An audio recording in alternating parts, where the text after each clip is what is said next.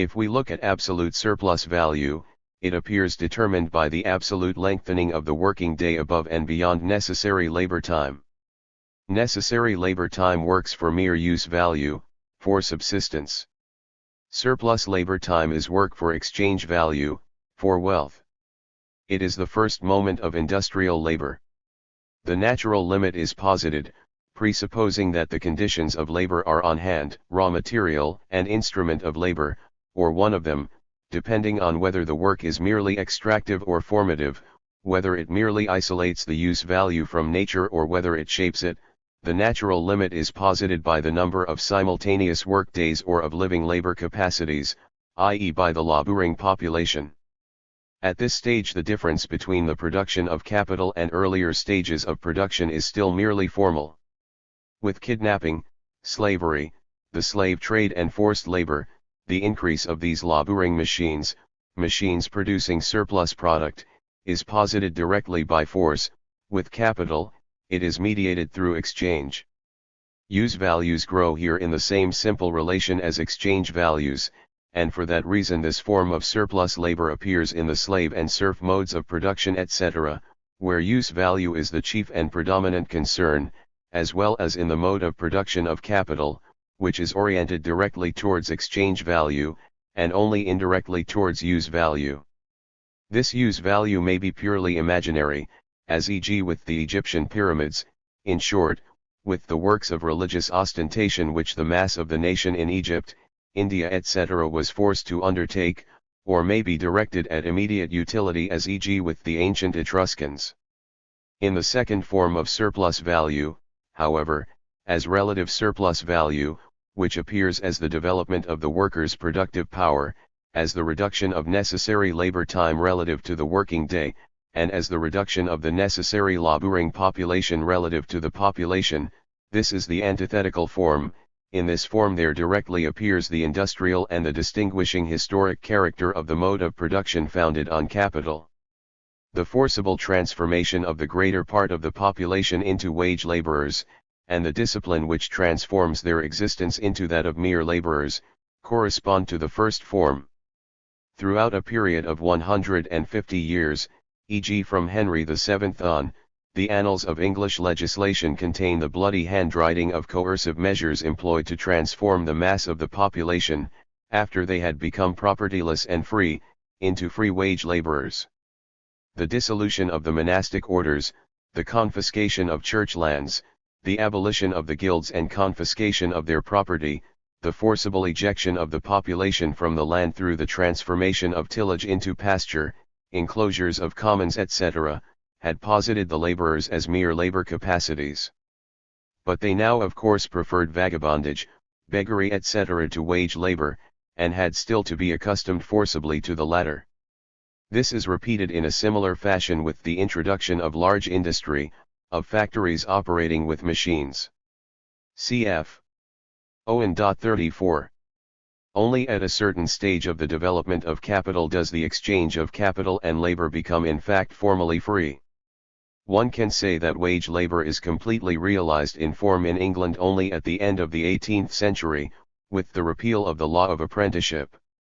The tendency of capital is, of course, to link up absolute with relative surplus value, hence greatest stretching of the working day with greatest number of simultaneous working days, together with reduction of necessary labor time to the minimum, on one side, and of the number of necessary workers to the minimum, on the other. This contradictory requirement, whose development will show itself in different forms as overproduction, overpopulation etc., asserts itself in the form of a process in which the contradictory aspects follow closely upon each other in time.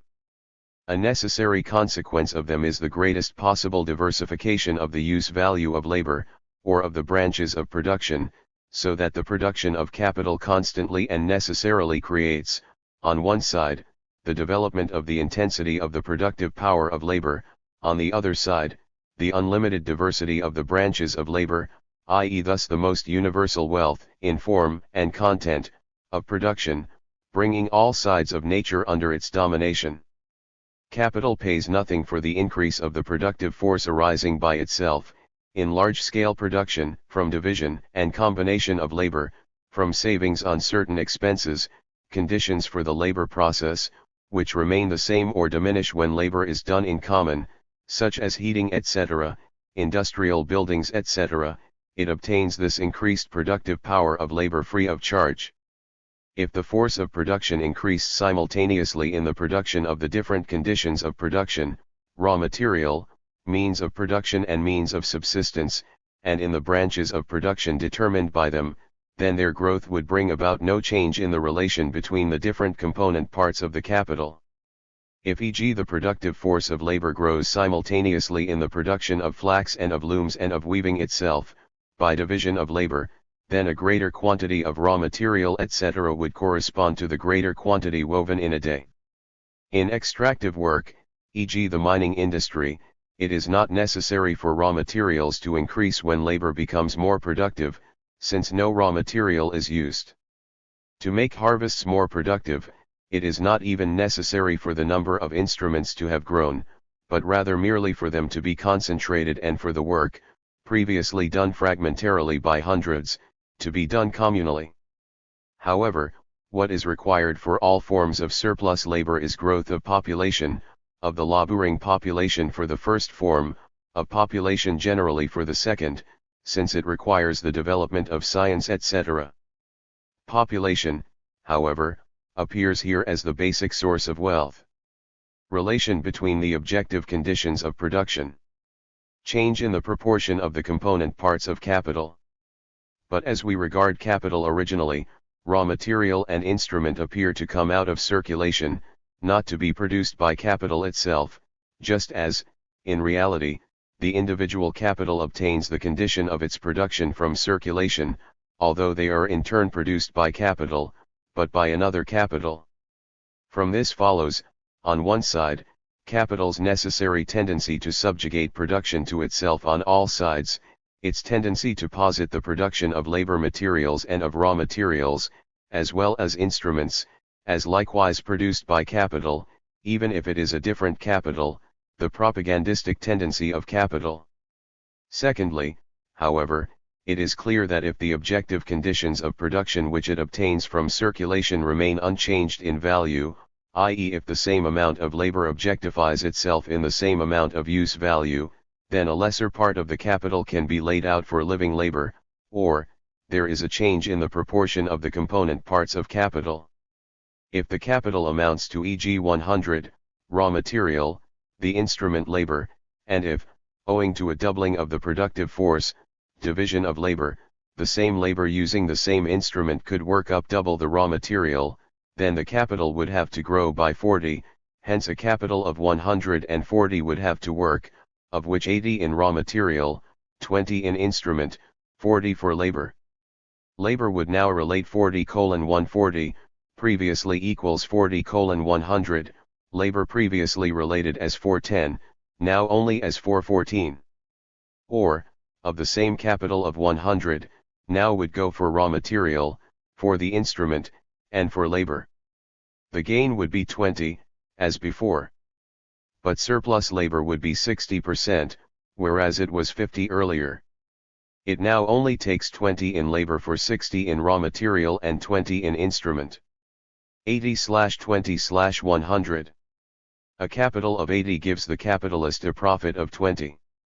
Now if the capital were to employ all the labor at this stage of production, it would have to grow to 160, namely 80 for raw material, instrument 40, and 40 for labor. This would give a surplus value of 40. At the earlier stage, where the capital of 100 gives a surplus value of only 20, a capital of 160 would give a surplus value of only 32, i.e. 8 less, and the capital would have to grow to 200 in order to produce the same surplus value of 40. The following distinctions must be drawn. 1. Labor, increasing, or intensity, speed of labor, requires no greater advance in material or instrument of labor. E.g. the same 100 workers with instruments of the same value catch more fish, or till the soil better, or draw more ores from the mines or coal from the pits, or beat more leaf from the same amount of gold as a result of greater skill, better combination and division of labor etc., or waste less raw material, hence get further with the same value of raw materials. In this case then, if we assume either that their products enter into their own consumption, then their necessary labor time diminishes, they perform a greater amount of work at the same maintenance costs. Or, a smaller part of their labor is necessary for the reproduction of labor capacity. The necessary part of labor time diminishes relative to surplus labor time, and, although the value of the product remains the same 100 working days, the part going to capital, the surplus value, increases. If the total surplus worker was equals, i.e. equals 10 working days, and if it is now, then surplus labor time has grown by 10 days. The workers work 80 days for themselves and 20 for the capitalists, whereas in the first case 90 for themselves and only 10 for the capitalist. This calculation by working days, and labor time as the only substance of value, shows itself in this open way where relations of bondage exist. With capital, covered up by money. Of the newly created value, a greater portion accrues to capital. But the relations between the various component parts of the invariable capital remain the same, on this presupposition. That is, although the capitalist employs a greater mass of surplus labor, because he pays less wages, he does not employ more capital in raw materials and instruments. He gives a smaller part of objectified labor in exchange for the same amount of living labor, or the same amount of objectified for a greater amount of living labor. This possible only in extractive industry, in manufacturing, only insofar as there is greater economy in use of raw materials, further, where chemical processes increase the material, in agriculture, in the transporting industry. 2. Productivity increases at the same time not only in the given branch of production, but also in its conditions, in the case, namely, where raw material or instrument or both must be increased along with an increase in the intensity of labor, the increase of the number of products produced by labor in the same time. The raw material need not cost anything, e.g. reeds for basket making, free wood etc. In this case the relation of capital remains the same. That is, with the growing productivity of labor the capital need not lay out a greater value in raw material and instruments. 3. The increased productivity of labor requires a greater outlay of capital for raw material and instrument. If an unchanged number of workers has become more productive merely through division of labor etc., then the instrument remains the same, the raw material alone must grow, since the same labor time processes a greater amount of it in the same time, and, according to the presupposition, the productivity arose only from greater skill on the part of the workers, division and combination of labor etc. In this case the part of the capital exchanged for living labor not only diminishes, it remains the same if absolute labor time alone increases, decreases, if relative time grows, relative to the other component parts of capital, which remain the same, by an amount equal to its own decline, but likewise by an amount equal to their growth. If it was raw material, instrument, labor, surplus, working days, 180, 90, 80, 10, 90, 70, 20. In the first case, so that out of 90 working days, 10 are surplus working days, surplus labor 12.5%. In the second case, the relation of the raw material rose in the same proportion as the relation of surplus labor rose, compared to the first case. While the growth of the surplus value in all cases presupposes growth of the population, in this case it presupposes additionally accumulation, or a greater capital entering into production. This ultimately comes down to a larger population of workers occupied in the production of raw material. In the first case the total part of the capital employed for labor forms 1/4 of the total capital, and relates to the constant part of the capital as equals 1:3, in the second case capital employed for labor forms less than of the total capital, and the total part of the capital employed for labor relates as less than 1:5 to the constant part of the capital. Hence, although the increase of productive power resting on division and combination of labor rests on absolute increase of the labor power employed, it is necessarily linked with a decrease of the latter, relative to the capital which sets it in motion. And while, in the first form, the form of absolute surplus labor, the mass of labor employed must grow in the same relation as the capital employed, in the second case it grows in a lesser relation, and, more precisely, in inverse relation to the growth of the force of production. If the productivity of the soil doubled owing to employment of the latter method of agricultural labor, if the same amount of labor yielded 1/4 of wheat instead of 1/2, then necessary labor would fall by 1/2, and capital could employ twice the number for the same wages. This, if expressed in grain only. But the capitalist would not need additional workers to work his land. Hence he will employ the same labor with half the previous wages, a part of his capital, the part earlier laid out in money, becomes free, the labor time employed has remained the same relative to the capital employed, but its surplus part has risen relative to the necessary part. If the relation of necessary labor to the total working day was equals 3/4 of the working day or 9 hours, before, then it will now be equal to 3/8 or equals 4½ hours. In the first case the surplus value was 3 hours, in the second equals 7½ The course of the process is this: with a given population of workers and length of the working day, i.e. length of the working day multiplied by the number of simultaneous working days, surplus labor can be increased only relatively, by means of greater productive power of labor, the possibility of which is already posited in the presupposed growth of the population and its training for labor, including thereby also a certain amount of free time for non-laboring, not directly laboring. Population, hence development of mental capacities etc., mental appropriation of nature. Given a certain stage of the development of the productive forces, surplus labor can be absolutely increased only through transformation of a greater part of the population into workers, and increase of the number of simultaneous working days.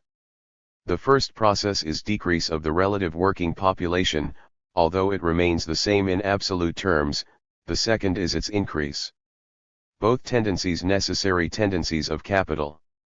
The unity of these contradictory tendencies, hence the living contradiction, only with machinery, which we will discuss in a moment. The first form obviously allows only a small non-laboring population relative to the laboring one. The second, since the quota of living labor required in it increases more slowly than the quota of capital employed, allows a larger non-laboring population relative to the laboring one. During the formative stages of capital, where it obtains raw material and instrument, the conditions of the product, from circulation, it relates to these component parts and to their relations as given presuppositions. Although this appearance vanishes on closer examination, since all these moments appear as equally the products of capital, and since it would otherwise not have conquered the total conditions of its production, they nevertheless remain always in the same relation for the individual capital. Hence, one part of it can always be regarded as constant value, and only the part laid out in labor varies.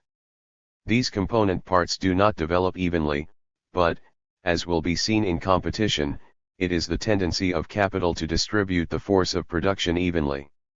Since the growing productivity of labor would lead capital to encounter a barrier in the not growing mass of raw material and machinery, industrial development takes the following course: the introduction of labor on a large scale, as well as the employment of machinery, begins in the branches which are closest to being production of raw materials for industry, raw material both for the material of labor and for the instrument, where the material of labor most closely approaches mere raw material. Thus, in spinning before in weaving before printing etc. First of all in the production of metals, which are the chief raw material for the instruments of labor themselves. If the actual raw product which makes up the raw material for industry at the lowest stage cannot itself be rapidly increased, then refuge is sought in more rapidly increasable substitutes. Cotton for linen, wool, and silk. The same happens for the necessaries of life in the substitution of potatoes for grain. The higher productivity in the latter case through production of a worse article containing fewer nourishing substances and hence cheaper organic conditions of the worker's reproduction. The latter belongs in the examination of wages. In the discussion of the minimum wage, not to forget Rumford. 35. Now we come to the third case of relative surplus labor as it presents itself in the employment of machinery. It has become apparent in the course of our presentation that value, which appeared as an abstraction, is possible only as such an abstraction. As soon as money is posited, this circulation of money in turn leads to capital, hence can be fully developed only on the foundation of capital, just as, generally, only on this foundation can circulation seize hold of all moments of production. This development, therefore, not only makes visible the historic character of forms, such as capital, which belong to a specific epoch of history, but also, in its coarse categories such as value, which appear as purely abstract, show the historic foundation from which they are abstracted, and on whose basis alone they can appear. Therefore, in this abstraction, and categories which belong more or less to all epochs, such as e.g. money, show the historic modifications which they undergo. The economic concept of value does not occur in antiquity. Value distinguished only juridically from pretium, against fraud etc. The concept of value is entirely peculiar to the most modern economy, since it is the most abstract expression of capital itself and of the production resting on it. In the concept of value, its secret betrayed. What distinguishes surplus labor founded on machinery is the reduction of necessary labor time, which takes the form that fewer simultaneous working days are employed, fewer workers. The second moment, that the increase in productive power must be paid for by capital itself, is not free of charge. The means by which this increase in the force of production is set to work is itself objectified direct labor time, value, and, in order to lay hands upon it, capital must exchange a part of its value for it. It is easy to develop the introduction of machinery out of competition and out of the law of the reduction of production costs which is triggered 36 by competition.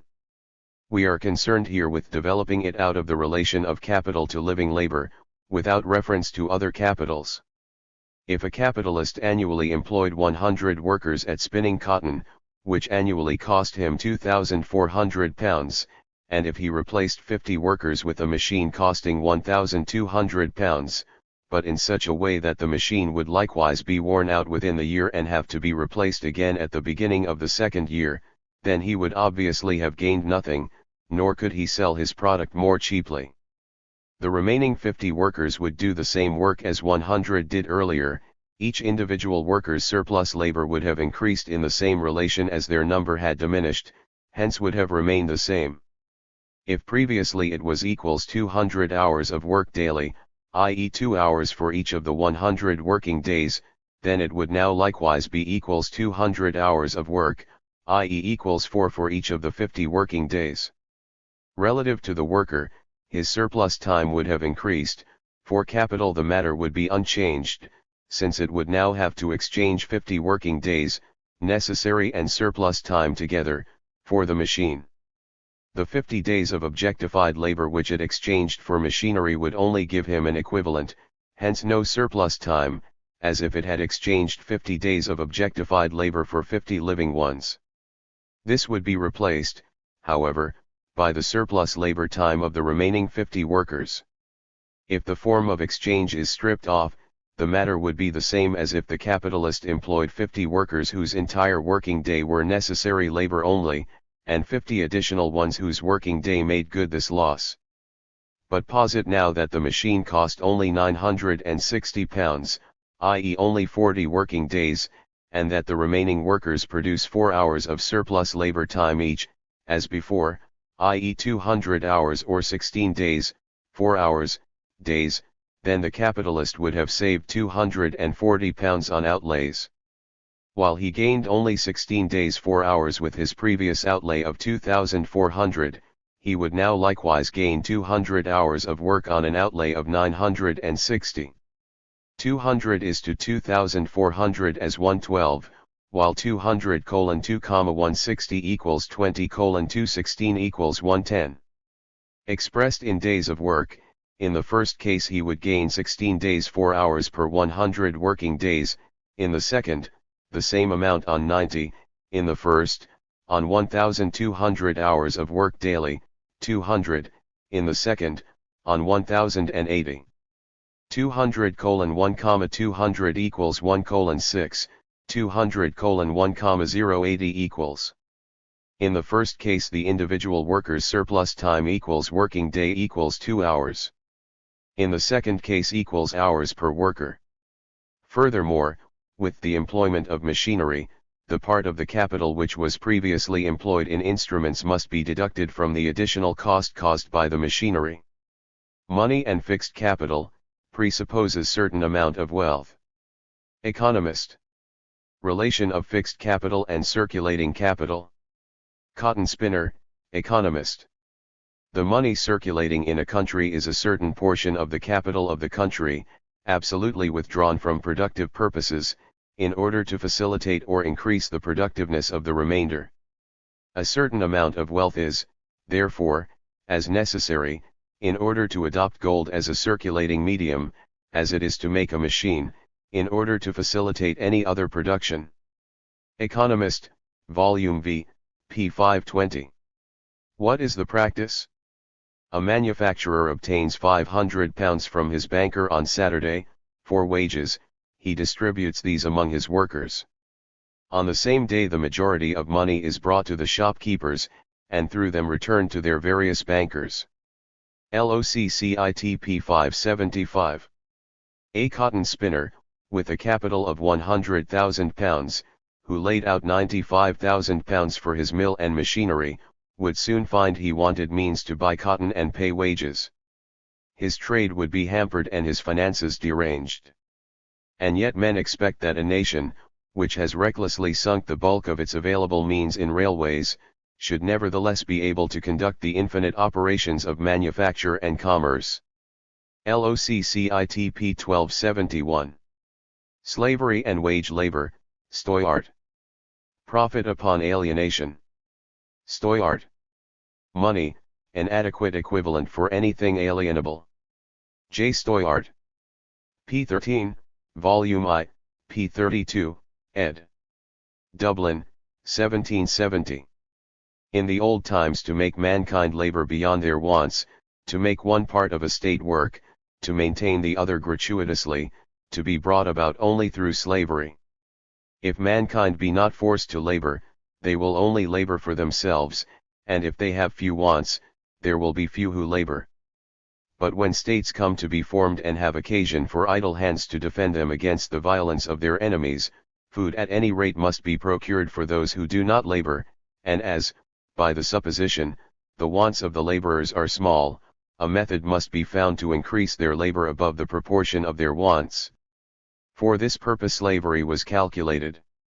Here then was a violent method of making men laborious in raising food. Men were then forced to labor because they were slaves of others. Men are now forced to labor because they are slaves to their own wants. Stoyart, Volume I, p. 38, 40. It is the infinite variety of wants, and of the kinds of commodities necessary to their gratification, which alone renders the passion for wealth indefinite and insatiable. Wakefield on A. Smith, p. 64 note. 37. Machines I consider as a method of augmenting, virtually, the number of industrious, without the expense of feeding an additional number. Stoyart, Volume I, p. 123. When manufacturers get together in bodies, they depend not directly upon consumers, but upon merchants. Stoyart, Volume I, p. 154. The abuse of agriculture is no trade, because it applies no alienation, but is purely a method of subsisting. LOCCITP 156. Trade is an operation, by which the wealth, or work, either of individuals, or of societies, may be exchanged, by a set of men called merchants, for an equivalent, proper for supplying every want, without any interruption to industry, or any check upon consumption. Stoyart, I, p. 166. While wants continue simple and few, a workman finds time enough to distribute all his work. When wants become more multiplied, men must work harder, time becomes precious, hence trade is introduced. The merchant as mediator between the workman and consumer. LOCCITP 171. Money the common price of all things. LOCCITP 177. Money represented by the merchant. To the consumers, the merchant represents the totality of manufacturers, towards the latter, the totality of consumers, and to both classes his credit supplies the use of money. He represents wants, manufacturers and money by turns. LOCCITP 177, 178. Stoyart, see Volume I, p. 181-3, regards profit as distinct from real value, which he defines very confusedly, has production costs in mind, as the amount of objectified labor, what a workman can perform in a day etc., necessary expense of the workman, price of the raw material, as profit upon alienation fluctuating with demand. With Stoyart the categories still vary greatly, they have not yet become fixed, as with A. Smith. We just saw that real value identical with production costs, in which, besides the labor of the workman and the value of the material, wages, also, confusingly, figure as a separate component part.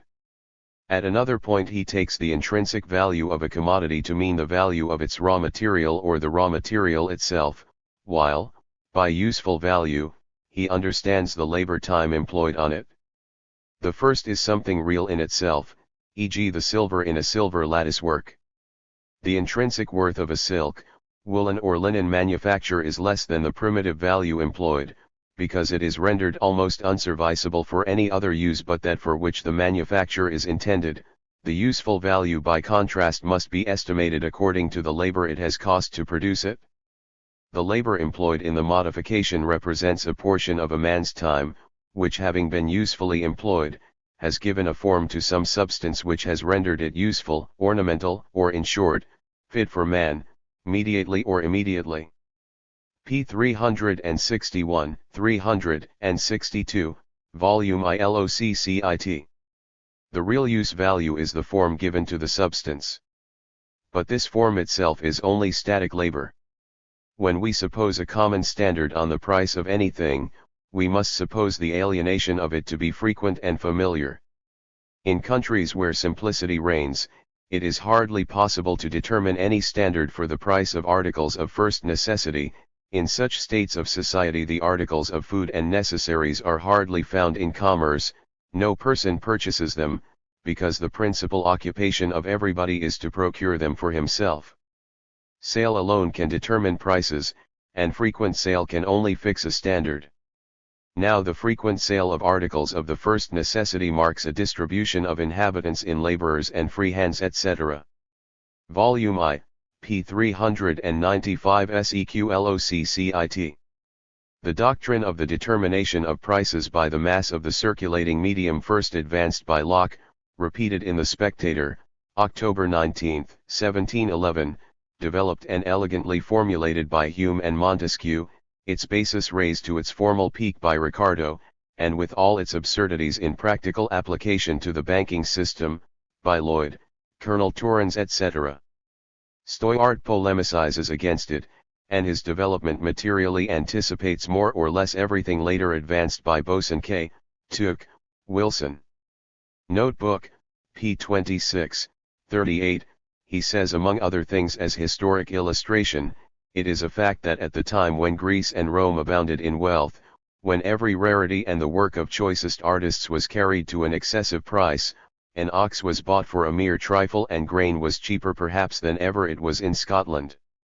The demand is proportioned, not to the number of those who consume, but of those who buy. Now those who consume are all the inhabitants, but those who buy are only the few industrious who are free.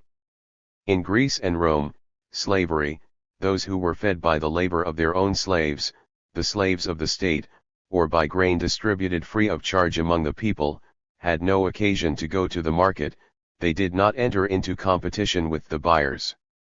The few manufacturers then known made wants in general less extensive, consequently, the number of the industrious free was small, and they were the only persons who could have occasion to purchase food and necessaries, consequently, the competition of the buyers must have been small in proportion, and prices low.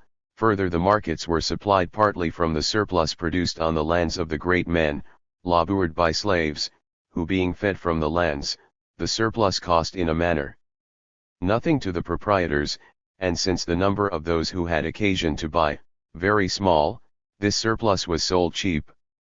Also, the grain distributed to the people free of charge must necessarily have held the market down, etc. By contrast, for a fine mullet or an artist, etc., great competition and hence prices rising extraordinarily. The luxury of those times, though excessive, was confined to a few, and as money, in general, circulated but slowly through the hands of the multitude, it was constantly stagnating in those of the rich who found no measure, but their own caprice, in regulating the prices of what they wished to possess. 26-27, Notebook. Stoyart. 39. Money of account is nothing but an arbitrary scale of equal parts, invented for measuring the respective value of things vendible. Money of account quite different from money coin, which is price, and could exist, even if there were no substance in the world which was the proportional equivalent for all commodities. Volume 2, p. 102. Money of account does the same service for value as things like minutes, seconds, etc. do for angles, or scales for geographical maps, etc.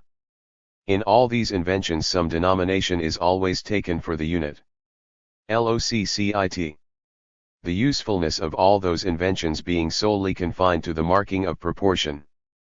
Just so, the unit in money can have no invariable determinate proportion to any part of value, i.e. it cannot be fixed to any particular quantity of gold, silver, or any other commodity whatsoever. The unit once fixed, we can, by multiplying it, ascend to the greatest value, etc. p. 103. So money is scale for measuring value. p. 102. The value of commodities, therefore, depending upon a general combination of circumstances relative to themselves and to the fancies of men, their value ought to be considered as changing only with respect to one another.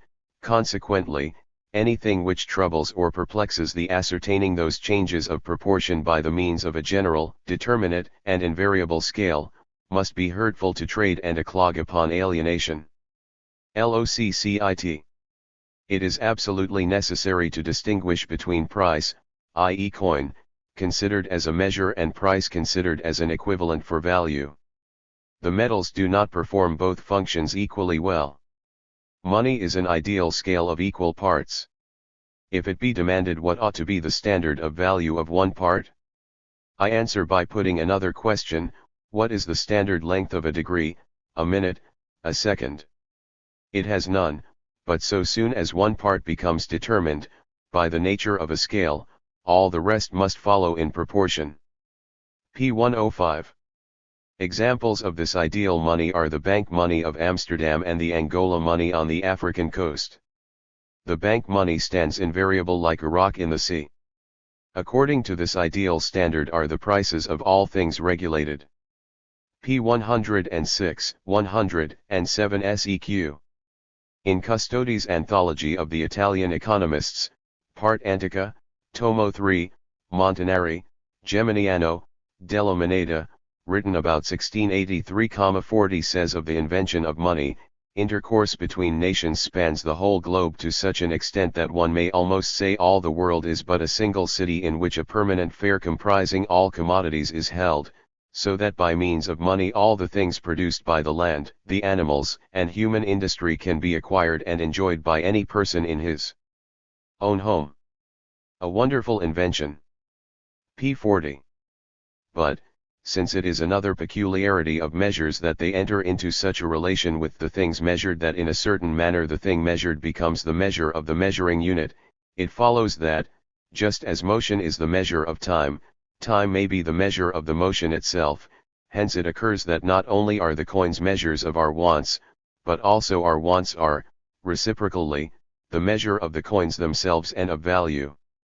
p. 41, 42.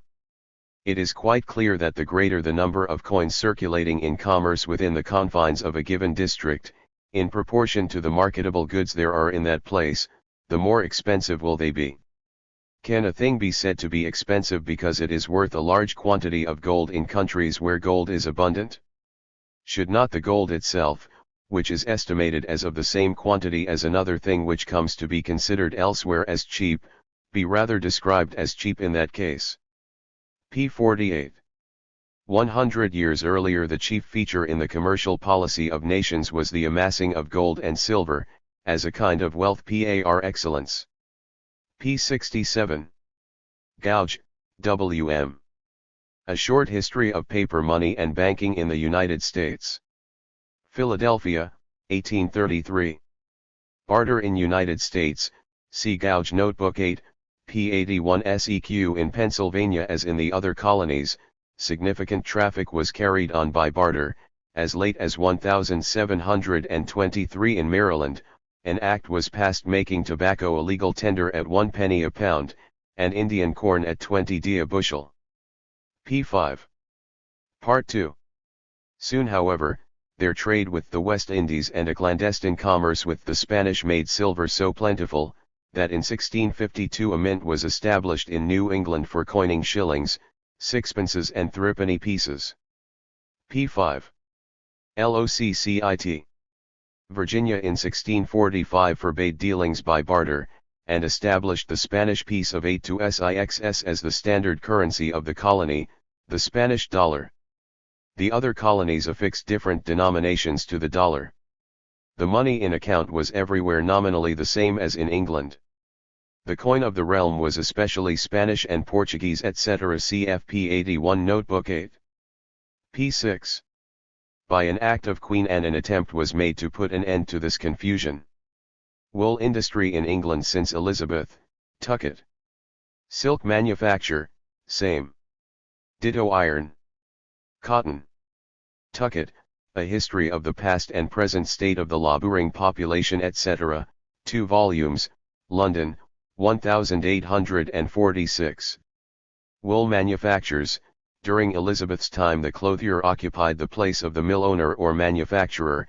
He was the capitalist who brought the wool, and delivered it to the weaver, in portions of about 12 pounds, to be made into cloth. At the beginning, manufacture was confined to cities and corporate and market towns, the inhabitants of the villages making little more than sufficed for the use of their families.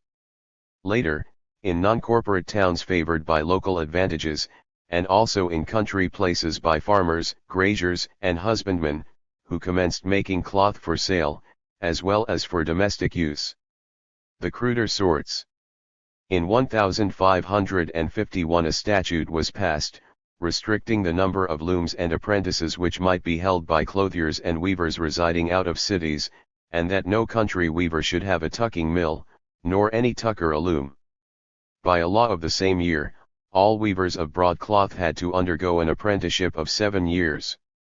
Nevertheless, village manufacture, as an object of mercantile profit, took firm root.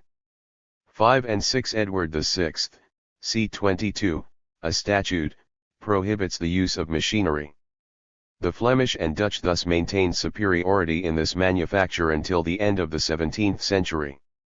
In 1668 the Dutch loom was introduced from Holland. p. 138, 41.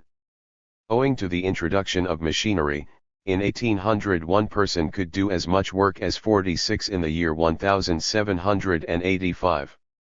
In the year 1800 the capital invested in mills, machinery etc. appropriate for the woolen trade was not less than £6 million sterling, and the total number of persons of all ages occupied in England in this branch was 1,500,000. p. 142, 3. Thus the productive power of labor grew 4,600%.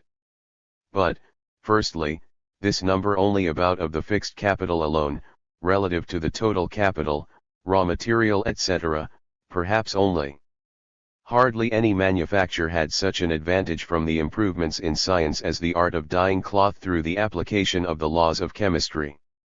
LOCCITP 144. Silk manufacture. Until the beginning of the 18th century, the art of silk throwing most successful in Italy, where machinery of a particular description adopted to this purpose. In 1715 John Lambe, one of three brothers who had a business as throwers and silk merchants, traveled to Italy and was able to obtain a model in one of the mills. A silk mill, with the improved machinery, erected in 1719 in Derby by Lambe and his brothers. This mill contained 26,586 wheels, all turned by one water wheel. Parliament gave him £14,000 for throwing open the secret to the trade. This mill came nearer to the idea of a modern factory than any previous establishment of the kind. The machine had 97,746 wheels, movements, and individual parts working day and night, all of which were moved by one large water wheel and were governed by one regulator, and it employed 300 persons to attend and supply it with work. 133, 4. No spirit of invention showed itself in the English silk trade, first introduced by the weavers of Antwerp, who fled after the sacking of the town by the Duke of Parma, then different branches by the French refugees 1685, 92. In 1740, 1,700 tons of iron were produced by 59 high furnaces, 1,827, 690,000 by 284. Furnaces thus increased equals, less than quintupled, the tons equals. Comp on the relation over a series of years LOCCIT. Notebook P12. 41. Glass manufacturing, among other things, best shows how dependent is the progress of science on manufactures. On the other side, e.g. the invention of quadrants arose from the needs of navigation, Parliament offered a prize for inventions. 8 cotton machines, which cost £5,000 in 1825, were sold in 1833 for £300. On cotton spinning, see LOCCITP 13, Notebook. 42. A first-rate cotton spinning factory cannot be built, filled with machinery, and fitted with gas work and steam engine, under £100,000. A steam engine of 100 horsepower will turn 50,000 spindles, which will produce 62,500 miles of fine cotton thread per day. In such a factory, 1,000 persons will spin as much thread as 250,000 persons could without machinery.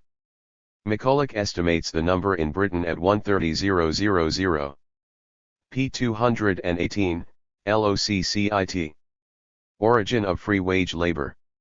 Vagabondage. Tucket. Where there are no regular roads, there can hardly be said to be a community, the people could have nothing in common. P 270. Tucket LOCCIT. Of the produce of the earth, useful to men, are the produce of men. LOCCITP 348. When slavery or life apprenticeship was abolished, the laborer became his own master and was left to his own resources. But if without sufficient employment etc., men will not starve whilst they can beg or steal, consequently the first character the poor assumed was that of thieves and mendicants. P 637 Note, Volume 2, LOCCIT.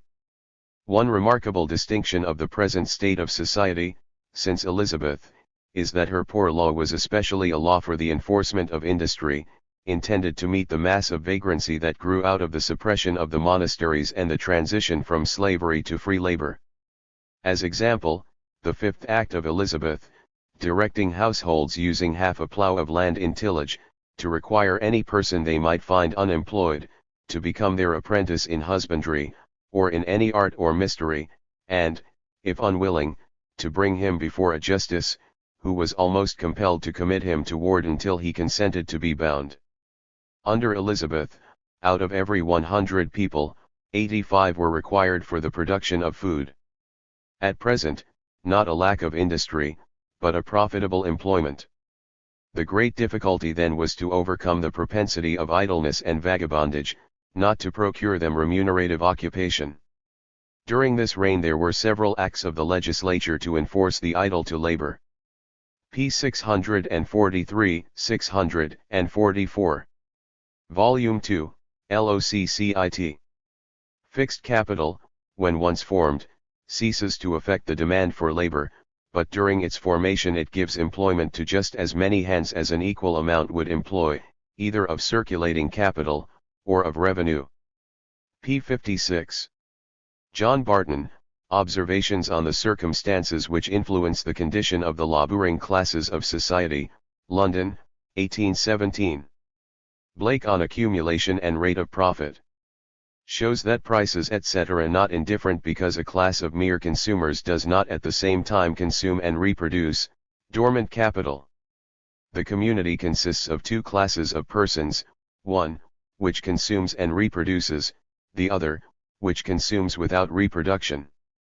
If the entire society consisted of producers, then of little consequence at what price they exchanged their commodities among one another, but those who are only consumers form too numerous a class to be overlooked. Their power of demanding arises from seats, mortgages, annuities, professions and services of various descriptions rendered to the community. The higher the price at which the class of consumers can be made to buy, the greater will be the profit of the producers upon the mass of commodities which they sell to them. Among these purely consuming classes, the government takes up the most prominent station. W. Blake, Observations on the Effects Produced by the Expenditure of Government During the Restriction of Cash Payments, London, 1823, p. 42, 43. In order to show that the capital lent to the state is not necessarily such as was previously employed productively, and we are concerned here only with the admission that a part of capital is always dormant, Blake says, the error lies in the supposition, 1. That the whole capital of the country is fully employed, 2. That there is immediate employment for successive accumulations of capital as it accrues from saving. I believe there are at all times some portions of capital devoted to undertakings that yield very slow returns and slender profits, and some portions lying wholly dormant in the form of goods, for which there is no sufficient demand. Now, if these dormant portions and savings could be transferred into the hands of government in exchange for its annuities, they would become sources of new demand, without encroaching upon existing capital. p. 54, 55 LOCCIT. Whatever amount of produce is withdrawn from market by the demand of the saving capitalist, is poured back again, with addition, in the goods that he reproduces. The government, by contrast, takes it away from consumption without reproduction. Where savings are made from revenue, it is clear that the person entitled to enjoy the portion saved is satisfied without consuming it. It proves that the industry of the country is capable of raising more produce than the wants of the community require. If the quantity saved is employed as capital in reproducing a value equivalent to itself, together with the profit, this new creation, when added to the general fund, can be drawn out by that person alone who made the savings, i.e. by the very person who has already shown his disinclination to consume. If everyone consumes what he has a right to consume, there must of necessity be a market. Whoever saves from his revenues, forgoes this right, and his share remains undisposed of. Should this spirit of economy be general, the market is necessarily overstocked, and it must depend on the degree to which this surplus accumulates, whether it can find new employments as capital. 56, 57.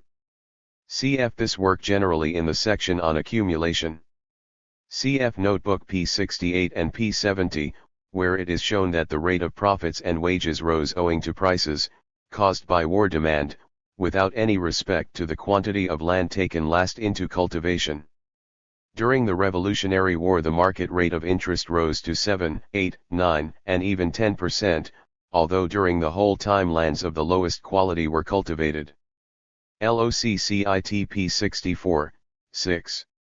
The rise of interest to 6, 8, 10, and even 12% proves the rise of profit. The depreciation of money, supposing it to exist, could not change the relation of capital and interest.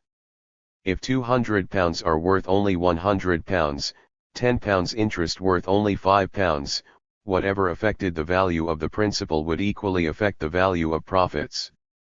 It could not alter the relation between the two. p. 73. Ricardo's reasoning, that the price of wages cannot make the prices of commodities rise, does not apply to a society where a large class are not producers. LOCCIT. More than the just share is obtained by the producers at the expense of that portion, which of right belongs to the class who are only consumers. 74. This of course important, since capital exchanges not only for capital, but also for revenue, and each capital can itself be eaten up as revenue. Still, this does not affect the determination of profit in general. Under the various forms of profit, interest, rent, pensions, taxes etc., it may be distributed, like a part of wages even, under different titles among different classes of the population. They can never divide up among them more than the total surplus value of the total surplus product. The ratio in which they distribute it is of course economically important, but does not affect the question before us. If the circulation of commodities of 400 million required a currency of 40 million, and this proportion of were the due level, then, if the value of the commodities to be circulated grows to 450 million, from natural causes, the currency, in order to continue at its level, would have to grow to 45 million, or the 40 million must be made to circulate with such increased rapidity, by banking or other improvements, as to perform the functions of 45 million, such an augmentation, or such rapidity. The consequence and not the cause of the increase of prices. W. Blake LOCCIT, PADSEQCF Notebook p. 70. The upper and middle class of Rome gained great wealth by Asiatic conquest, but not being created by commerce or manufactures, it resembled that obtained by Spain from her American colonies. p. 66 Volume I, Mackinnon, History of Civilization, London, 1846, Volume I. Domestic Agriculture at the Beginning of the 16th Century. Tuckett.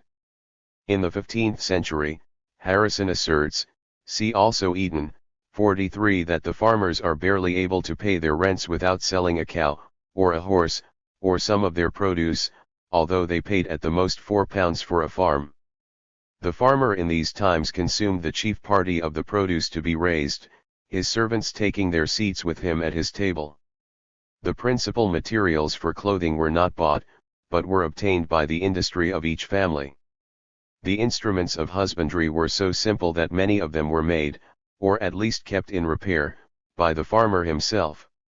Every yeoman was expected to know how to make yokes or bows, and plough gear. Such work employed their winter evenings. p. 324, 325 LOCCIT Tuckett, Volume 2. Profit. Interest. Influence of machinery on the wage fund. Westminster Review. Interest and profit, where an individual employs his own savings productively, the remuneration of his time and skill, agency for superintendence. Profit further includes the risk to which his capital may have been exposed in his particular business, and the remuneration for the productive employment of his savings, interest. The whole of this remuneration, gross profit, where an individual employs the savings of another, he obtains the agency only. Where one individual lends his savings to another, only the interest or the net profit. Westminster Review, January 1826, p. 107, 108. Thus here interest equals net profit equals remuneration for the productive employments of savings, the actual profit the remuneration for the agency for superintendence during his productive employment.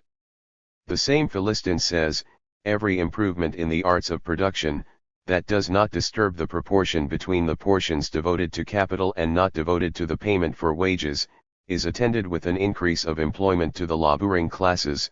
Every fresh application of machinery and horse labor is attended with an increase of produce and consequently of capital, to whatever extent it may diminish the ratio which that part of the national capital forming the fund for the payment of wages bears to that which is otherwise employed, its tendency is not to diminish but to increase the absolute amount of that fund and hence to increase the quantity of employment. LOCCITP 123. Money as measure of values and yardstick of prices. Critique of theories of the standard measure of money. The role of money as measure, as well as, secondly, the fundamental law that the mass of the circulating medium, at a definite velocity of circulation, is determined by the prices of the commodities and by the mass of commodities circulating at definite prices, or by the total price, the aggregate amount of commodities, which is itself in turn determined by two circumstances: 1. The level of the commodity price, 2. The mass of circulating commodities at definite prices. Further, 3. The law that money as medium of circulation becomes coin, mere vanishing moment, mere symbol of the values it exchanges. All this leads to more particular aspects which we shall develop only when and in so far as they coincide with more complicated economic relations, credit circulation, exchange rate, etc. It is necessary to avoid all detail, and where detail must be brought in, it is to be brought in only at the point where it loses the elementary character. First of all, money circulation, as the most superficial, in the sense of, driven out onto the surface, and the most abstract form of the entire production process, is in itself quite without content, except in so far as its own formal distinctions, precisely the simple aspects developed in section 2, make up its content.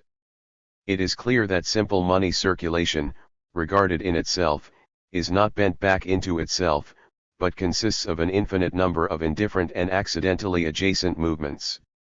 The coin, example, may be regarded as the point of departure of money circulation, but there is no law of any reflux back to the coin except for depreciation through wear and tear, which necessitates melting down and new issue of coins.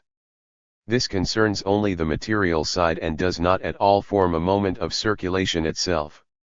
Within circulation itself, the point of return may be different from the point of departure, in so far as it bends back into itself.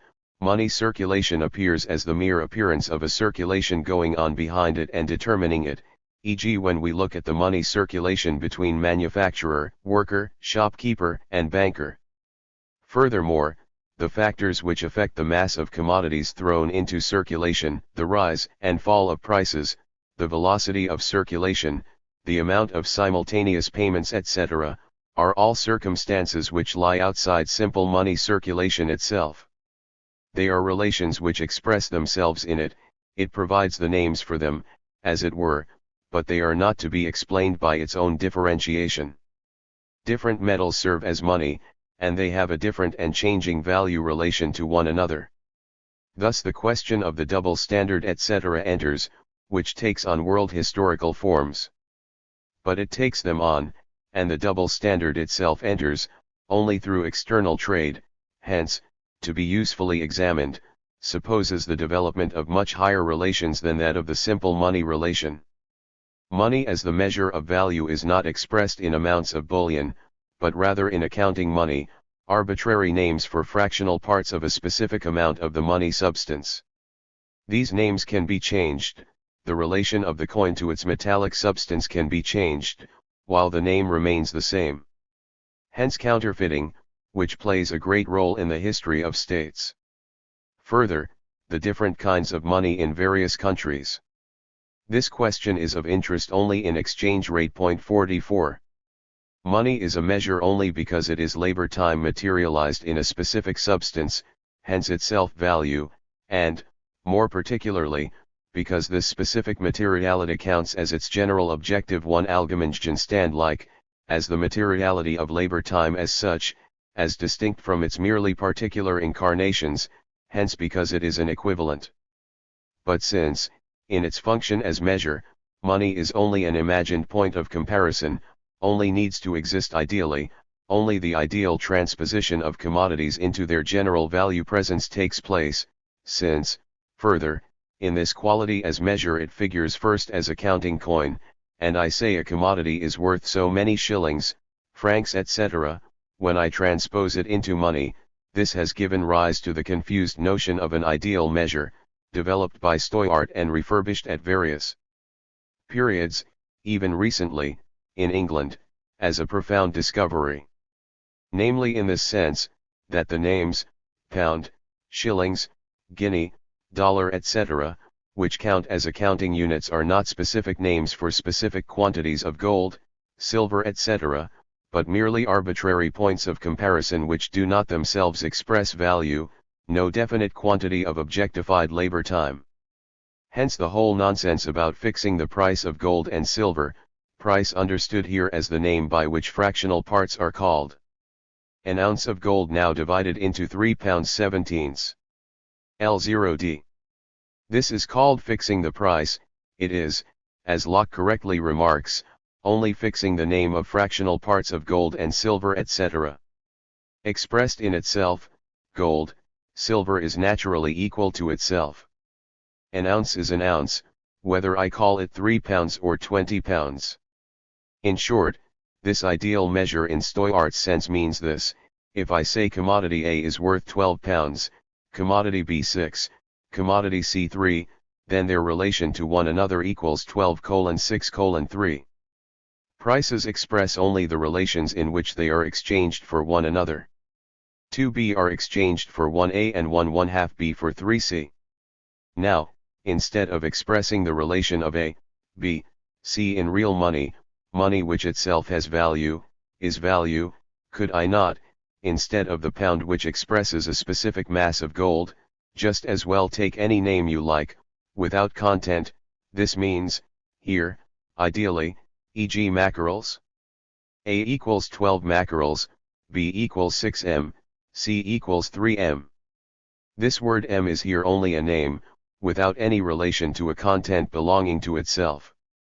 Stoyart's example with the degree, line, second, proves nothing, for although degree, line, second have changing magnitudes, they are not merely names, but rather always express the fractional part of a specific magnitude of space or of time. They thus have in fact a substance.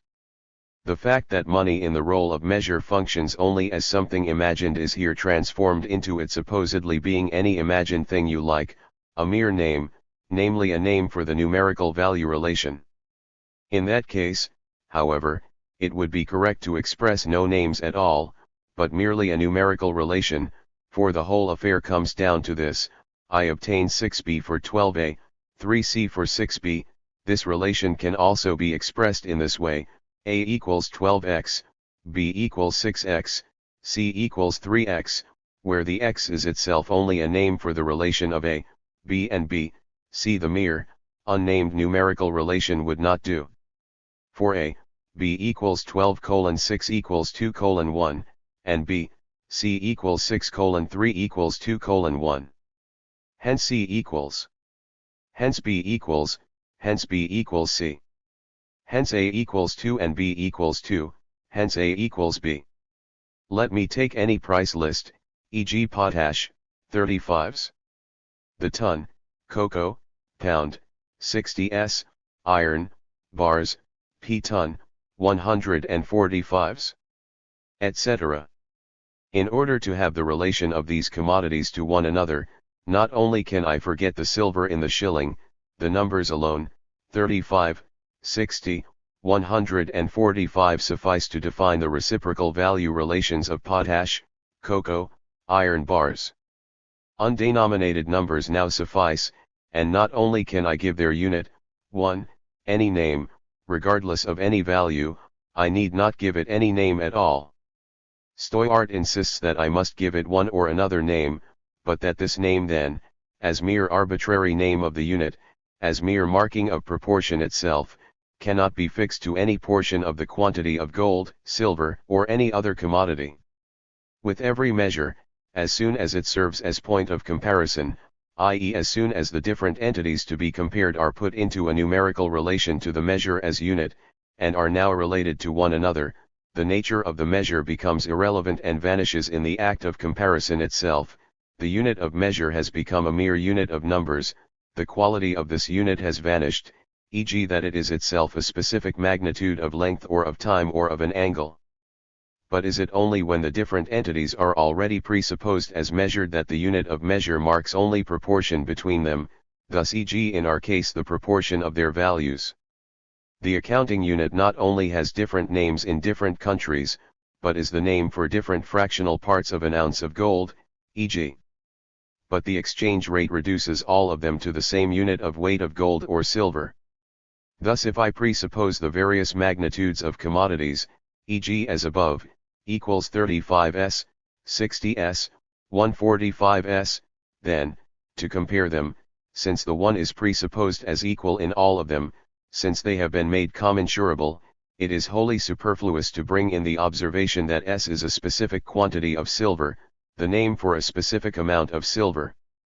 But, as mere numerical magnitudes, as amounts of any unit of the same name, they only become comparable to one another, and only express proportions towards one another, when each individual commodity is measured with the one which serves as unit, as measure. But I can only measure them against one another, only make them commensurable, if they have a unit, the latter is the labor time contained in both. The measuring unit must therefore be a certain quantity of a commodity in which a quantity of labor is objectified.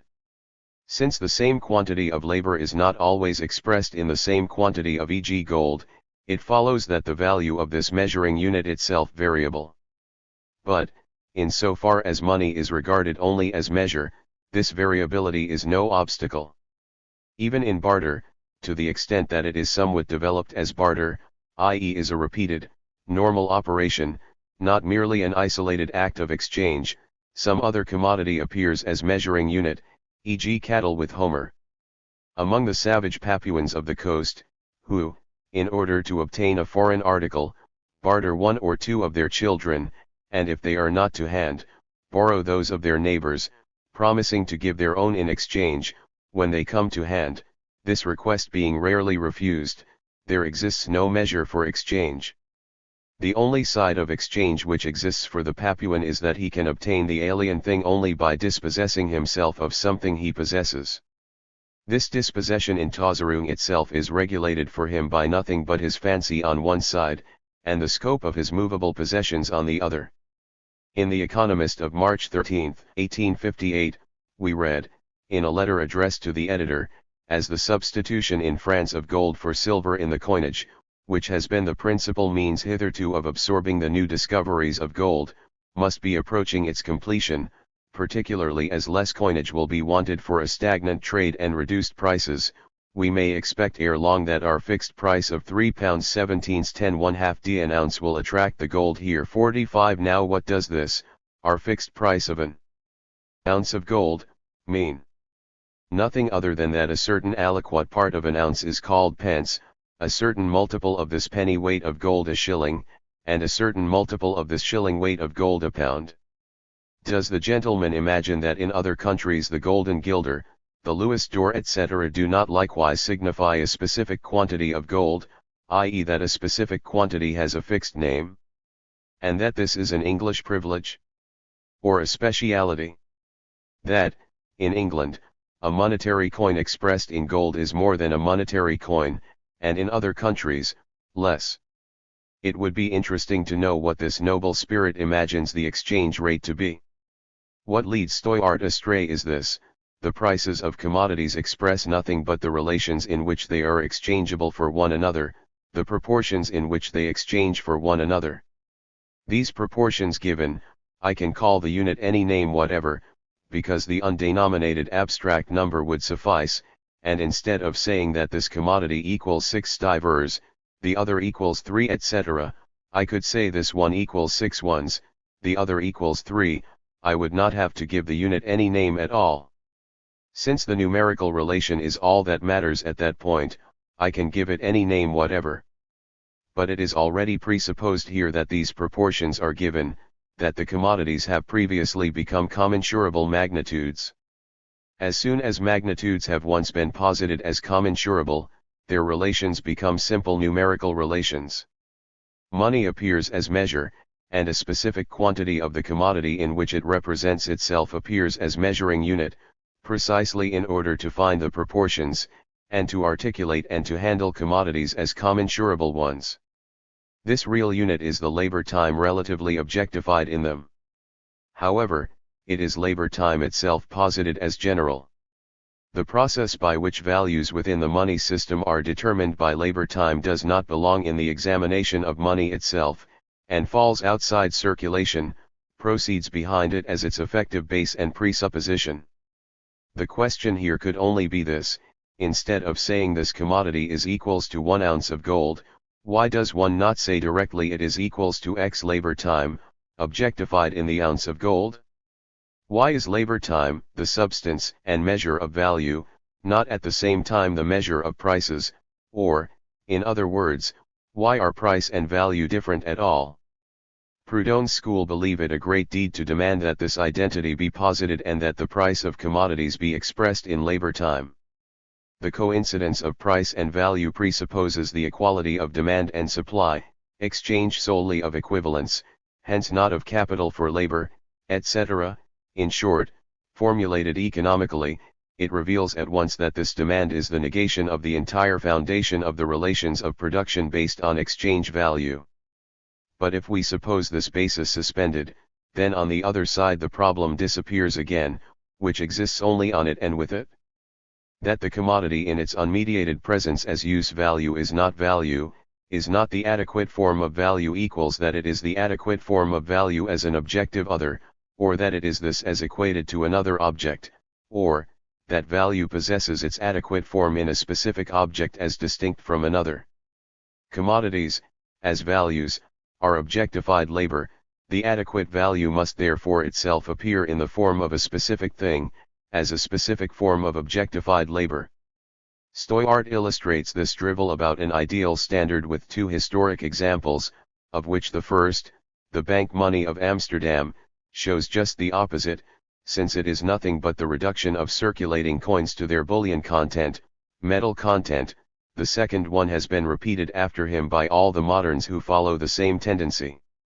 For example, Urquhart cites the example of the Barbary Coast, where an ideal bar, an iron bar, a merely imaginary iron bar, counts as standard which neither rises nor falls. If e.g. the real iron bar falls, say by 100%, then the bar is worth 2 iron bars. If it rises again by 100%, then only 1. Mr. Urquhart claims to have observed at the same time that the Barbary Coast knows neither commercial nor industrial crises, but least of all monetary crises, and ascribes this to the magical effects of this ideal standard of value. 46 This ideal imaginary standard is nothing but an imagined real value, an imagined notion, however, which, because the monetary system has not developed its further determinants, a development depending on quite different relations, achieves no objective reality. It is the same as if, in mythology, one were to consider as the higher religions those whose god figures are not worked out in visible form but remain stuck in the imagination, i.e. where they obtain at most an oral, but not a graphic presence. The bar rests on a real iron bar, which was later transformed into a fantasy creature and fixated as such. An ounce of gold, expressed in English accounting money, equals 3 pounds 17. 10 1/2 d. Well. Say a pound of silk had exactly this price, but that it had later fallen to where Milanese raw silk stood on March 12, 58 in London, the pound at 1 pound 8. It is the imaginary conception of an amount of iron, an iron bar, which keeps the same value, 1, relative to all other commodities, 2, relative to the labor contained in it. This iron bar is of course purely imaginary, but it is not so fixed and standing like a rock in the sea. 47 as Stoyart, and nearly 100 years later Urquhart, believes. The only thing fixed in the iron bar is the name. In one case the real iron bar contains 2 ideal ones, in the other, only 1. This is expressed in such a way that the same, unchangeable ideal one is first equals 2, then equals 1 real bar. Thus, this posited, only the relation of the real iron bar has changed, not the ideal one. But in fact the ideal iron bar is twice as long in one case as in the other, and only its name is unchanged. In one case 100 pounds of iron are called e.g. a bar, in the other, 200 a bar. Suppose money were issued which represented labor time, e.g. time chits, this time chit itself could be baptized any name one wished, e.g. 1 pound, a 20th of an hour is, th of an hour 1d. Gold and silver, like all other commodities, depending on the production time they cost, would express different multiples or fractional parts of pounds, shillings 48 pence etc., and an ounce of gold could just as well be equals 8 pounds six. 3d as equals 3 pounds 17s. 10 1/2 d. These numbers would always be the expression of the proportion in which a specific quantity of labor is contained in the ounce. Instead of saying that 3 pounds 17s. 10 1/2 d. equals 1 ounce of gold, now cost only half a pound of silk, one can imagine that the ounce is now equals 7 pounds 15s. 9d or that 3 pounds 17s. 10 1/2 d are now only equal to half an ounce, because they are now only half the value.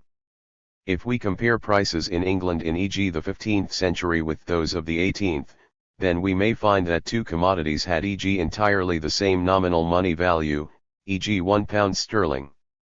In this case the pound sterling is the standard, but expresses 4 or 5 times as much value in the first case as in the second, and we could say that, if the value of this commodity is equals 1 ounce in the 15th century, then it was equals 1/4 ounce of gold in the 18th, because in the 18th, 1 ounce of gold expresses the same labor time as 1/4 ounce in the 15th century.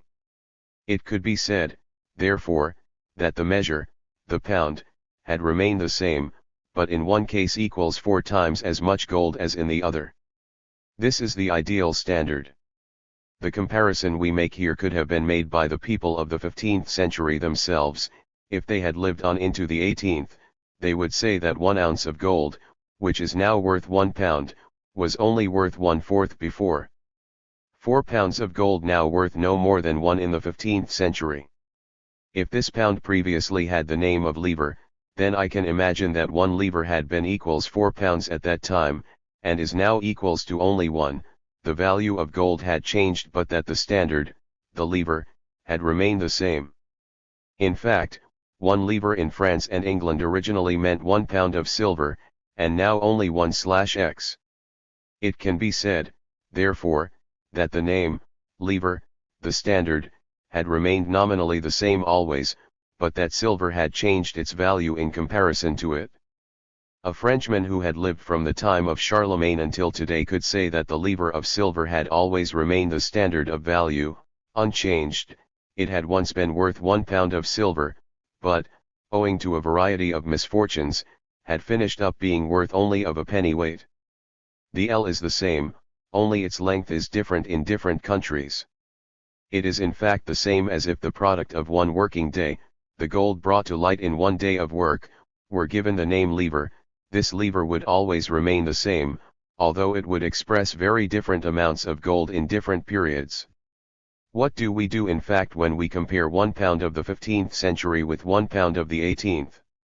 Both are the same mass of metal, each equals 20s, but of a different value, since the metal was then worth 4 times as much as now. We say therefore that, compared with today, the livre was equals 4 times the mass of metal it contains today.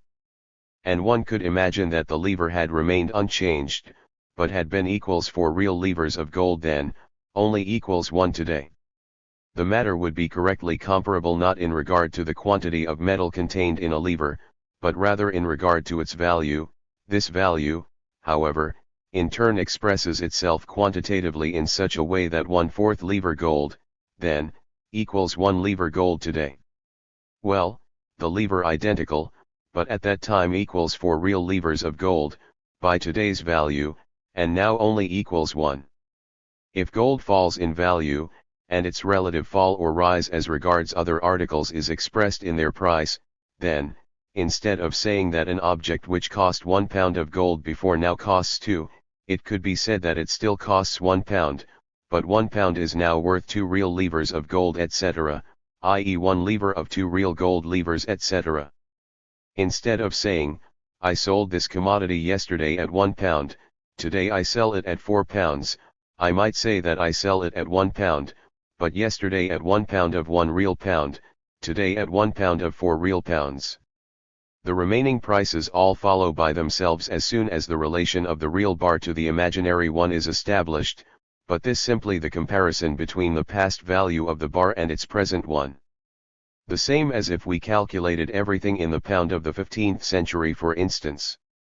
This Berber or Negro does the same thing that every historian must do who pursues one kind of coin, one accounting name for a coin of the same metallic content, from one century to the next. If he computes it in contemporary money, he must equate it to more or less gold depending on its changing value in different centuries. 49 It is semi-civilized man's effort to establish an unchanging value for the unit of money, for the mass of metal which counts as measure, to fix this value, also, as a constant measure. But at the same time, the cleverness to know that the bar has changed its real value. With the small number of commodities which this Berber has to measure, and with the vigor of tradition among the uncivilized, this complicated method of calculating is not as difficult as it looks. 1 ounce is equals 3 pounds 17. 10 1/2 d, i.e. not quite equals 4 pounds. But for convenience's sake let us assume it to be exactly equals pound 4. Then 1/4 of an ounce of gold therefore obtains the name pound, and serves under this name as a counting coin. But this pound changes its value, partly relative to the value of other commodities which change their value, partly in so far as it is itself the product of more or less labor time. The only firm thing about it is the name, and the quantity, the fractional part of the ounce, of the weight unit of gold, whose baptismal name it is, which is contained, thus, in one piece of money, called 1 pound. The savage wants to hold it constant as unchangeable value, and thus the quantity of metal it contains changes for him. If the value of gold falls by 100%, then the pound is the measure of value for him as before, but a pound of ounces of gold etc. The pound for him always equals a mass of gold, iron, which has the same value. But since this value changes, it sometimes equals a greater, sometimes a smaller quantity of real gold or iron, depending on whether more or less of them must be given in exchange for other commodities. He compares the contemporary value with the past value, which latter counts as standard for him, and survives only in his imagination. Thus, instead of calculating in 1/4 ounce of gold, whose value changes, he calculates in the value which 1/4 ounce of gold previously had, hence in an imaginary unchanged 1/4 ounce value, which expresses itself, however, in varying quantities. On one side the effort to establish a fixed value for the value standard, on the other side, the cleverness of nevertheless avoiding trouble by making a detour. But it is altogether absurd to take this accidental displacement, this way in which semi-savages have assimilated the measurement of values in money, forced on them from the outside, by first displacing it and then getting themselves straight again in the displacement, and to regard this as an organic historical form, or even to erect it as a higher form compared to more developed relations. These savages also take a quantity, the iron bar, as point of departure, but they hold fast to the value which this traditionally had, as a counting unit etc. This question achieved significance in the modern economy chiefly owing to two circumstances. 1. It has been experienced at various times, e.g. in England during the Revolutionary War 50, that the price of raw gold rose above the price of minted gold. This historic phenomenon thus seemed irrefutably to prove that the names which are given to certain fractional weight parts of gold, precious metal, pound, shilling, pence etc., by some inexplicable process act in an independent way towards the substance of which they are the name. How else could an ounce of gold be worth more than the same ounce of gold minted in 3 pounds 17. 10 1/2 d? Or how could an ounce of gold be worth more than 4 livres of gold, if livre is merely the name for 1/4 ounce? On closer inspection it was found, however, that the coins which circulated under the name pound in fact no longer contain the normal metallic content, so that, for instance, 5 circulating pounds in fact weighed only 1 ounce of gold, of the same refinement. Since a coin which allegedly represented 1/4 ounce of gold, thereabouts, in fact represented only, it was very simple that the ounce equals 5 of this kind of circulating pound, hence that the value of the bullion price rose above the mint price, in that in fact no longer 1/4 but merely of an ounce of gold was called pound, represented money, had that name, was merely the name, now, for of an ounce. The same phenomenon took place when, although the metal content of the circulating coins had not fallen below their normal measure, they circulated at the same time as depreciated paper money, while to melt them down and to export them was prohibited. In that case, the 1/4 ounce of gold circulating in the form of pound shared in the depreciation of the notes, a fate from which gold in bars was exempt. The fact was again the same, the accounting name, pound, had ceased to be the name for 1/4 ounce, became the name for a lesser amount. Thus the ounce equaled e.g. 5 of such pounds. This means, then, that the bullion price rose above the mint price. These or analogous historical phenomena, all capable of equally simple solution and all belonging to the same series, led therefore to the notion of the ideal measure, or, that money as measure was only a point of comparison, not a specific quantity. Hundreds of volumes have been written about this case in England in the past 150 years. That a specific sort of coin should rise above its bullion content is not in itself something strange, since new labor, to give it form, is added to the coin. But regardless of that, it happens that the value of a specific sort of coin rises above its bullion content. This is of no economic interest whatever, and has as yet led to no economic studies. It means nothing more than that, for certain purposes, gold and silver was requisite in precisely this form, say of British pounds or of Spanish dollars. The directors of the bank had, of course, a particular interest in proving that the value of notes had not fallen, but rather that of gold had risen. As to the last question, this can be treated only later. 2. But the theory of the ideal measure was first brought up at the beginning of the 18th century and again in the second decade of the 19th, where questions were at issue in which money figures not as measure, nor as medium of exchange, but rather as constantly self-identical equivalent, as value for itself, in the third aspect, and hence as the universal material of contracts.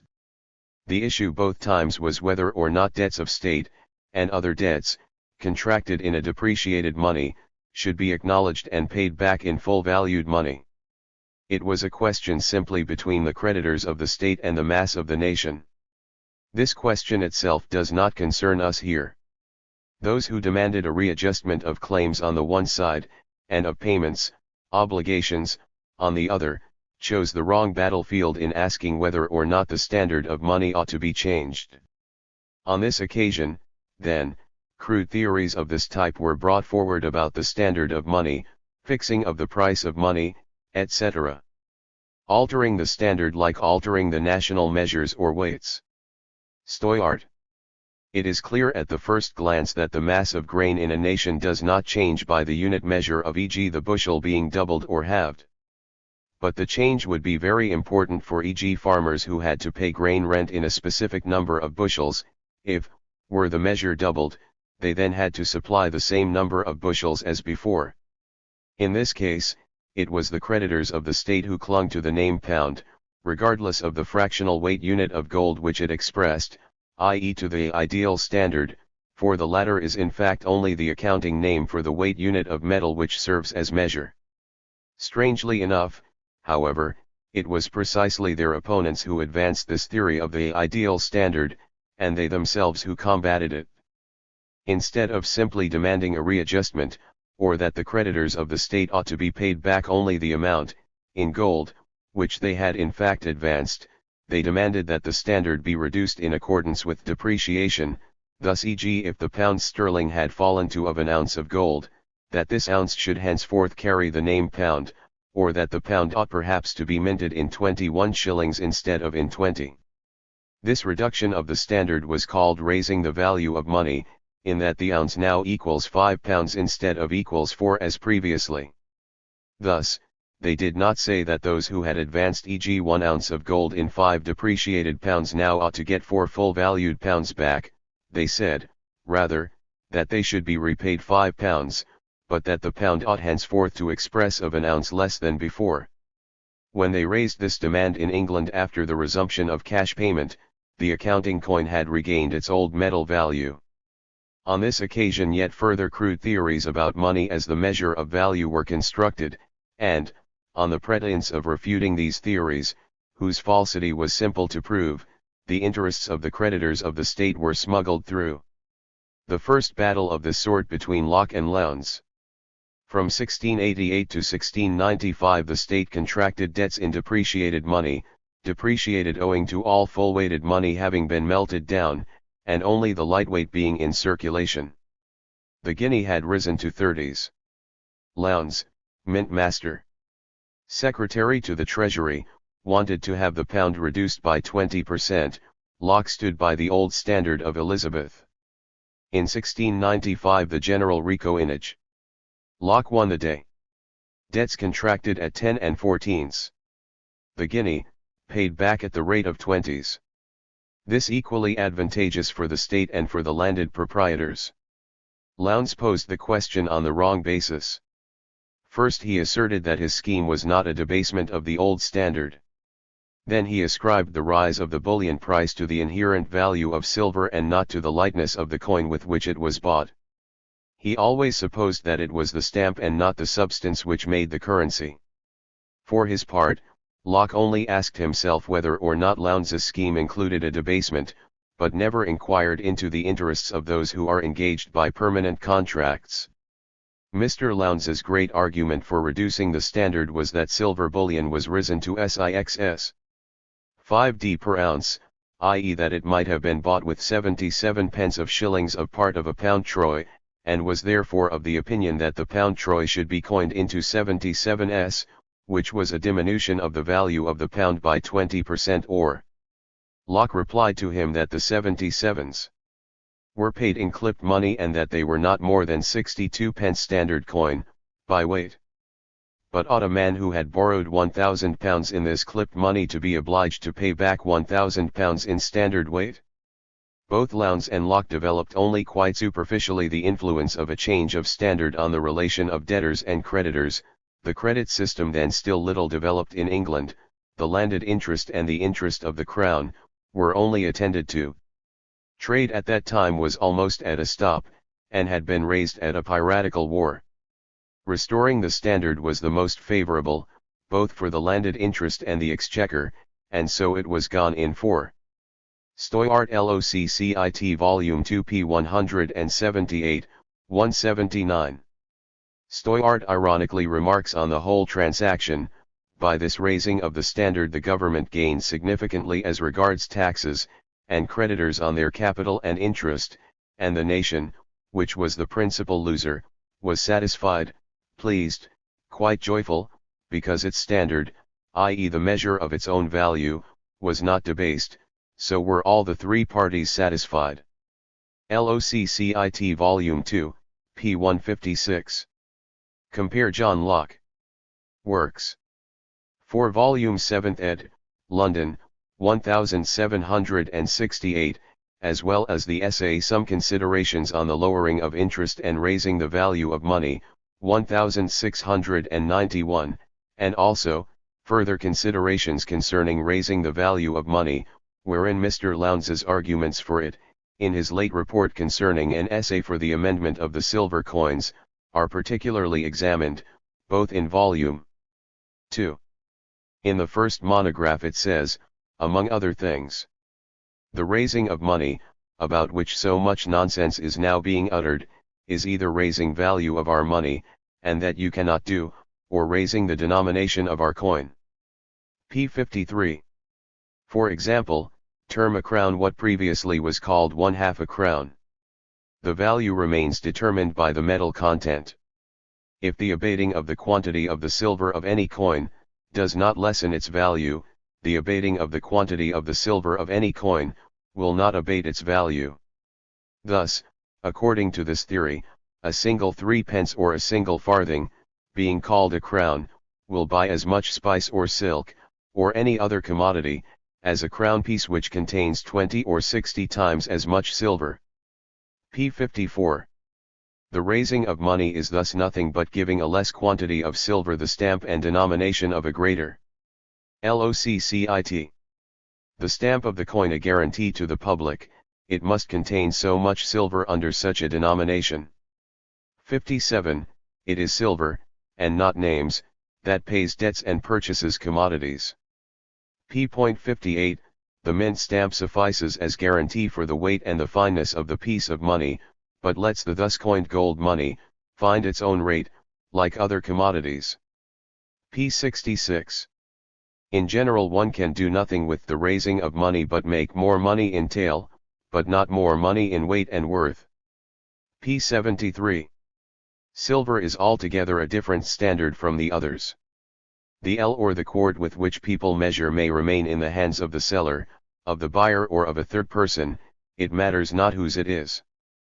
But silver is not only the measure of bargains, it is the thing bargained for, and passes in trade from the buyer to the seller, as being in such a quantity equivalent to the thing sold, and so it not only resums the value of the commodity it is applied to, but is given in exchange for it, as of equal value. But this it does only by its quantity, and nothing else. P. 92. The raising being but giving of names at pleasure to aliquot parts of any piece, viz. that now the 60th part of an ounce still be called a penny, may be done with what incree as you please. 118. The privilege that bullion has, to be exported freely, will give it a little advance above our coin, let the denomination of that be raised, or fall as you please, whilst there is need of its exportation, and the exportation of our coin is prohibited by law. P. 119, 120.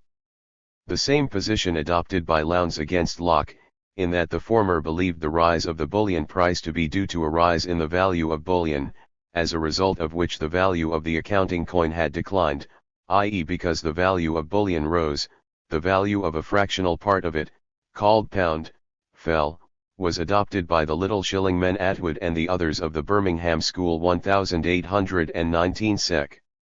Cobbett had posed the question on the correct ground, non-adjustments of national debts, rents etc., but spoiled it all by his false theory which condemned paper money as such. 51. Strangely enough, he came to this conclusion by beginning, like Ricardo, who comes to the opposite conclusion, from the same false premise, the determination of price by the quantity of the medium of circulation. Their entire wisdom in the following phrases. In his dispute with the Birmingham Chamber of Commerce, Sir R. Peel asks, "What will your pound note represent?" p. 266. The currency question, the Gemini Letters, London, 1844, namely, the pound note if not paid in gold. Now what is meant by the present standard of value? £3.17. 10 1/2 d. Do they signify 1 ounce of gold or its value? If the ounce itself, why not call things by their names and say, instead of pound, shilling, pence, ounces, pennyweights and grains? Then we go back to a direct system of barter. p. 269. Not quite. But what would Mr. Atwood have gained if people said ounce instead of £3.17? 10 1/2 d, and so many pennyweight instead of shillings? That, for convenience in calculating, the fractional parts are given names, which apart from that, also indicates that the metal is here given a social quality alien to itself. What witness does it bear either for or against Atwood's doctrine? Or the value? If an ounce equals £3.17, 10 1/2 d, why at different periods money £5 for s, and then again 3,17, 9. The expression pound has reference to value, but not a fixed standard value. Labor is the parent of cost, and gives the relative value to gold or iron. And that is in fact why the value of 1 ounce and of £3.17's 10 1/2 d changes. Whatever denomination or words are used to express the daily or weekly labor of a man, such words express the cost of commodity produced. P 270. The word 1 pound is the ideal unit. P 272.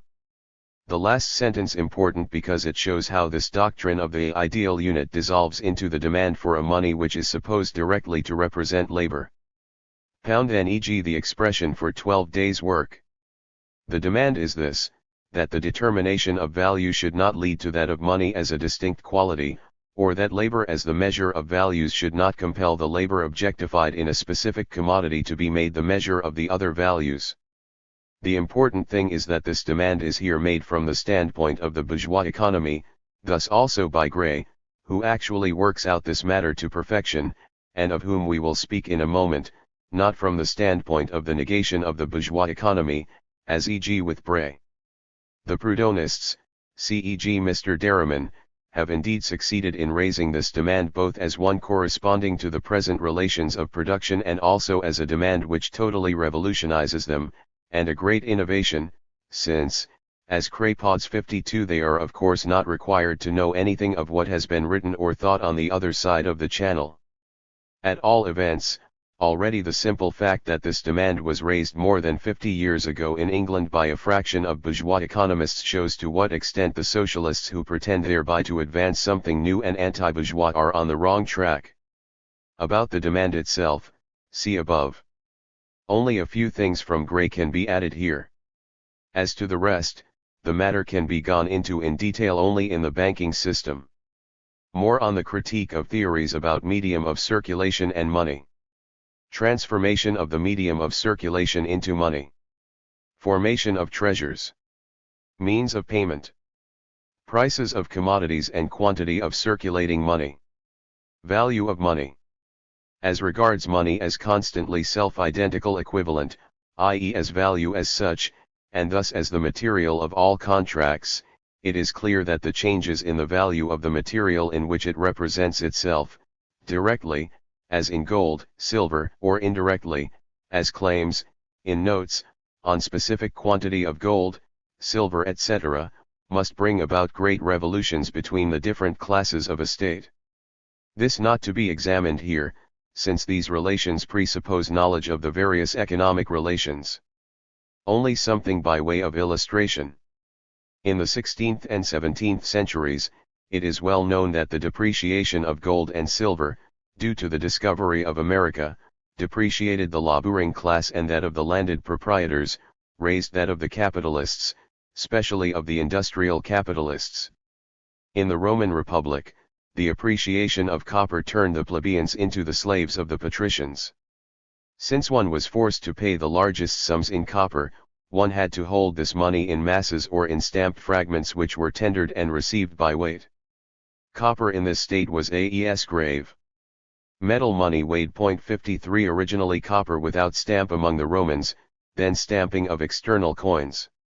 Servius rex ovium bumque effigie primus AES signavid 0.54, Pliny, Historia Naturalis 118, c3. After the patricians had stockpiled a mass of this dark and ugly metal, they tried to free themselves from it, either by buying from the plebeians all the land which the latter would sell, or by lending it long term. This value had cost them nothing to acquire, and was a hindrance to them, so they were forced to rid themselves of it unsparingly.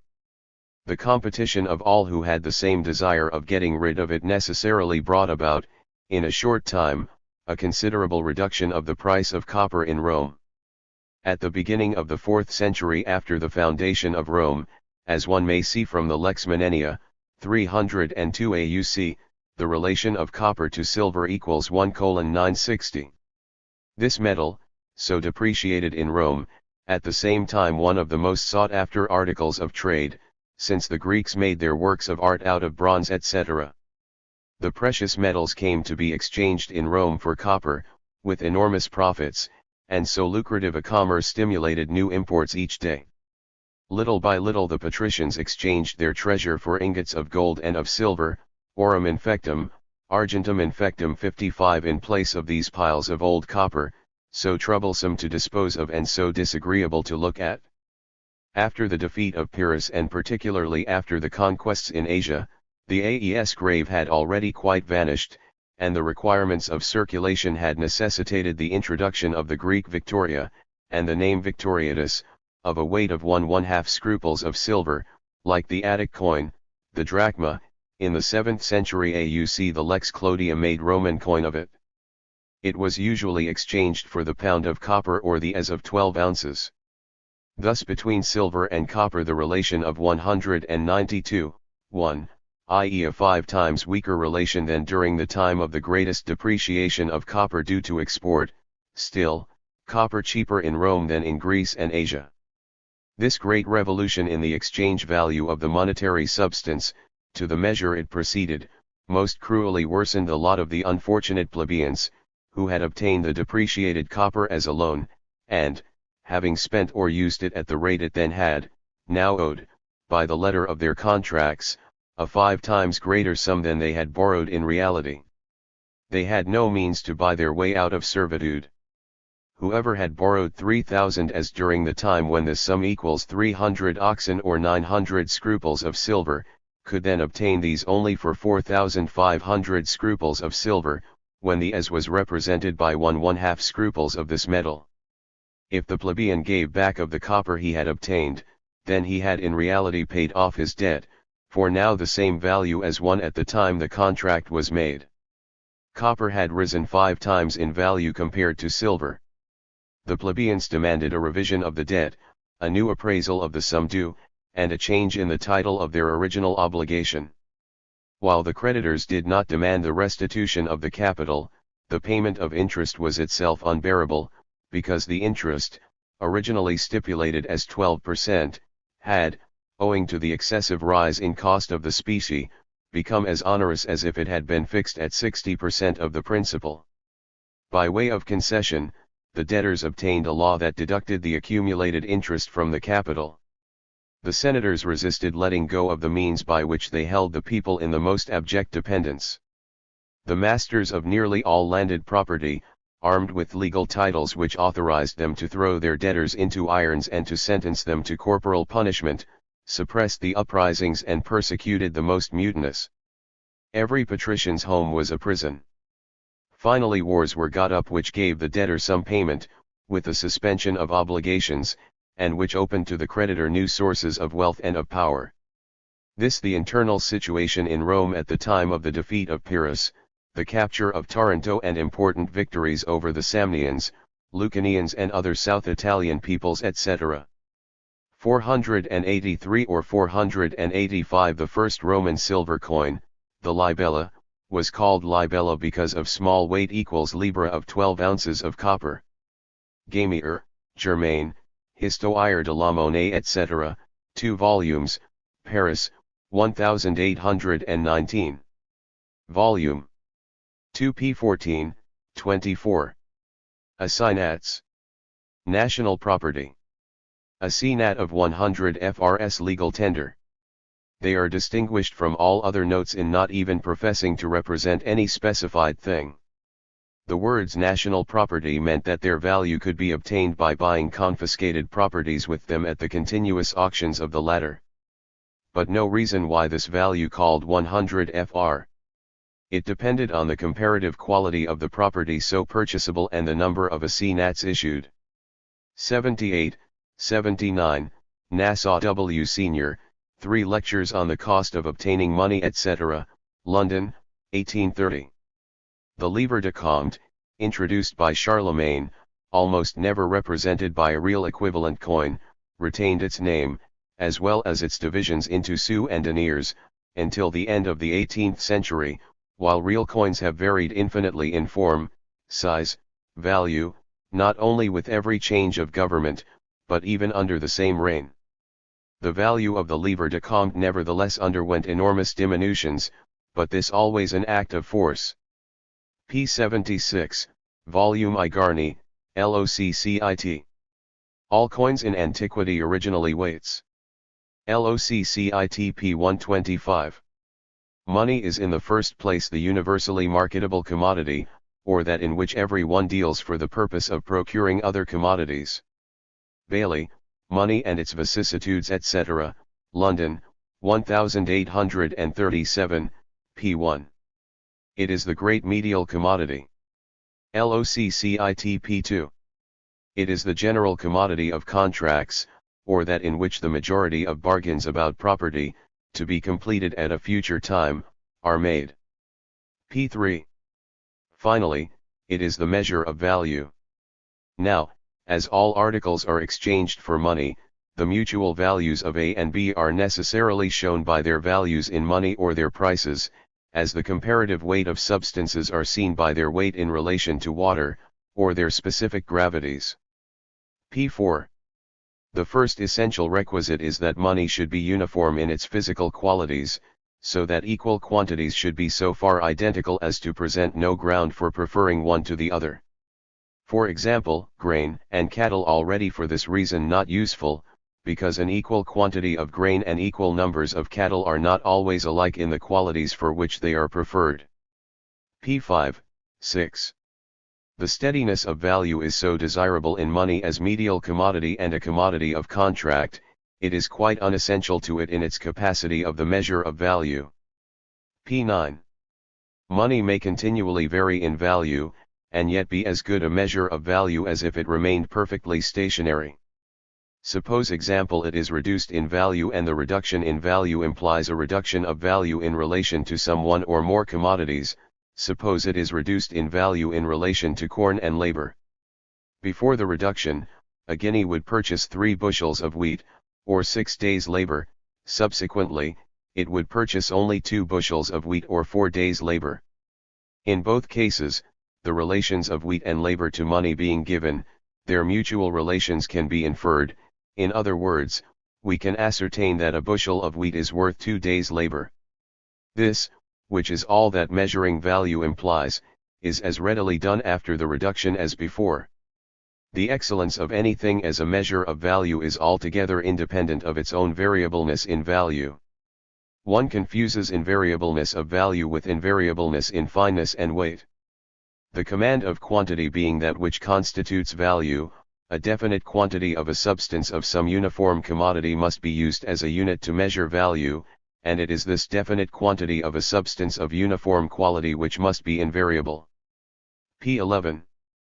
In all money contracts the issue at stake is the quantity of the gold and silver to be lent, not its value. P103. If someone were to insist that it be a contract for a specified value, he is bound to show in relation to what commodity. Thus, he would be maintaining that a pecuniary contract does not relate to a quantity of money as expressed on the face of it, but to a quantity of some commodity of which no mention is made. P104. It is not necessary to restrict this to contracts where actual money is lent. It holds for all obligations for the future payment of money, whether for articles of any kind sold on credit, or for services, or as rent of land or houses. They are precisely in the same condition as pure loans of the medial commodity. If a sells a ton of iron to B for £10, at 12 months' credit, it is just the same in effect as lending the £10 for a year, and the interests of both contracting parties will in the same way be affected by changes in currency. P110, 111. The confusion of giving names to specified and unchangeable fractional parts of the money substance which is to serve as unit of measure, confusing the denomination of it with fixing the price of money, is also displayed, among others, by the high-flown romanticist of political economy, Mr. Adam Muller. He says, among other things, every one can see how much depends on the true determination of the mint price, above all in a country like England, where the government, with generous liberality, i.e. at the country's expense and the profit of the Bank of England bullion dealers, mints without charge, collects no mintage etc., and thus, if it set the mint price significantly higher than the market price, if, instead of paying an ounce of gold at £3.17 10½ d, as now, it set £3.19 as the mint price of 1 ounce of gold, then all gold would flow towards the mint, all the silver there would be changed into the cheap gold here, and thus be brought to the mint anew, and the currency system would become disordered. P 280, 281, Volume 2. Die Element der Staatskunst, Berlin, 1809. Herr Müller does not know, then, that pence and shillings here are only names for fractional parts of a gold ounce. Because silver and copper coins, which, nota bene, are not minted according to the proportion of silver and copper to gold, but are issued as markers for the equivalent parts of gold, and hence need be accepted in payment only in very small amounts, circulate under the names of shillings and pence. He imagines that an ounce of gold is divided into pieces of gold, of silver, and of copper, thus triple standard of value. A couple of steps later he suddenly remembers again that there is no double standard in England, hence even less a triple one. Herr Müller's lack of clarity about the common economic relations is the real foundation of his higher conception. From the general law that the total price of commodities in circulation determines the mass of the circulating medium at a given stage of the velocity of circulation, it follows that at a given stage of growth of the values thrown into circulation, the more precious metal, the metal of greater specific value, i.e. which contains more labor time in a smaller amount, takes the place of the less precious as the predominant medium of circulation, hence, copper, silver, gold, each one replacing the previous one as the predominant medium of circulation. The same aggregate sum of prices can be circulated, e.g. with 14 times as few gold coins as silver coins. Copper or even iron coin as predominant medium of circulation supposes weak circulation. Just as the more powerful but more valuable means of transport and means of circulation takes the place of the less valuable to the degree that the mass of circulating commodities, and circulation generally, grows. On the other side, it is clear that the small retail traffic of everyday life requires exchange on a very diminutive scale. The smaller, the poorer the country and the weaker is circulation as such. It is in this retail traffic, where very small amounts of commodities on the one side, hence also very small values circulate, that money appears in the most proper sense of the word merely as vanishing medium of circulation, and does not congeal as realized price. Consequently, a subsidiary medium of circulation enters for this traffic, which is merely the symbol of the fractional parts of the predominant media of circulation. These are silver and copper markers, which are therefore not minted in the relation of the value of their substance to the value of e.g. gold. Here money appears still only as symbol, even if itself still in a relatively valuable substance. Gold, e.g. would have to be divided into excessively small fractions to serve as equivalent of the division of commodities required by this retail traffic. This is why these subsidiary media of circulation need be accepted in payment, by law, in only very small amounts, so that they can never solidify as realization of price. For example, in England, copper in the amount of 60, silver in the amount of 20s. The more developed circulation is generally, the greater the mass of prices of the commodities entering into circulation, the more does their wholesale exchange separate off from their retail exchange, and they require different sorts of coin for their circulation. The velocity of the circulation of these markers is inversely related to the magnitude of their value. In the early stage of society, when nations are poor, and their payments trifling, copper has frequently been known to answer all the purposes of currency, and it is coined into pieces of very low denominations in order to facilitate the inconsiderable exchanges which then take place. So in the early age of the Roman Republic and of Scotland. p. David Buchanan, Observations on the Subjects, treated of in Dr. Smith's Inquiry etc., Edinburgh, 1814. The general wealth of a country is very accurately measured by the nature of its payments and the state of its coin, and the decided prevalence of a coarse metal in its currency, joined to the use of coins of very low denomination, marks a rude state of society. p. Later the business of currency becomes divided into two distinct departments, the duty of effecting the main payments, for the more precious metals, the inferior metals by contrast retained for some trivial exchanges, and thus purely subservient to the main currency. Between the first introduction of a precious metal into the currency of a country, and its exclusive use in the main payments, a wide interval, and the payments of the retail trade must in the interval have become so considerable, owing to the increase of wealth, that at least in part they could be conveniently managed by the new and more valuable coin, since no coin can be used for the main payments, This is false, as the notes show, which is not suited, at the same time, to the transactions of the retail trade, since every trade ultimately obtains from the consumer the return of its capital. Silver has maintained itself everywhere on the continent in the main payments. In Britain the quantity of silver in circulation does not exceed what is necessary for the smaller payments, in fact few payments to the amount of 20s. Made in silver. Before the reign of William III silver was brought in large bags to the treasury in payment of the national revenue. At this period the great change took place. The exclusive introduction of gold in the main payments of England was a clear proof that the returns of the retail trade at this time were made mainly in gold, this possible without a single payment ever exceeding or even equaling any of the gold coins, because, in the general abundance of gold, and scarcity of silver, gold coins naturally offered for small sums and a balance of silver demanded in return, so that gold, by thus assisting in the retail trade and in economizing the use of silver, even for the small payments, would prevent its accumulation by the retail trader.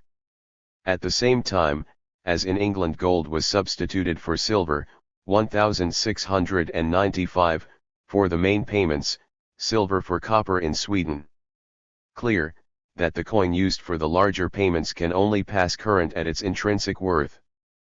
But intrinsic worth not necessary for a subsidiary currency. In Rome, so long as copper the prevailing coin, current only for its intrinsic value. 5 years before the beginning of the First Punic War, silver introduced, little by little displaced copper in the main payments.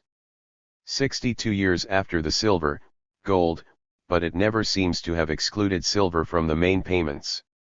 In India, copper not a subsidiary currency, passes therefore for its intrinsic worth. The rupee, a silver coin of 2s. 3d, is the money of account, in relation to which the mohur, a gold coin, and the pièce, a copper coin, are allowed to find their value in the market. The number of pièces currently exchanged for a rupee constantly varies with the weight and value of the coin, while here 24 halfpence always equals is without reference to their weight. In India the retail dealer must still take considerable quantities of copper for his goods, and he cannot afford to take it therefore but for its intrinsic value. In the currencies of Europe, copper passes for whatever value is fixed upon it, without examination of its weight and fineness. p. 18. In England an excess of copper spent 1,798 by private traders, and although copper only legal payment for 6d, found its way, the surplus, to the retail traders, they sought to put it in circulation again, but ultimately returned to them. When this currency was stopped, copper accumulated with the retail traders in sums of £20, £30, even £50, which they finally had to sell at their intrinsic value. p. 31. In the subsidiary currency, the medium of circulation takes on a particular form as such, as a merely vanishing medium, alongside the medium of circulation which is at the same time equivalent, which realizes prices, and accumulates as independent value. Thus, here, pure symbol. Thus it may be issued only in the quantity absolutely required for the small retail trade, so that it can never thereby accumulate. The quantity must be determined by the mass of prices which it circulates, divided by its velocity. Because the mass of the circulating medium, of a certain value, is determined by prices, it follows automatically that if a greater quantity than required by circulation itself were artificially thrown into it and could not run off, which is not the case here, because, as medium of circulation, it is above its intrinsic worth, then it would be depreciated, not because the quantity determines prices, but because prices determine the quantity, and hence only a specific amount can remain in circulation at a specific value. Thus, if there are no openings by which circulation can throw out the superfluous quantity, if the circulating medium cannot change from that form into the form of value for itself, then the value of the medium of circulation must fall. But this can only take place, apart from artificial hindrances, prohibition of melting down, of export etc., if the circulating medium is merely a symbol, and does not itself possess a real value corresponding to its nominal value, hence cannot make the transition from the form of circulating medium into that of the commodity in general, and shed its stamp, if it is imprisoned in its existence as coin. It follows on the other side that the symbol, the money marker, can circulate at the nominal value of the gold it represents, without possessing any value whatever of its own, in so far as it represents the medium of circulation only in that quantity in which it would itself circulate. But then it becomes at the same time a condition either that it is itself then on hand only in such a small quantity that it circulates only in the subsidiary form, hence does not cease for an instant to be a medium of circulation, where it constantly serves partly in the exchange with small amounts of commodities, partly merely to make exchange for the real medium of circulation, hence can never accumulate, or it must possess no value whatever, so that its nominal value can never be compared with its intrinsic value. In the latter case it is posited as mere symbol, which, by means of itself, points to value as something existing outside itself. In the other case it never comes to a comparison between its intrinsic value and its nominal value. Which is why counterfeits of money show an effect immediately, while total destruction of its value does not damage it. It might otherwise appear paradoxical that money can be replaced by worthless paper, but that the slightest alloying of its metallic content depreciates it. The double function of money in circulation contradicts itself as such, to serve as mere medium of circulation, where it is a vanishing mediation, and at the same time as realization of prices, in which form it accumulates and turns into its third character as money. As medium of circulation it is worn out, thus does not contain the metal content which makes it into objectified labor in a fixed amount. Its correspondence to its value hence always more or less illusory. One example to be presented. It is important to bring in the determination of quantity already at this point in the chapter on money, but deduced in just the opposite way to the usual doctrine. Money can be replaced because its quantity is determined by the prices it circulates.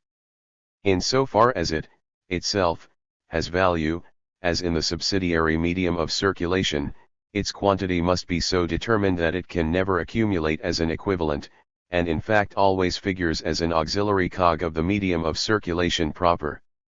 In so far, however, as it is to replace the latter, it must have no value whatsoever, i.e. its value must exist apart from itself. The variations in circulation determined by the amount and number of transactions. Economist. Circulation may rise, prices remaining equal, by increase in the amount of commodities, if the amount remains constant, by increase of their prices, by both together. With the proposition that prices regulate the quantity of currency and not the quantity of currency prices, or in other words that trade regulates currency, the quantity of the medium of circulation, and currency does not regulate trade, it is, of course, as our deduction has shown, supposed that price is only value translated into another language. Value, and value determined by labor time, is the presupposition. It is clear, therefore, that this law is not equally applicable to the fluctuations of prices in all epochs, e.g. in antiquity, e.g. in Rome, where the circulating medium does not itself arise from circulation, from exchange, but from pillage, plunder etc. No country may consequently have more than one standard for the measure of value, for this standard must be uniform and unchanging. No article has a uniform and unchanging value relative to others, it only has such with itself. A piece of gold is constantly of the same value as the other, of exactly the same fineness, the same weight and in the same place, but this cannot be said of gold and any other article, e.g. silver. Econ. Volume IP 771. 56 pound is nothing but a denomination in account, which has reference to a given and fixed quantity of gold of standard quality. LOCCIT. To speak of making 1 ounce of gold worth 5 pounds instead of 3 pounds 17 10 1/2 d is to say only that it ought henceforth to be minted in 5 sovereigns instead of in 3 sovereigns. We would not thereby alter the value of the gold, but only the weight and hence the value of the pound or sovereign. An ounce of gold would have the same value relative to wheat and all other commodities as before, but since a pound, although bearing the same name as before, would represent a smaller part of an ounce of gold, it would represent a correspondingly smaller quantity of wheat and other commodities. Just as if we had said that a quarter of wheat should no longer be divided into 8, but rather into 12 bushels, we could not thereby change the value of wheat, but merely diminish the quantity contained in a bushel, and hence the latter's value. P 772 LOCCIT. Whatever temporary or permanent change might take place, its price is always expressed in the same amount of money. An ounce of gold will remain £3 17 1/2 d of our money. The change in its value indicated by the greater or lesser quantity of the commodities it can purchase. LOCCIT P 890. 57. The ideal bar to be compared e.g. with the ideal milria in Buenos Aires, likewise the pound in England during the depreciation of notes etc. What is fixed here is the name milria, what fluctuates is the quantity of gold or silver it expresses. In Buenos Aires the currency is inconvertible paper money, paper dollars. These dollars originally equals 4s. 6d each, now approximately 3/3/4 d. And has been as low as 1/1/2 d. An L of cloth formerly worth $2, now nominally $28 in consequence of the depreciated paper. In Scotland, the medium of exchange, not to be confused with the standard of value, in the amount of £1 and upwards may be said to be exclusively paper, and gold does not circulate at all, yet gold is as much the standard of value as if nothing else circulated, because the paper is convertible into the same fixed quantity of that metal, and it circulates only on the faith of being so convertible. P 1275. 58. Guineas are hoarded in times of distrust. Thornton, P 48, 59. The hoarding principle, in which money functions as independent value, is, apart from the striking forms in which it appears, necessary as one moment of exchange resting on money circulation, since everyone, as A. Smith says, needs, beside his own commodity, the medial quantity, a certain proportion of the general commodity. The man in trade has property in trade. LOCCIT P 21. Capital, not labor, determines the value of the commodity. Torrens. Equal capitals, or in other words equal quantities of accumulated labor, will often put in motion different quantities of immediate labor, but that does not alter the matter. P 31. Torrens, an essay on the production of wealth, London, 1821. In the early period of society, it is the total quantity of labor, accumulated and immediate, expended on production, which determines the relative value of commodities.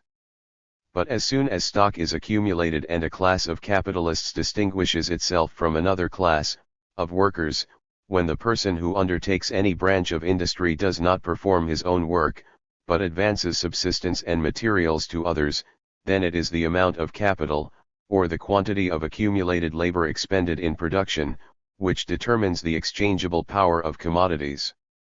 P 33, 34.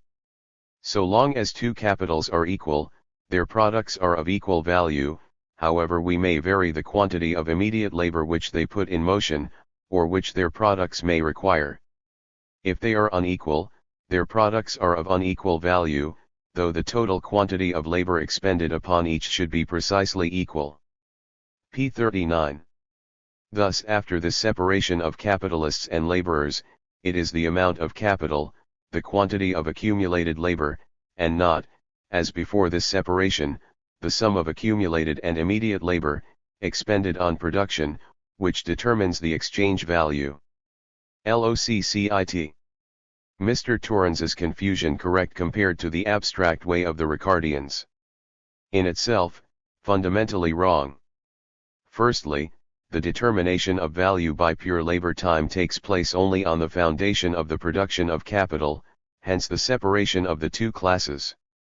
The positing of prices as equal, in consequence of the same average rate of profit, and even this with a grain of salt, has nothing to do with the determination of value, rather supposes the latter. This point important so as to show the Ricardians' confusion. The minimum of wages. The rate of surplus value as profit is determined, 1. By the magnitude of the surplus value itself, 2. By the relation of living labor to accumulated, the ratio of the capital expended as wages to the capital employed as such. Both the causes which determine, 1, and, 2, to be examined separately. The law of rent, example belongs to, 1. For the time being, necessary labor supposed as such, i.e. that the worker always obtains only the minimum of wages. This supposition is necessary, of course, so as to establish the laws of profit in so far as they are not determined by the rise and fall of wages or by the influence of landed property. All of these fixed suppositions themselves become fluid in the further course of development. But only by holding them fast at the beginning is their development possible without confounding everything.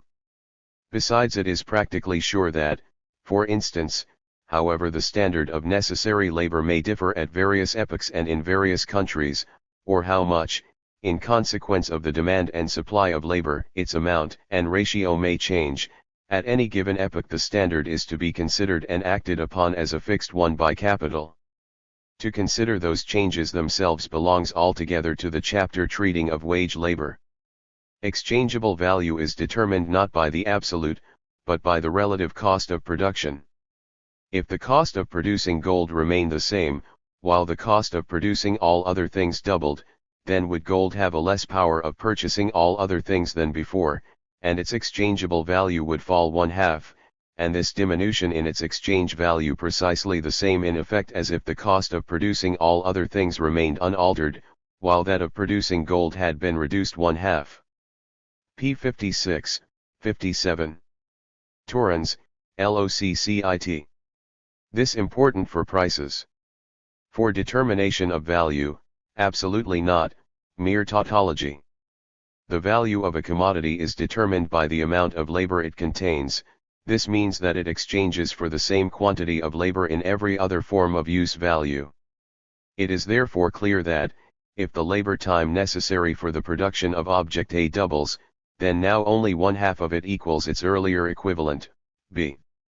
Since equivalence is determined by the equality of labor time or of the amount of labor, the difference of value is of course determined by the inequality of labor time, or, labor time is the measure of value. 1826 Cotton machinery and workmen. Hodgkin. In 1826, the various machinery used in manufacturing cotton employed one man to perform the work of 150. Now suppose that only 280,000 men are employed in it at present, then, half a century earlier, 42 million would have had to be in it. P. 72. Hodgkin. The relative value of the precious metals to other commodities determines how much of them must be given for other things, and the number of sales to be made, within a given period, determines, as far as money is the instrument for effecting sales, the quantity of money required. LOCCIT p. 188. Abundant reason to believe that the practice of coining originated with individuals and carried on by them before it was seized on and monopolized by governments. Such long the case in Russia. See Storch. LOCCIT p. 195 note. Hodgkin is of a different opinion from the romantic Muller. The mint stamps only what individuals bring, most injudiciously charging them nothing for the labor of coining, and taxing the nation for the benefit of those who deal in money. P. 194. Popular Polit Econ. Etc., London, 1827. How the machine creates raw material. Linen industry. Tow yarn. Economist.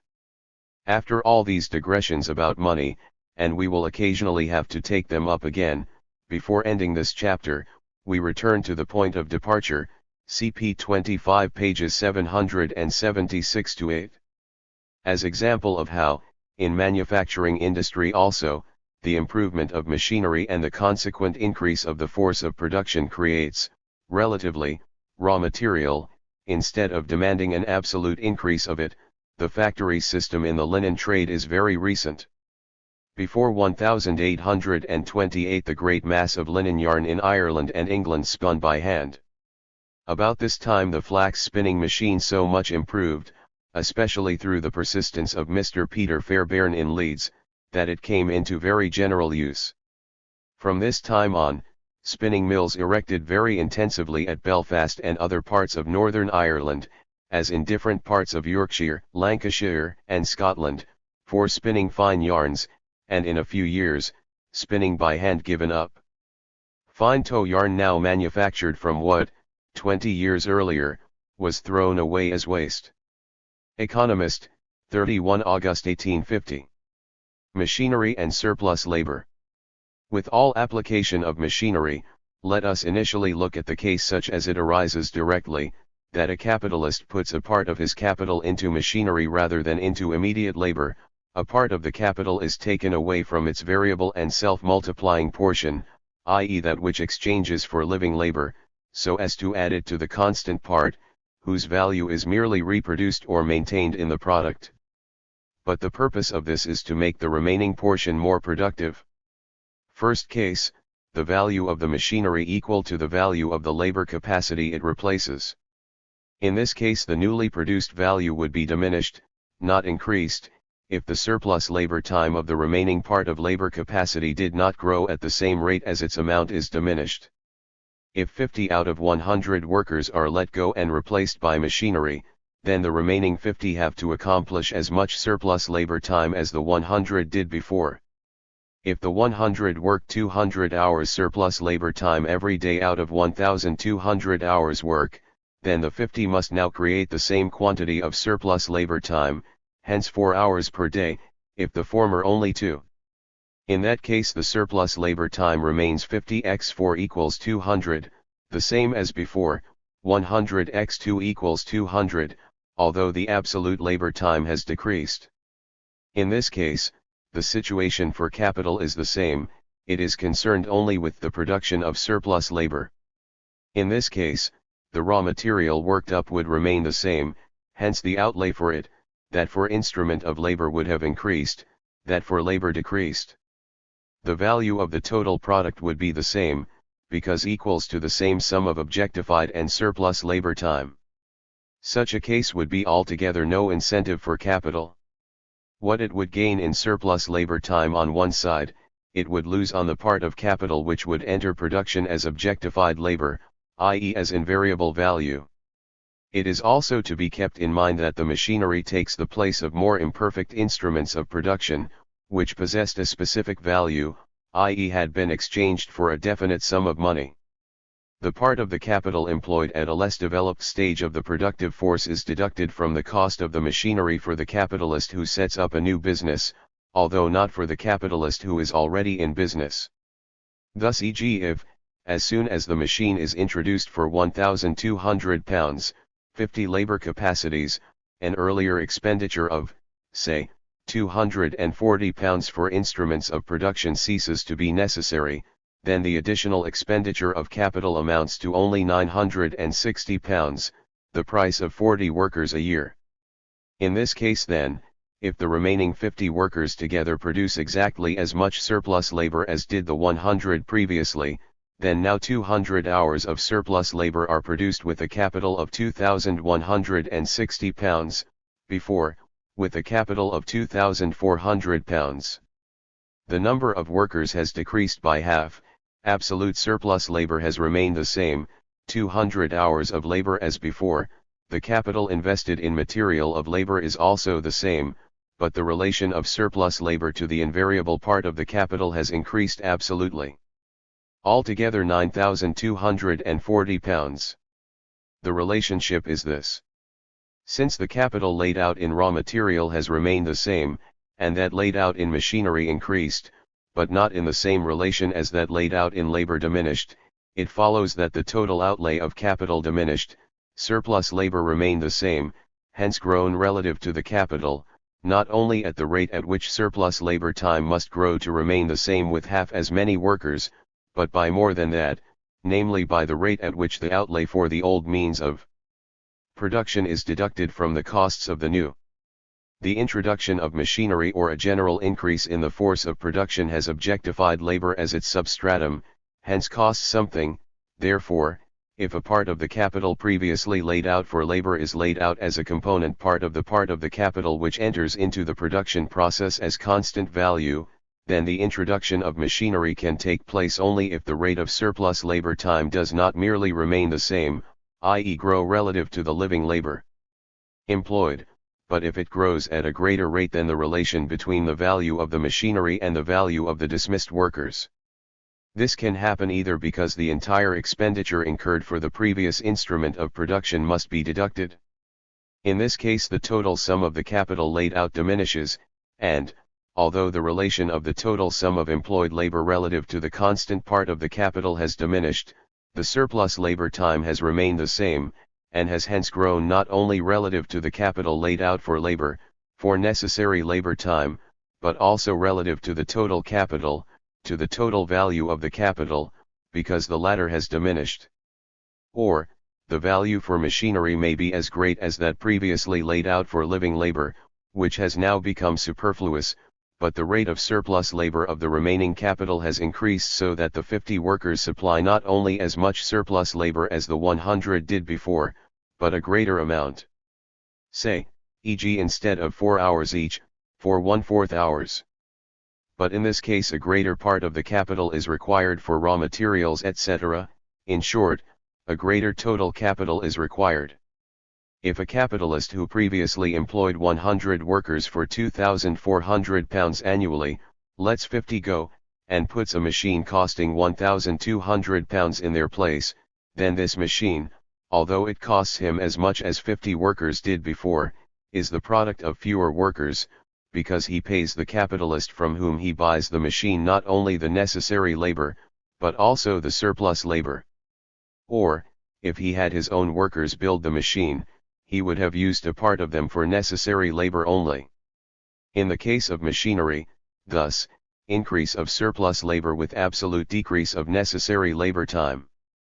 It may be accompanied both by absolute diminution of the employed capital, and by its growth. Capital and profit. Value makes the product. Relation of the worker to the conditions of labor in capitalist production. All parts of capital bring a profit. Relation of fixed and circulating capital in the cotton mill. Seniors' surplus labor and profit. Tendency of the machine to prolong labor. Influence of transport on circulation etc. Transport increasingly suspends hoarding. Absolute surplus labor and machinery. Senior. Surplus value, as posited by capital itself and measured by its quantitative relation to the total value of the capital, is profit. Living labor, as appropriated and absorbed by capital, appears as capital's own vital power, its self-reproducing power, additionally modified by its own movement, by circulation, and by the time belonging to its own movement, circulation time. Only by distinguishing itself as presupposed value from itself as posited value is capital posited as self-perenniating and multiplying value. Since capital enters wholly into production, and since, as capital, its various component parts are only formally distinct from one another, are equally sums of value, it follows that the positing of value appears to be equally inherent in them.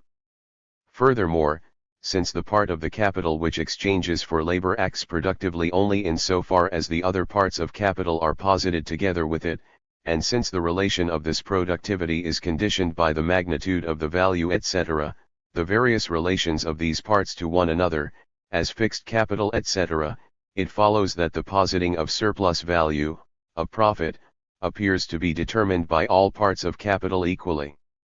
Because on one side the conditions of labor are posited as objective component parts of the capital, on the other side labor itself is posited as activity incorporated in it, the entire labor process appears as capital's own process and the positing of surplus value as its own product, whose magnitude is therefore also not measured by the surplus labor which it compels the worker to do, but rather as a magnified productivity which it lends to labor. The product proper of capital is profit. To that extent, it is now posited as the source of wealth. But insofar as it creates use values, It produces use values, but use values determined by value, value makes the product. Say 60. Accordingly, it produces for consumption. Insofar as it eternalizes itself through the constant renewal of labor, it appears as permanent value, a presupposition for production, which latter depends on its preservation. To the extent that it constantly exchanges itself anew for labor, it appears as labor fund. The worker can naturally not produce without the objective conditions of labor. Now, in capital, the latter are separated from him, confront him as independent. He can relate to them as conditions of labor only insofar as his labor itself has previously been appropriated by capital. From the standpoint of capital, the objective conditions of labor do not appear as necessary for the worker. What rather appears as necessary is that they exist independently opposite him, his separation from them, their ownership by the capitalist, and that the suspension of this separation takes place only when he cedes his producing power to capital, in exchange for which the latter maintains him as abstract labor capacity, i.e. precisely as the mere capacity of reproducing wealth. Opposite himself as capital, as the power which rules him. Thus all parts of the capital bear profit simultaneously, both the circulating part, laid out in wages and raw material etc., and the part laid out in fixed capital. The capital can now reproduce itself either in the form of circulating capital or in the form of fixed capital. Since we saw earlier, in the examination of circulation, that its value returns in a different form depending on in which of these two forms it is presupposed, and since, from the standpoint of profit-producing capital, what returns is not simply the value, but rather the value of the capital plus the profit, value as itself and value as self-realizing, it follows that the capital will be posited as profit-bearing in a different form corresponding to each of these two forms. The circulating capital enters wholly into circulation, with its use value as vehicle of its exchange value, and thus exchanges for money.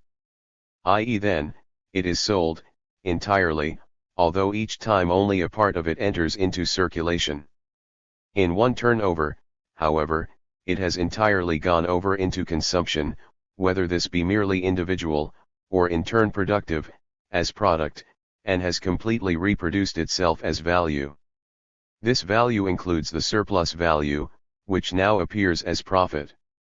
It is sold as use value, in order to be realized as exchange value. This, then, is sale at a profit. On the other side, we have seen that the fixed capital returns only in portions over the course of several years, of several cycles of the circulating capital, and, more specifically, enters into circulation as exchange value and returns as such only to the degree that it is used up, at that time, in the immediate act of production. However, the entry as well as the return of the exchange value is now posited as the entry and return not only of the value of the capital, but also at the same time of the profit, so that a fractional part of profit corresponds to the fractional part of capital. The capitalist expects an equal benefit from all parts of the capital he advances. Malthus, Principles of Political Economy, 2nd ed. London, 1836, p. 267. Where wealth and value are perhaps the most nearly connected, is in the necessity of the latter to the production of the former. LOCCITP 301.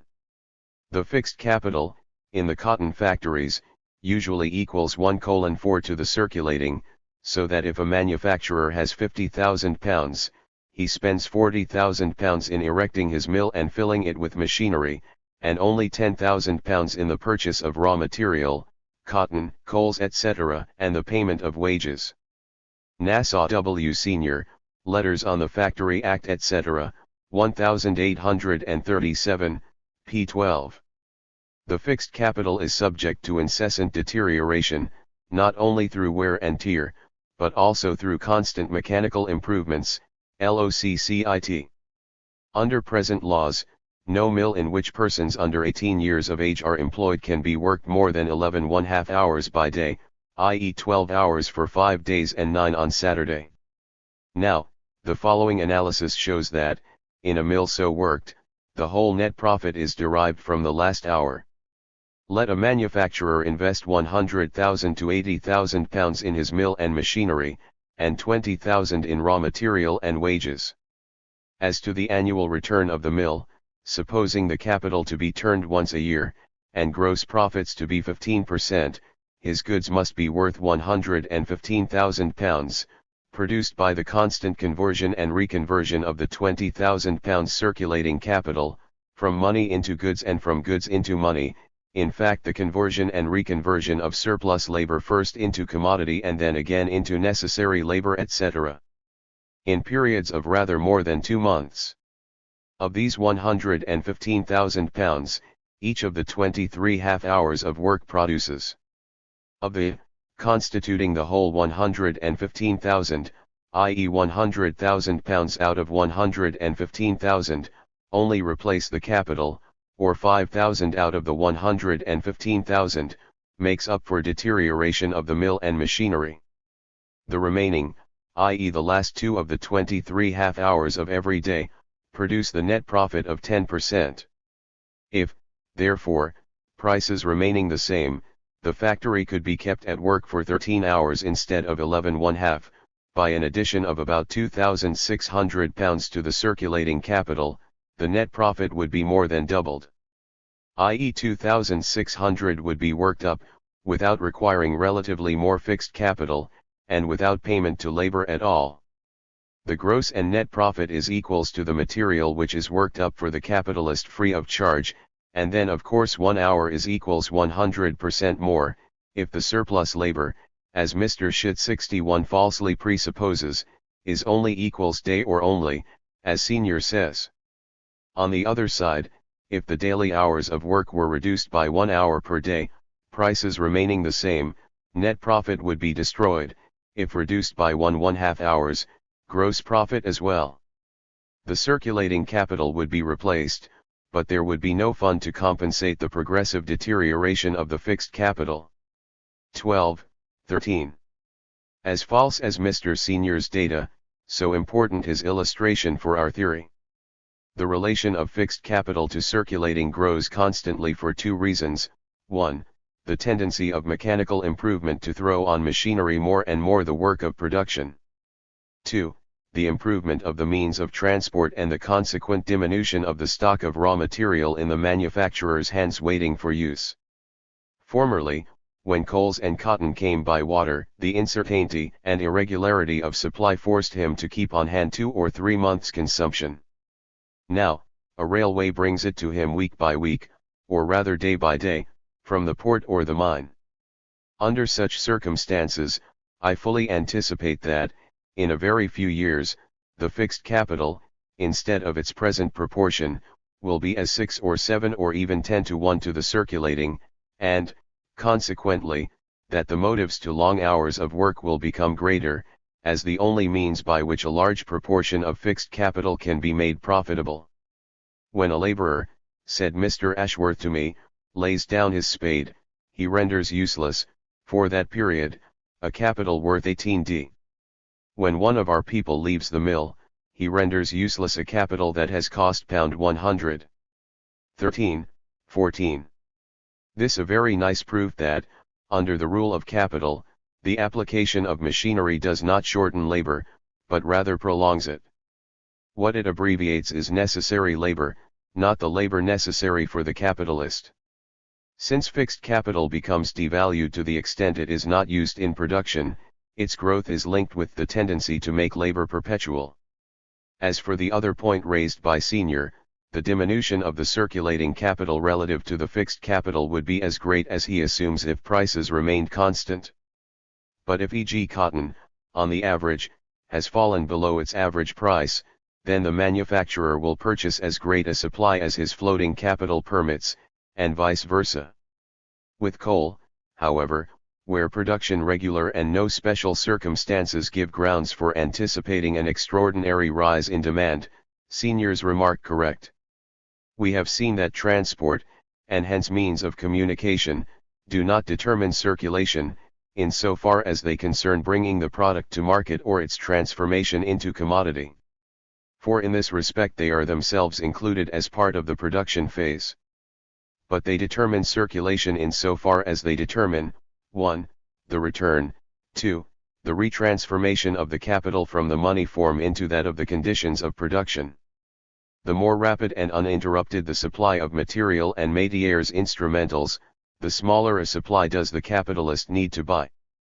He can therefore all the more often turn over or reproduce the same circulating capital in this form, instead of having it lie around as dormant capital.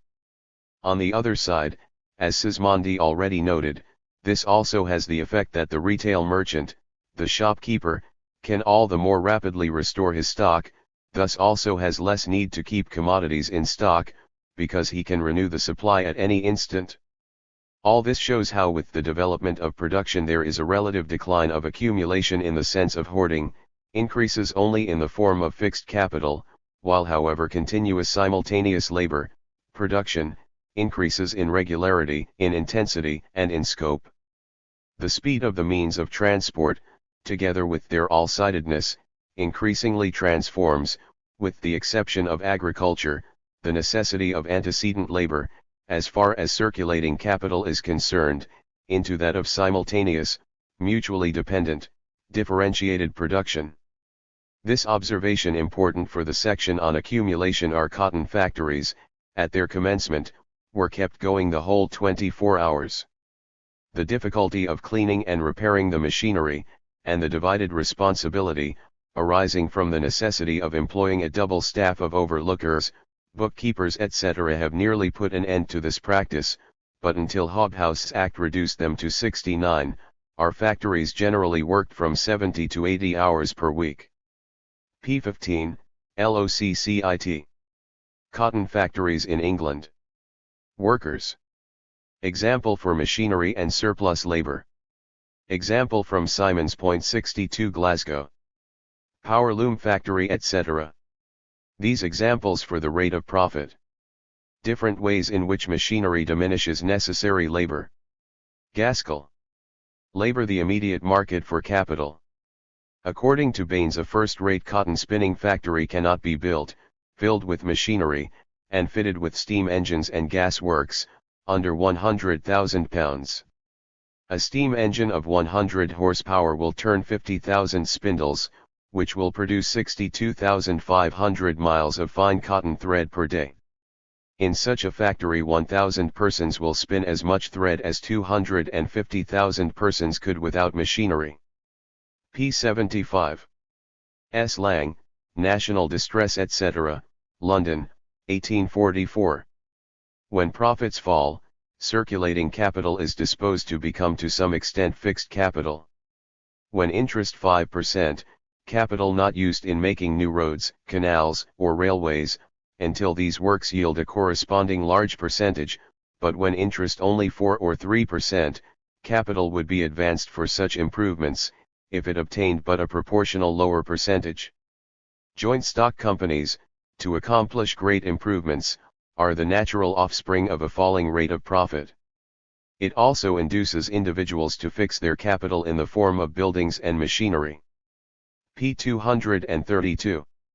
Hopkins, Th., Great Britain for the last 40 years etc., London, 1834. McCulloch thus estimates the numbers and incomes of those engaged in the cotton manufacture. 833,000 weavers, spinners, blackers etc. at £24 each a year. £20 million. 111,000 joiners, engineers, machine makers etc. at £30 each. £3,330,000. Profits, superintendents, coal and materials of machines. £6,670,000. 944,000. £30 million.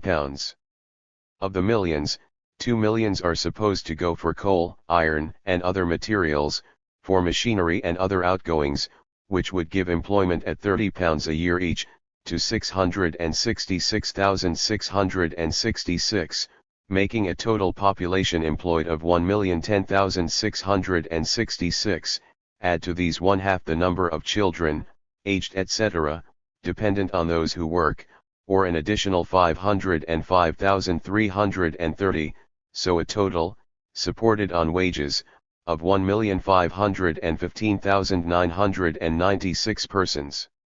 Added to these, those who are supported, directly or indirectly, by the millions of profit etc. Hopkins LOCCIT 336, 337.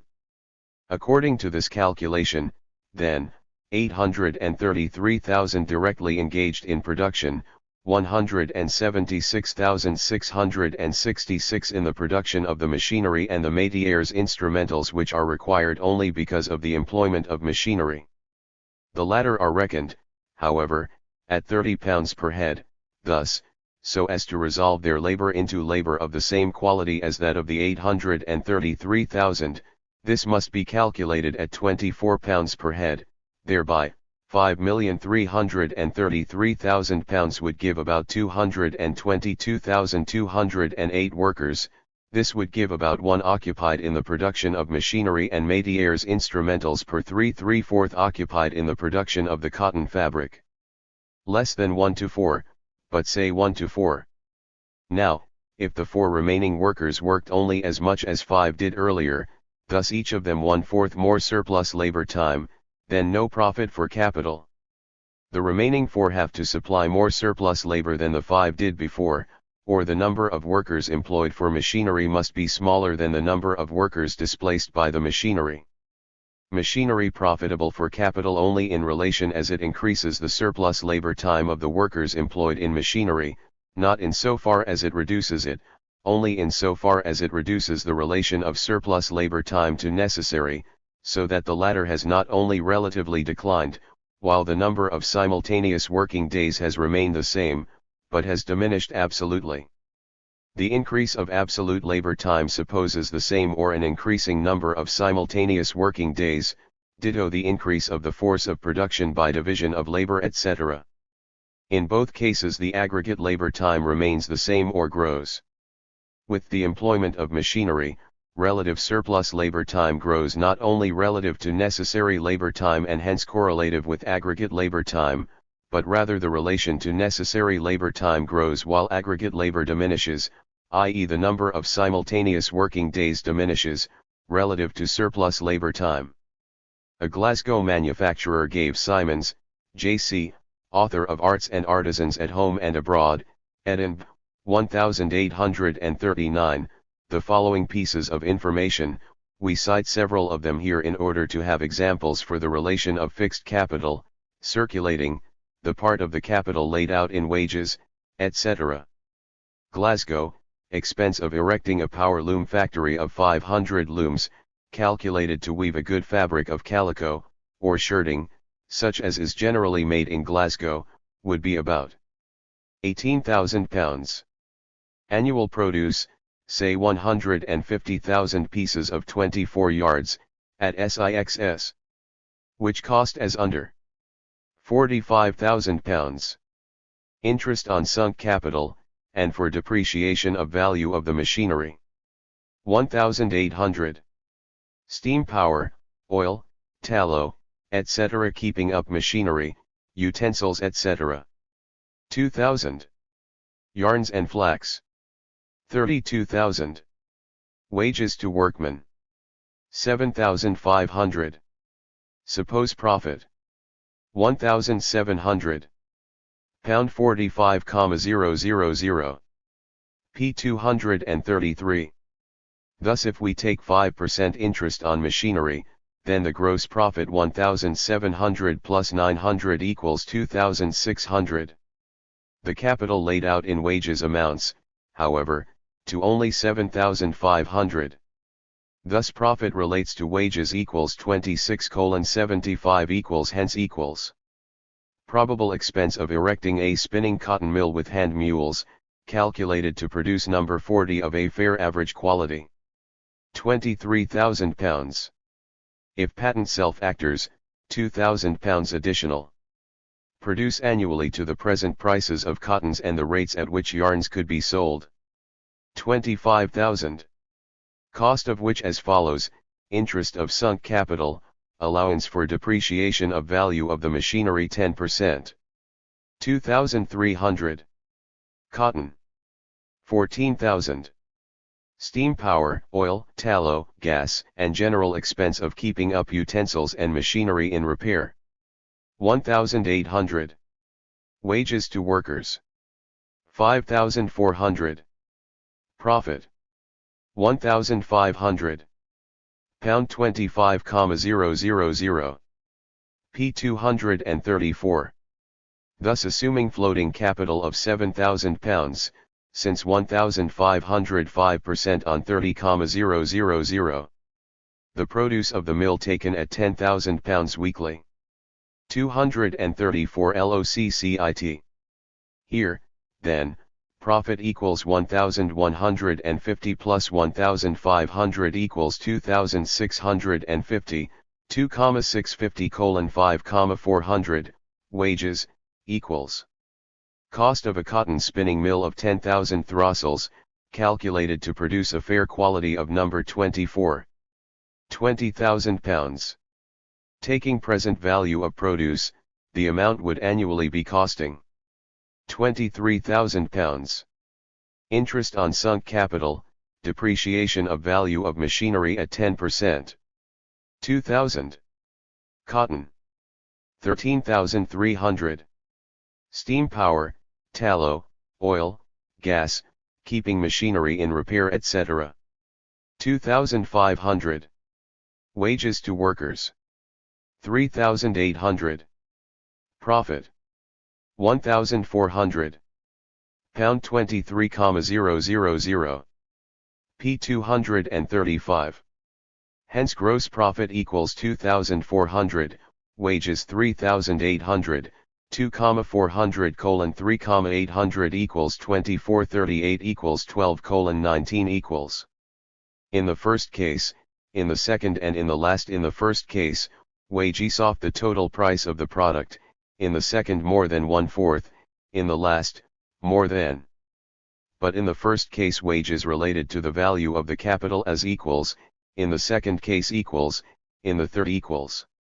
At the same rate as the total ratio of the part of the capital laid out in wages declines relative to the part laid out in machinery and circulating capital, this, together, 34,000 in the first case, 30,000 in the second, 28,000 in the third, the profit on the part laid out in wages must naturally rise, to allow the percentage of profit to remain the same. The absolute decrease of aggregate labor, i.e. of the working day multiplied by the number of simultaneous working days, can appear doubly. In the first cited form, that one part of the hitherto employed workers is dismissed in consequence of the use of fixed capital, machinery. Or, that the introduction of machinery will diminish the increase of the working days employed, even though productivity grows and, indeed, at a greater rate, of course, than it diminishes in consequence of the value of the newly introduced machinery. In so far as the fixed capital has value, it does not magnify, but rather diminishes the productivity of labor.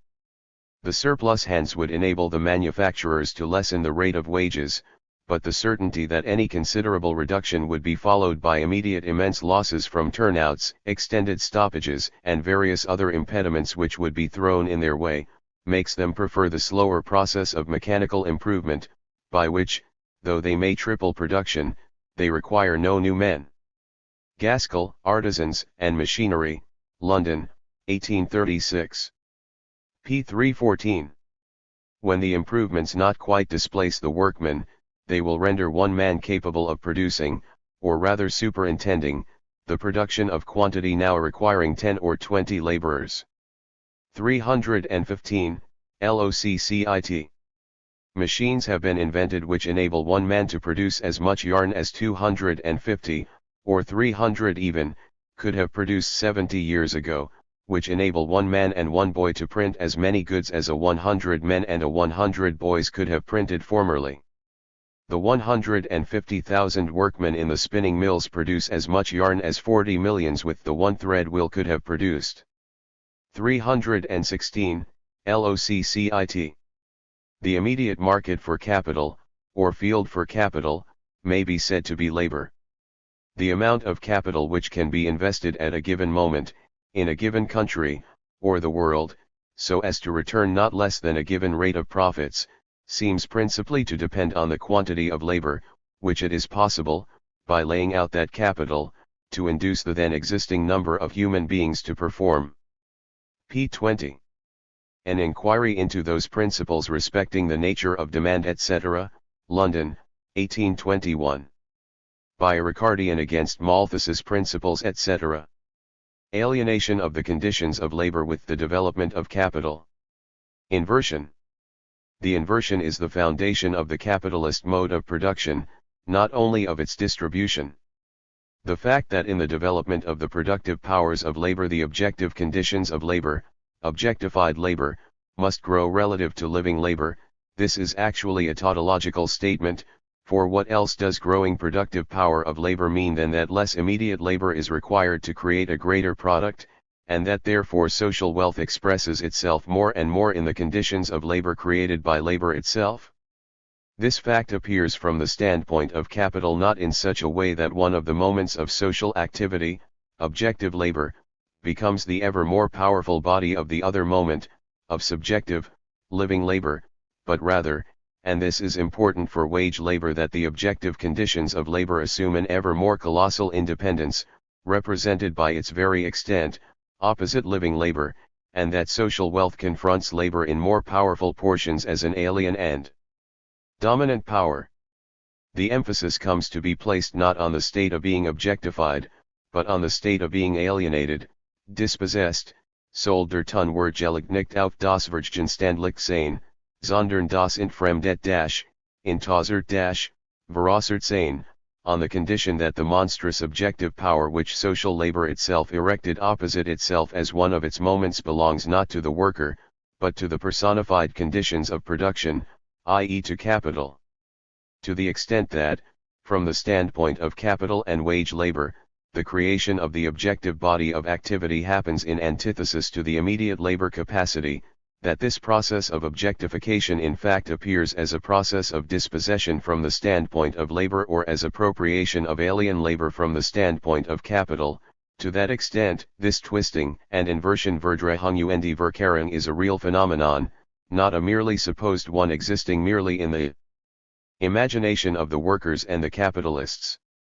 But obviously this process of inversion is a merely historical necessity, a necessity for the development of the forces of production solely from a specific historic point of departure, or basis, but in no way an absolute necessity of production, rather, a vanishing one, and the result and the inherent purpose of this process is to suspend this basis itself, together with this form of the process. The bourgeois economists are so much cooped up within the notions belonging to a specific historic stage of social development that the necessity of the objectification of the powers of social labor appears to them as inseparable from the necessity of their alienation vis-a-vis living labor. But with the suspension of the immediate character of living labor, as merely individual, or as general merely internally or merely externally, with the positing of the activity of individuals as immediately general or social activity, the objective moments of production are stripped of this form of alienation, they are thereby posited as property, as the organic social body within which the individuals reproduce themselves as individuals, but as social individuals. The conditions which allow them to exist in this way in the reproduction of their life, in their productive life's process, have been posited only by the historic economic process itself, both the objective and the subjective conditions, which are only the two distinct forms of the same conditions. The worker's propertylessness, and the ownership of living labor by objectified labor, or the appropriation of alien labor by capital, both merely expressions of the same relation from opposite poles, are fundamental conditions of the bourgeois mode of production, in no way accidents irrelevant to it. These modes of distribution are the relations of production themselves, but subspecie distributionis. It is therefore highly absurd when E.G. J. St. Mill says, Principles of Political Economy, 2nd ed., London, 1849, Volume I, p. 240. The laws and conditions of the production of wealth partake of the character of physical truths. It is not so with the distribution of wealth. That is a matter of human institutions solely. p. 239, 240. The laws and conditions of the production of wealth and the laws of the distribution of wealth are the same laws under different forms, and both change, undergo the same historic process, are as such only moments of a historic process. It requires no great penetration to grasp that, where e.g. free labor or wage labor arising out of the dissolution of bondage is the point of departure, their machines can only arise in antithesis to living labor, as property alien to it, and as power hostile to it, i.e. that they must confront it as capital. But it is just as easy to perceive that machines will not cease to be agencies of social production when they become e.g. property of the associated workers. In the first case, however, their distribution, i.e. that they do not belong to the worker, is just as much a condition of the mode of production founded on wage labor. In the second case the changed distribution would start from a changed foundation of production, a new foundation first created by the process of history.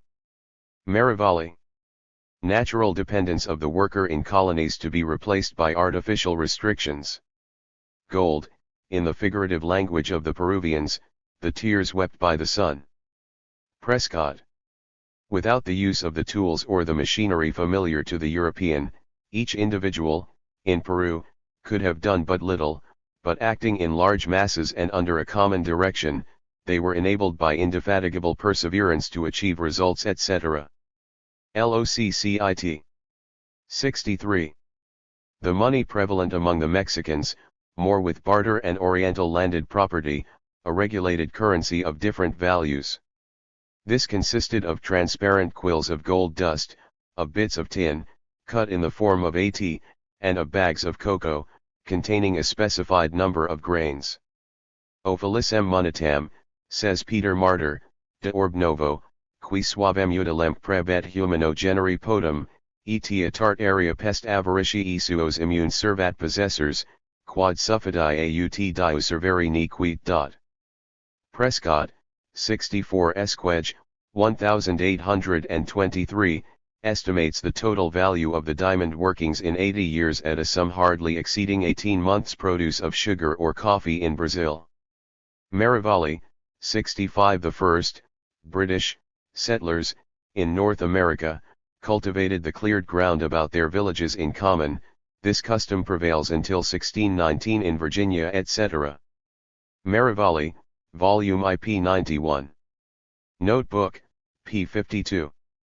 In 1593 the Cortes made the following representation to Philip II, the Cortes of Valladolid of the year 48 begged your majesty to cease to permit the entry into the kingdom of candles, mirrors, jewelry, knives and similar things from the exterior, these articles, so useless to human life, being exchanged for gold, as if Spaniards were Indians. Semper. 66. In densely peopled colonies the laborer, although free, is naturally dependent on the capitalist. In thinly peopled ones the want of this natural dependence must be supplied by artificial restrictions. Merivale, 314, Volume 2. Lectures on Colonization etc., London, 1841, 1842. How the Machine etc. Saves Material. 67 Bread. Duro de la Mal. Roman money, AES grave pound copper, emera per AES et libram.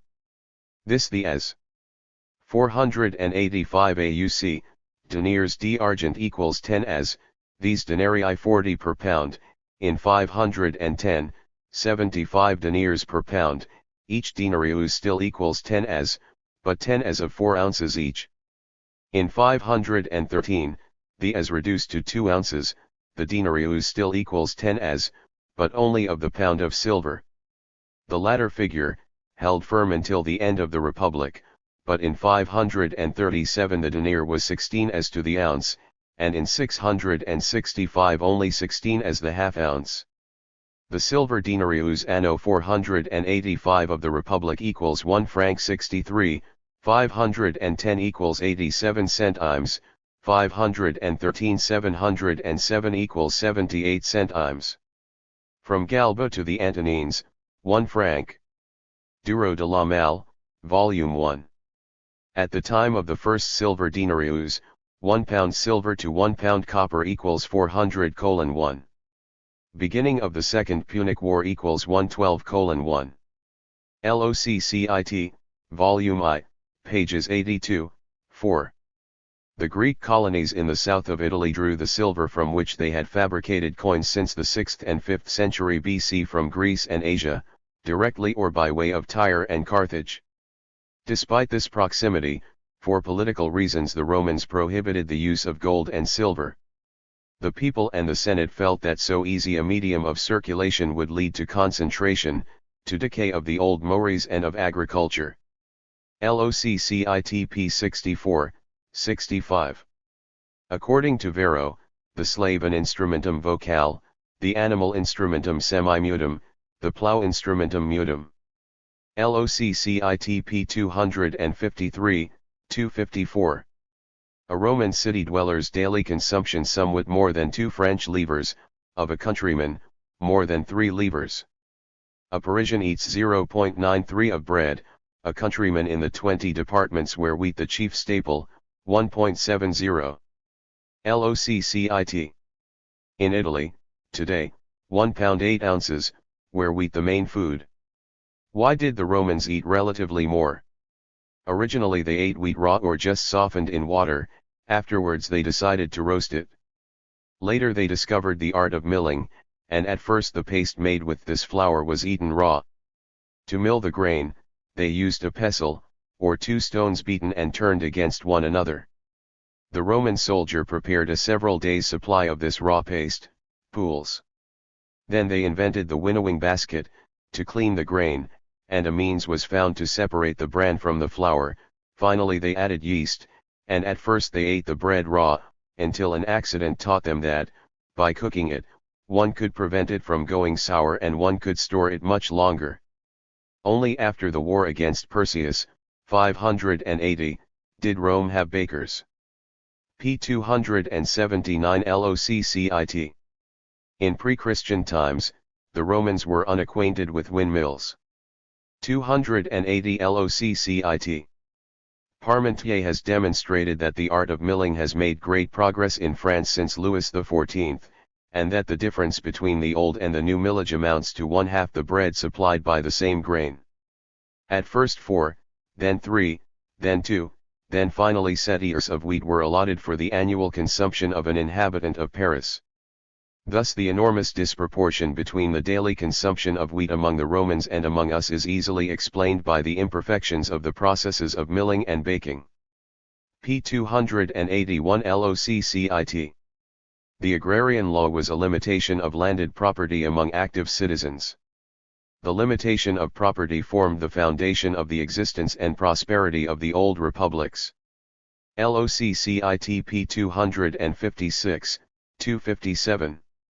The state's revenue consisted of the estates, of contributions in kind, of forced labor, and of some taxes in silver payable at the entry and exit of merchandise, or levied on the sale of certain goods. This mode still exists almost without change in the Ottoman Empire. At the time of Sulla's dictatorship and even at the end of the 7th century AUC, the Roman Republic took in only 40 million francs annually, anno 697.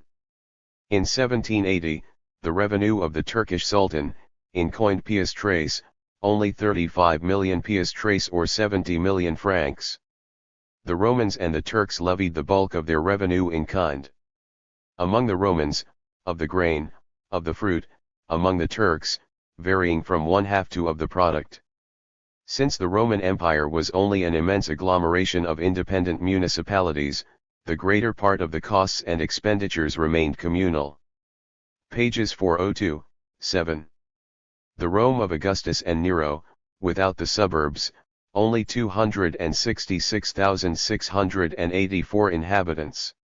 Assumes that in the 4th century of the Christian era the suburbs had 120,000 inhabitants, the Aurelian Belt 382,695, altogether 502,695, 30,000 soldiers, 30,000 aliens, altogether 562,000 heads, in round numbers.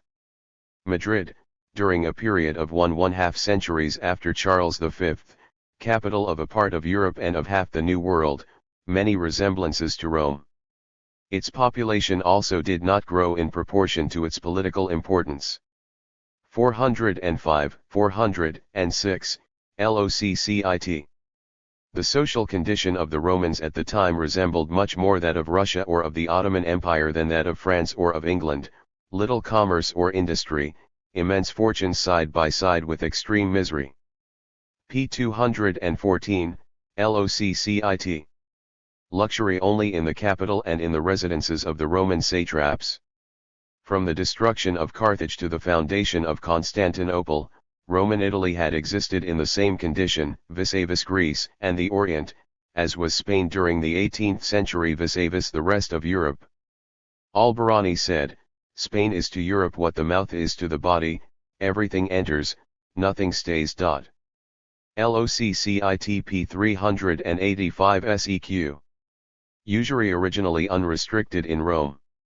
The law of the 12 tables, 303 AUC, had fixed the interest on money at 1% per year, Niebuhr says 10.68. These laws promptly violated.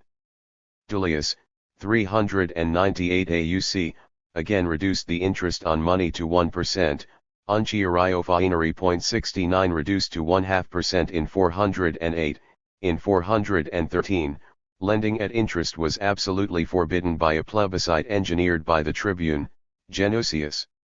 It is not surprising that, in a republic where industry, where commerce either wholesale or retail were prohibited to citizens, there was also a prohibition against commerce in money. p. 260, 261 Volume 2, LOCCIT. This situation lasted 3 years, until the capture of Carthage. 12%, then, 6% the average annual rate of interest. 261 LOCCIT. Justinian fixed interest at 4%, Usuraquincunx 70. Under Trajan the legal interest is 5%. Commercial interest in Egypt, 146 years BC, was 12%. LOCCIT p. 263. The involuntary alienation of feudal landed property develops with usury and with money, the introduction of money which buys all things, and hence the advantage for the creditor, who lends money to the landowner, brings in the necessity of legal alienation for the advance. 124 John Dalrymple, An Essay Towards a General History of Feudal Property in Great Britain, 4th ed., London, 1759. In medieval Europe, payments in gold customary with only a few articles of commerce, mostly with precious goods. Most prevalent outside the mercantile sphere, with gifts by the great, certain high obligations, heavy fines, purchase of landed estates. Unminted gold was not infrequently measured to suit in pounds or marks, half pounds. 8 ounces equals 1 mark, 1 ounce hence equals 2 pennyweight or 3 carats. Of minted gold until the Crusades, familiar only with the Byzantine solidus, the Italian tari and the Arabian morabatini, afterwards maravetti. Hullman, Statewesen de Middelalters, First Part, Bonn, 1826. p. 402, 4. In Frankish laws, the solidus also as mere money of account, in which the value of agricultural products to be paid as fines was expressed. E.g. among the Saxons, a solidus a yearling ox in usual autumn condition. In Ripuarian law, a healthy cow represented 1 solidus. 12 dinars equals 1 gold solidus. 405, 406. 4 tari equals 1 Byzantine solidus. Since the 13th century, various gold coins minted in Europe. August Hales, of the Emperor Frederick II in Sicily, Brundisium and Messina, Florentini or Florini, Florence 1252, ducats or zecchini, Venice since 1285. 409-11, LOCCIT.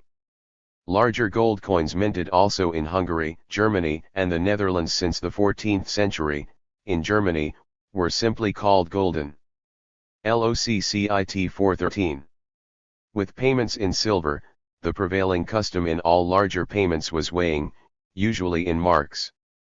Even minted silver weighed for such payments, since the coin still of almost wholly pure silver, hence weight the only question. Hence the name pound, livre, lire, and mark, partly the name of imaginary or accounting coins, partly passed over to real silver coins. Silver coins, denarii or kreutzer.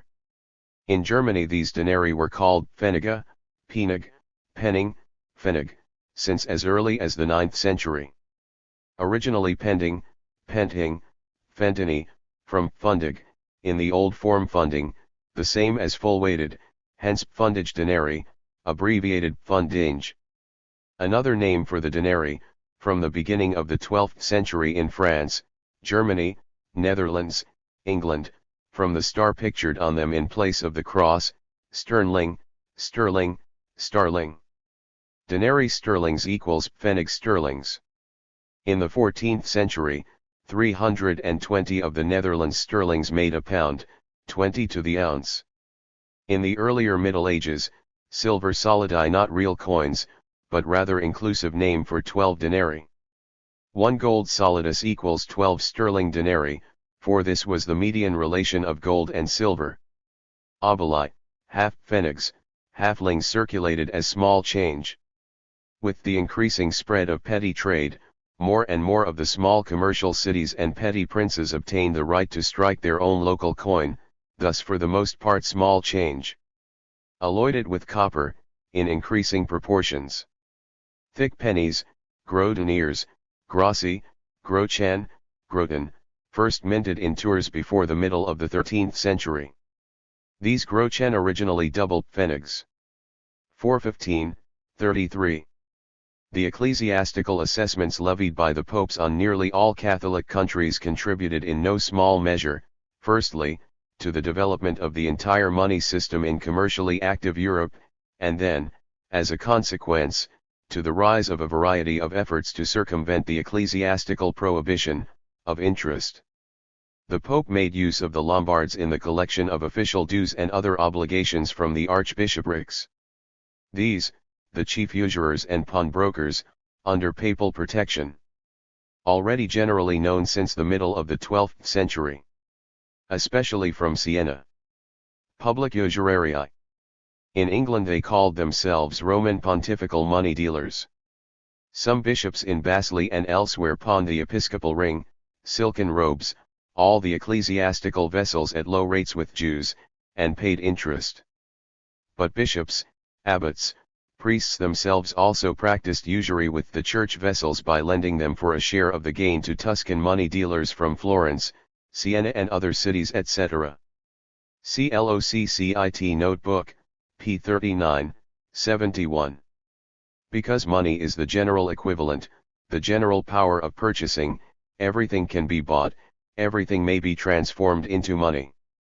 But it can be transformed into money only by being alienated, by its owner divesting himself of it. Everything is therefore alienable, or indifferent for the individual, external to him. Thus the so-called inalienable, eternal possessions, and the immovable, solid property relations corresponding to them, break down in the face of money.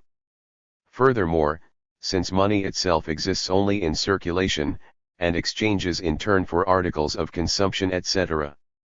For values which may all ultimately be reduced to purely individual pleasures, it follows that everything is valuable only in so far as it exists for the individual. With that, the independent value of things, except in so far as it consists in their mere being for others, in their relativity, exchangeability, the absolute value of all things and relations, is dissolved. Everything sacrificed to egotistic pleasure.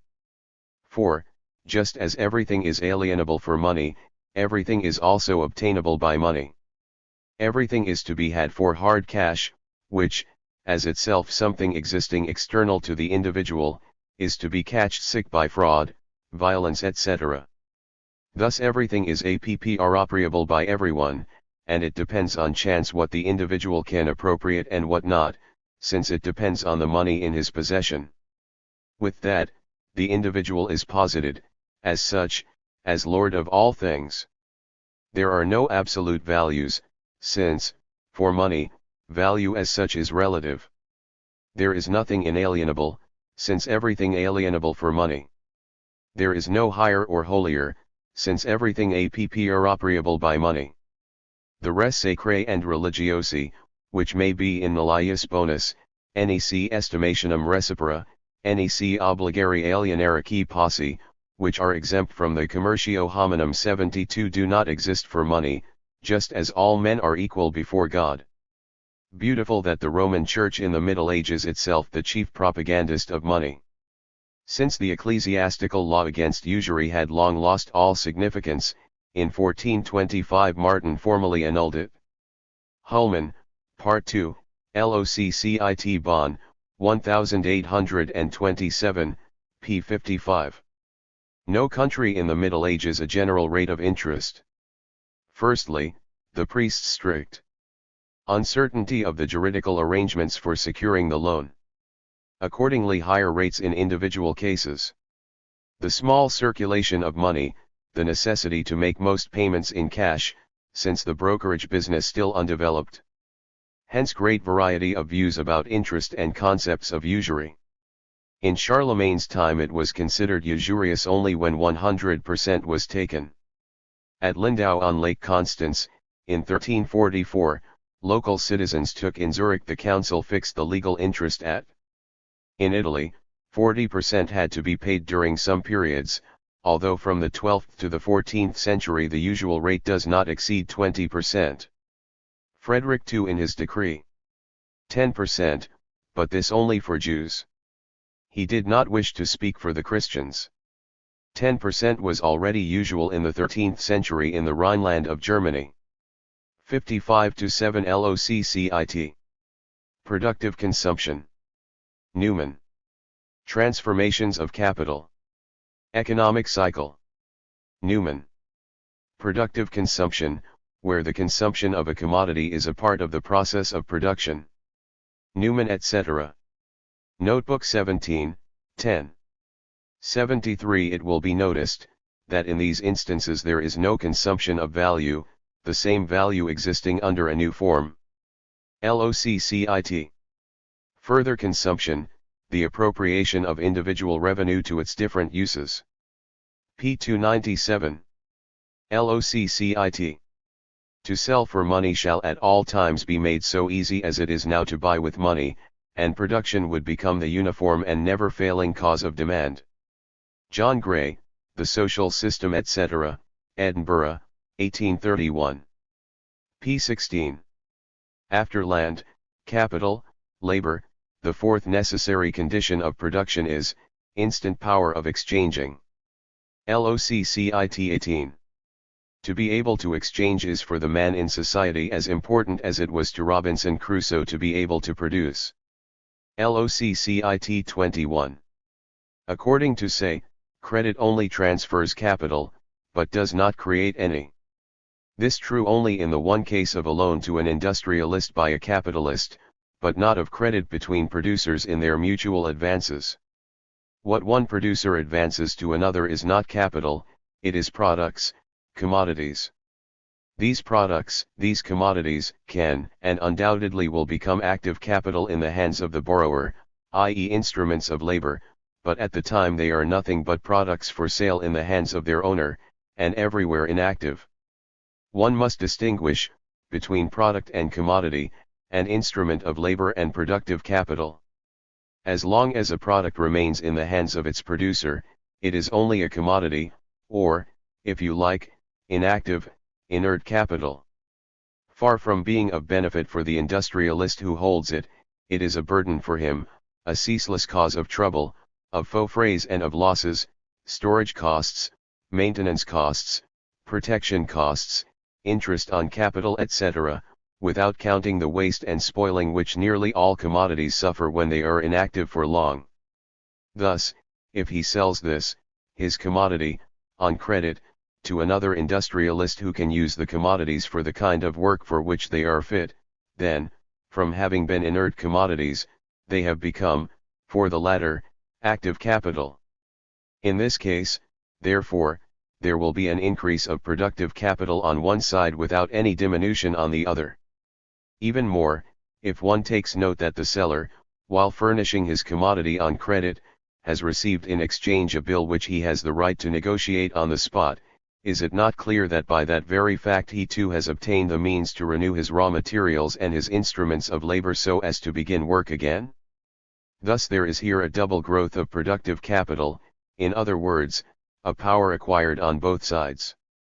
Charles Coquelin, Du Credit et de Banques dans l'Industrie, Revue de Deux Mondes, Volume 31, 1842, p. 799 seq.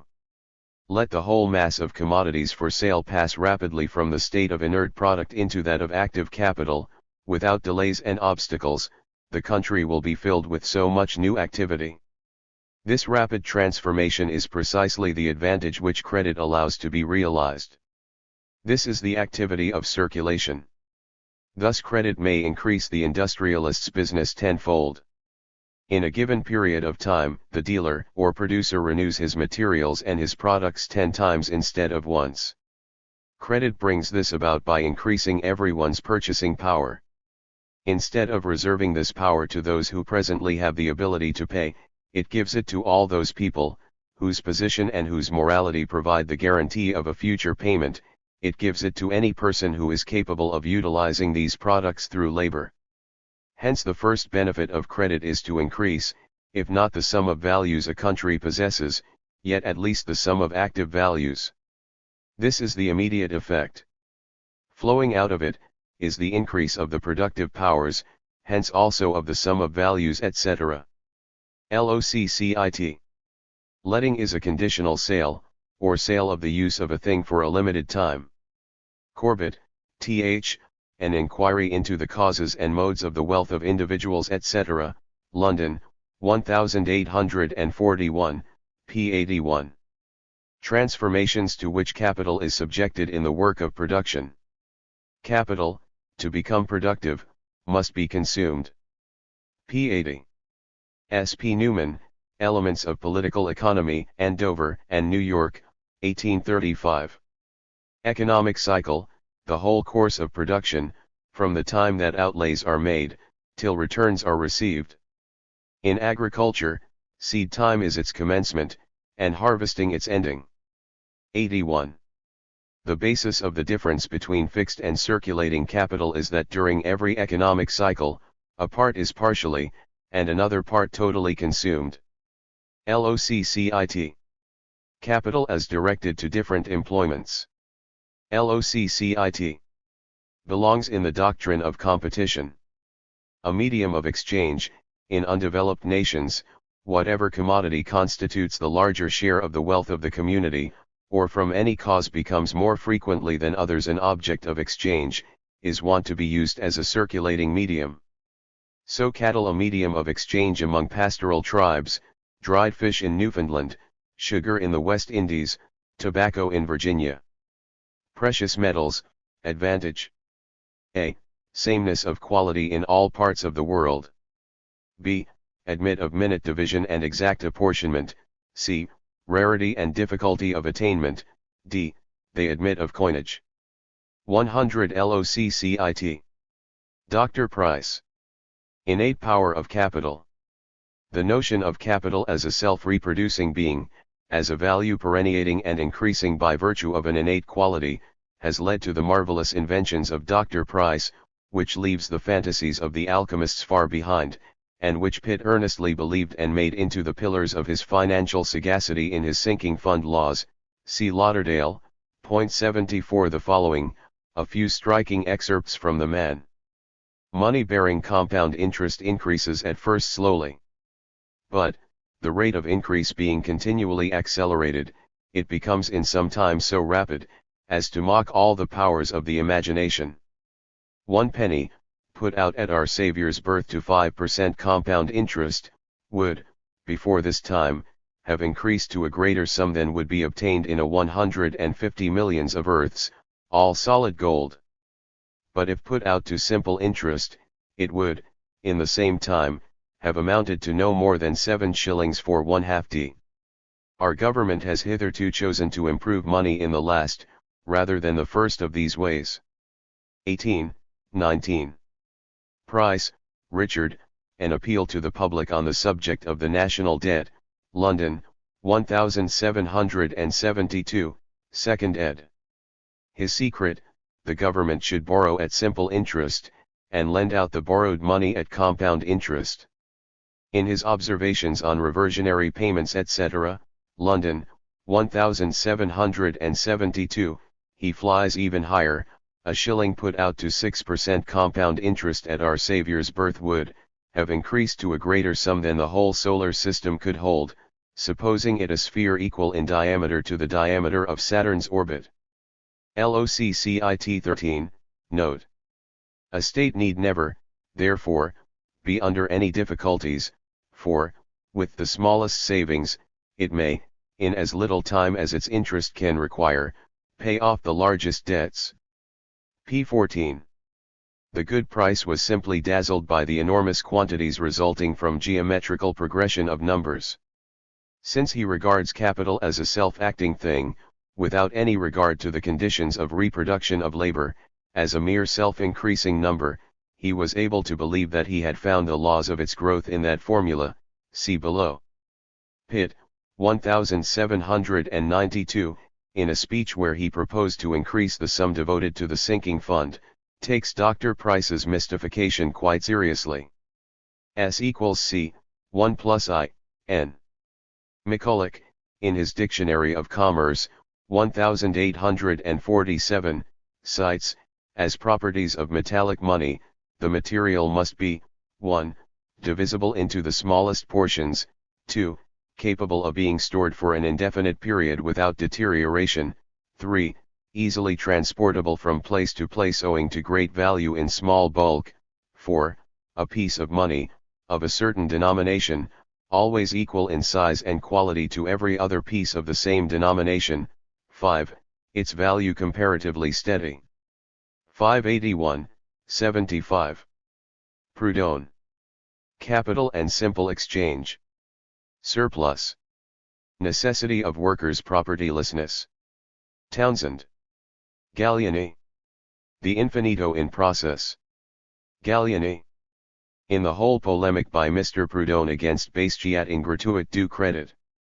Discussion on Tre M. Father bestiat et M. Proudhon, Paris, 1850. Proudhon's argument revolves around the fact that lending appears as something quite different to him from selling. To lend at interest is the ability of selling the same object again and again, and always receiving its price anew, without ever giving up ownership of what one sells. 9.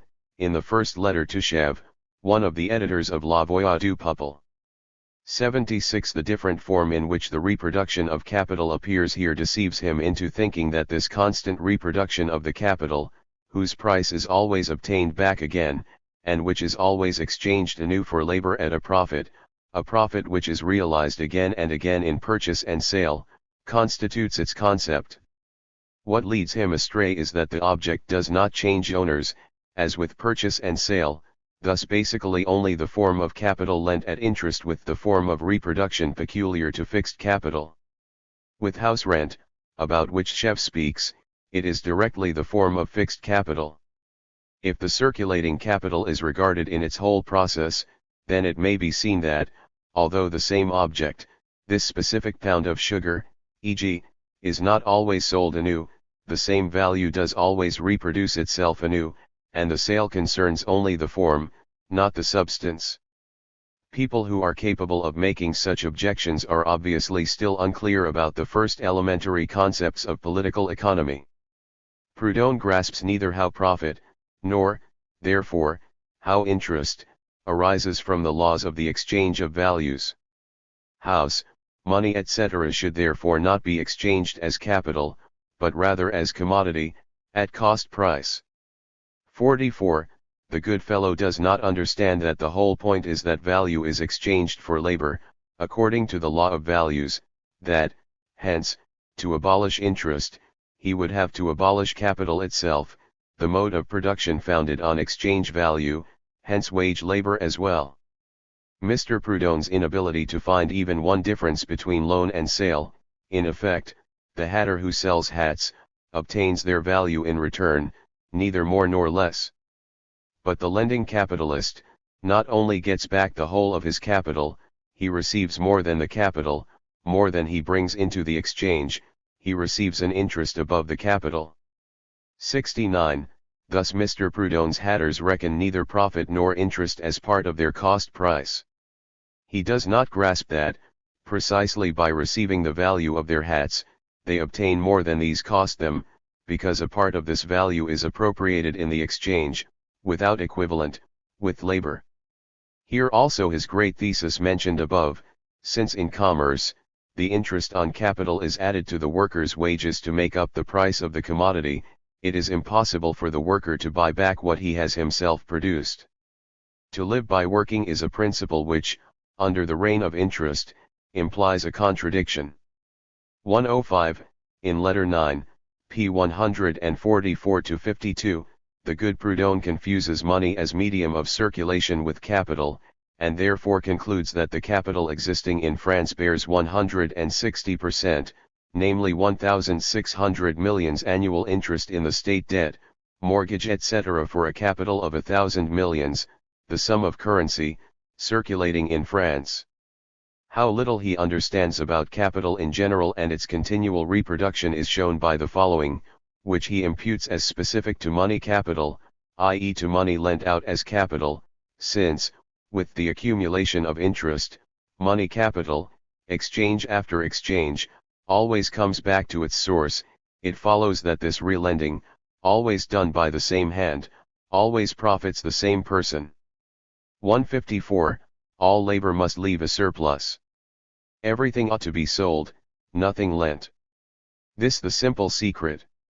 Inability to see how the exchange of commodities rests on the exchange between capital and labor, and profit and interest in the latter. Proudhon wants to cling to the simplest, most abstract form of exchange. The following pretty demonstration by Mr. Proudhon, since value is nothing more than a proportion, and since all products are necessarily proportional to one another, it follows that from the social viewpoint products are always values and produced values. For society, the difference between capital and product does not exist. This difference is entirely subjective to individuals. 250. The antithetical nature of capital, and the necessity for it of the propertyless worker, is naively expressed in some earlier English economists, e.g. the Reverend Mr. J. Townsend 77, the father of population theory, by the fraudulent appropriation of which Malthus, a shameless plagiarist generally, thus e.g. his theory of rent is borrowed from the farmer, Anderson, made himself into a great man. Townsend says, it seems to be a law of nature that the poor should be to a certain degree improvident, that there may be always some to fulfill the most servile, the most sordid, and the most ignoble offices in the community. The stock of human happiness is thereby much increased. The more delicate ones are thereby freed from drudgery, and can pursue higher callings etc. undisturbed. A Dissertation on the Poor Laws, edition of 1817, p. 39. Legal constraint to labor is attended with too much trouble, violence, and noise, creates ill will etc., whereas hunger is not only a peaceable, silent, unremitted pressure, but, as the most natural motive to industry and labor, it calls forth the most powerful exertions. 15. This the answer to what labor is in fact more productive, the slaves, or the free workers.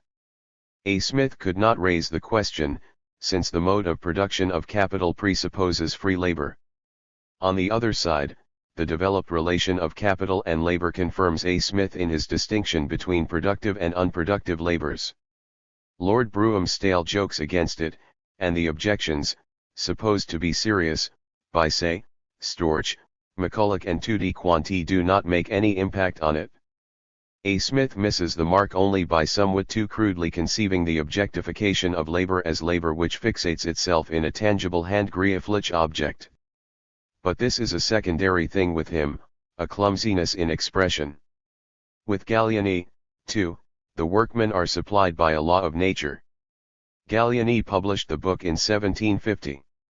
God makes sure that the men who exercise occupations of primary utility are born in abundant numbers. 78 Della Moneta, Volume 3, Scritteri Classici Italiani di Economia Politica. Part Moderna. Milano, 1803. But he already has the correct concept of value, it is only toil which gives value to things.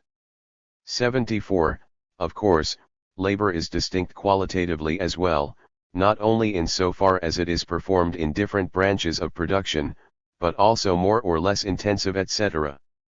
The way in which the equalization of these differences takes place, and all labor is reduced to unskilled simple labor, cannot of course be examined yet at this point.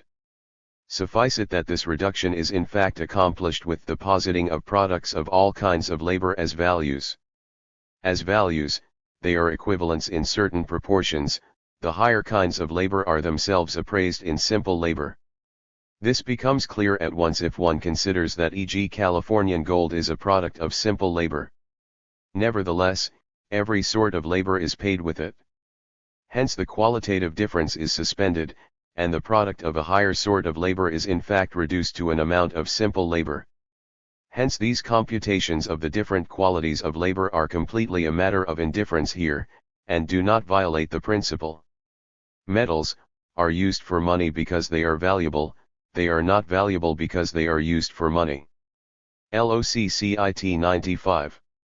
It is the velocity of circulation of money, and not the quantity of metal, which makes more or less money appear.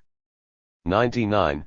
Money is of two kinds, ideal and real, and is adapted to two uses, to evaluate things and to purchase them. Ideal money is as good as, sometimes better than, real money for evaluating things. The other use of money is to buy those things to which its value may be equal. Prices and contracts are valued in ideal money and executed in real. P 112 SEQ. The metals have the peculiar and singular quality that in them alone all relations reduce themselves to one only, which is their quantity.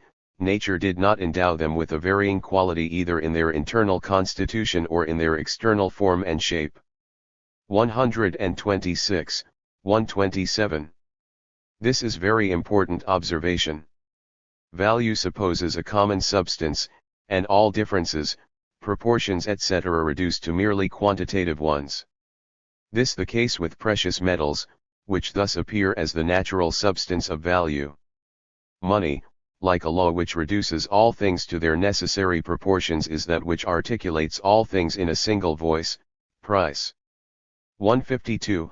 Only the same ideal money is of account, which is to say, all things are stipulated, contracted, and evaluated in it, which came about for the same reason that the monies which are ideal today are the most ancient monies of a nation, and all of them were once real, and, because they were real, they were used in accounting. 152. This also the formal clarification of Urquhart's ideal money etc. For the blacks etc. the iron bar was originally real money, then changed into ideal, but they tried at the same time to hold on to its previous value. Now, since the value of iron, as becomes apparent to them in commerce, fluctuates relative to gold etc., therefore the ideal bar, so as to preserve its original value, expresses varying proportions of real amounts of iron, a laborious calculation which does honor to these gentlemen's power of abstraction. In the debates caused by the Bullion Committee 1810, Castlereagh advanced similar confused notions. A beautiful statement by Gallieni, the infinity which, things, lack in progression, they find in circulation. 156. About use value, Gallieni nicely says, price is a relation, the price of things is their proportion relative to our need, which has as yet no fixed measure. But this will be found. I myself believe it to be man himself. 159-162. Spain, during the same period when it was the greatest as well as the richest power, counted in reals and in the tiniest maravedis. 172, 173. It is, rather, he, man, who is the sole and true wealth. 188, Wealth is a relation between two persons. 221, when the price of a thing, or rather its proportion relative to others, changes proportionately to all of them, it is a clear sign that it is its value alone, and not that of all the others, which has changed. 154, the costs of preserving the capital, of repairing it, also have to be taken into account. The positive limitation of quantity in paper money would accomplish the only useful purpose that cost of production does in the other. Opdyke. 78. The merely quantitative difference in the material of money, money is returned in kind only, with loans, which fact distinguishes this agent from all other machinery, indicates the nature of its service, clearly proves the singleness of its office. 267. With money in possession, we have but one exchange to make in order to secure the object of desire, while with other surplus products we have two, the first of which, securing the money, is infinitely more difficult than the second. 287, 288. Banker, differs from the old usurer, that he lends to the rich and seldom or never to the poor. Hence he lends with less risk, and can afford to do it on cheaper terms, and for both reasons, he avoids the popular odium which attended the usurer. 44, Newman, F.W., Lectures on Political Economy, London, 1851. Advances. Storch. Theory of Savings. Storch. McCulloch. Surplus. Profit. Periodical Destruction of Capital. Fullerton. Arndt. Natural Interest. Everyone hides and buries his money quite secretly and deeply, but especially the Gentiles, who are the almost exclusive masters of commerce and of money, and who are infatuated with this belief that the gold and silver they hide during their lifetime will be of use to them after death. 314, François Berny, Volume I, Voyages contenant la description d'états du Grand Mogol etc., Paris, 1830. Matter in its natural state, is always without value. Only through labor does it obtain exchange value, become element of wealth. McCulloch, Discours sur l'origine de l'économie politique etc. Translo by Prévost. Geneva and Paris, 1825. p. 57. Commodities in exchange are each other's measure. Storch. Cours d'économie politique avec des notes etc. Parjbc, Paris, 1823, Volume I, p. 81. In the trade between Russia and China, silver is used to evaluate all commodities, nevertheless, this commerce is carried on by barter. p. 88. Just as labor is not the source of wealth, so is it not its measure. p. 123 LOCCIT. Smith, let himself be misled into the opinion that the same cause which made material things exist was also the source and the measure of value. p. 124. Interest the price one pays for the use of a capital. p. 336. Currency must have a direct value, but be founded on an artificial need.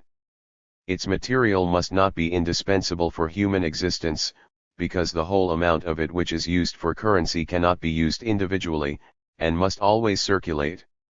Volume 2, p. 113, 114. Money takes the place of anything. p. 133. T.V.79 Considerations sur la nature du revenu national, Paris, 1824.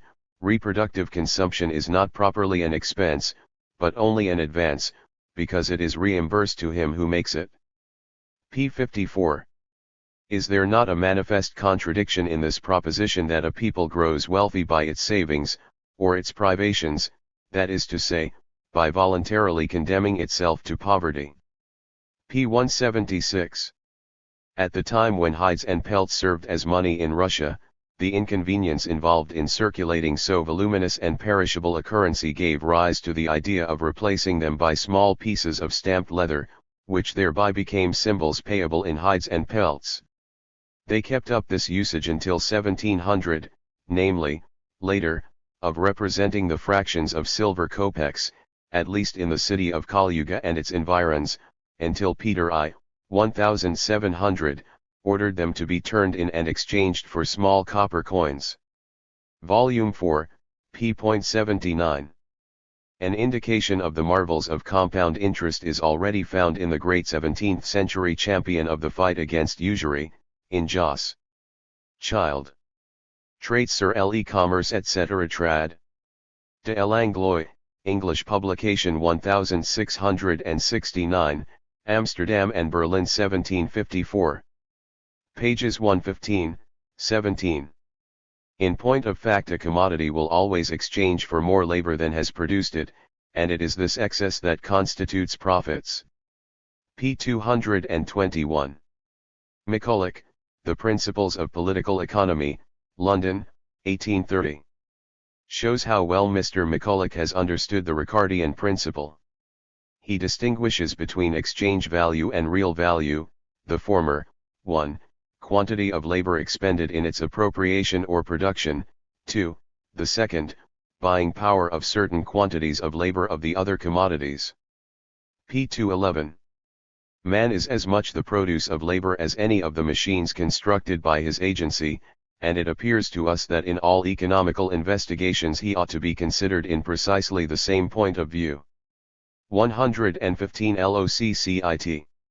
Wages really consist of a part of the produce of the industry of the laborer. p. 295. The profits of capital are only another name for the wages of accumulated labor. p. 291. A periodical destruction of capital has become a necessary condition of any market rate of interest at all, and, considered in that point of view, these awful visitations, to which we are accustomed to look forward with so much disquiet and apprehension and which we are so anxious to avert, may be nothing more than the natural and necessary corrective of an overgrown and bloated opulence, the vis medicatrix by which our social system, as at present constituted, is enabled to relieve itself from time to time of an ever-recurring plethora which menaces its existence, and to regain a sound and wholesome state. p. 165. Fullerton, John on the Regulation of Currency etc. London, 1844. Money, General Power of Purchasing. Chalmers, 80. Capital, Services and Commodities used in Production. Money, the measure of value, the medium of exchange, and the universal equivalent, more practically, the means of obtaining capital, the only means of paying for capital previously obtained for credit, virtually, security for obtaining its equivalent value in capital. Commerce is the exchange of capital for capital through the medium of money, and the contract being for the medium, money alone can satisfy the contract and discharge the debt. In selling, one kind of capital is disposed for money for obtaining its equivalent value in any kind of capital. Interest, the consideration given for the loan of money. If the money is borrowed for the purpose of procuring capital, then the consideration given is a remuneration for the use of capital, raw materials, labor, merchandise etc., which it obtains. If borrowed for the purpose of discharging a debt, for paying for capital previously obtained and used, contracted to be paid for in money, then the consideration given is for the use of money itself, and in this respect interest and discount are similar. Discount solely the remuneration for money itself, for converting credit money into real money.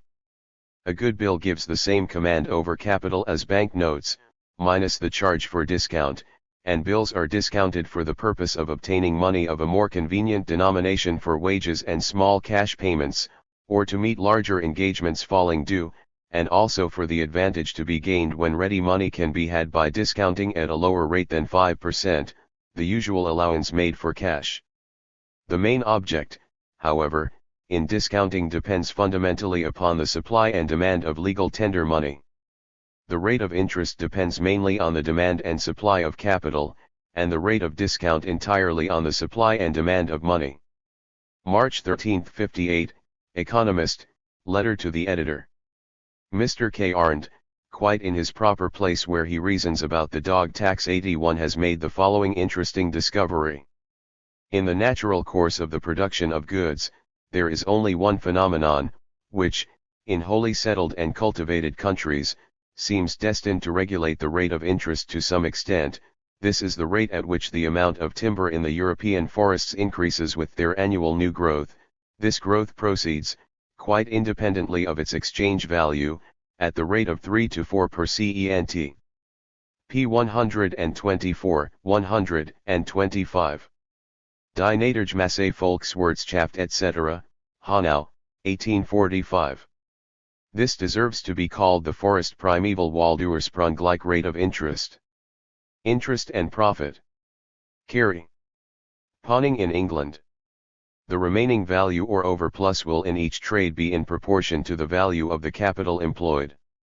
Ricardo. 82.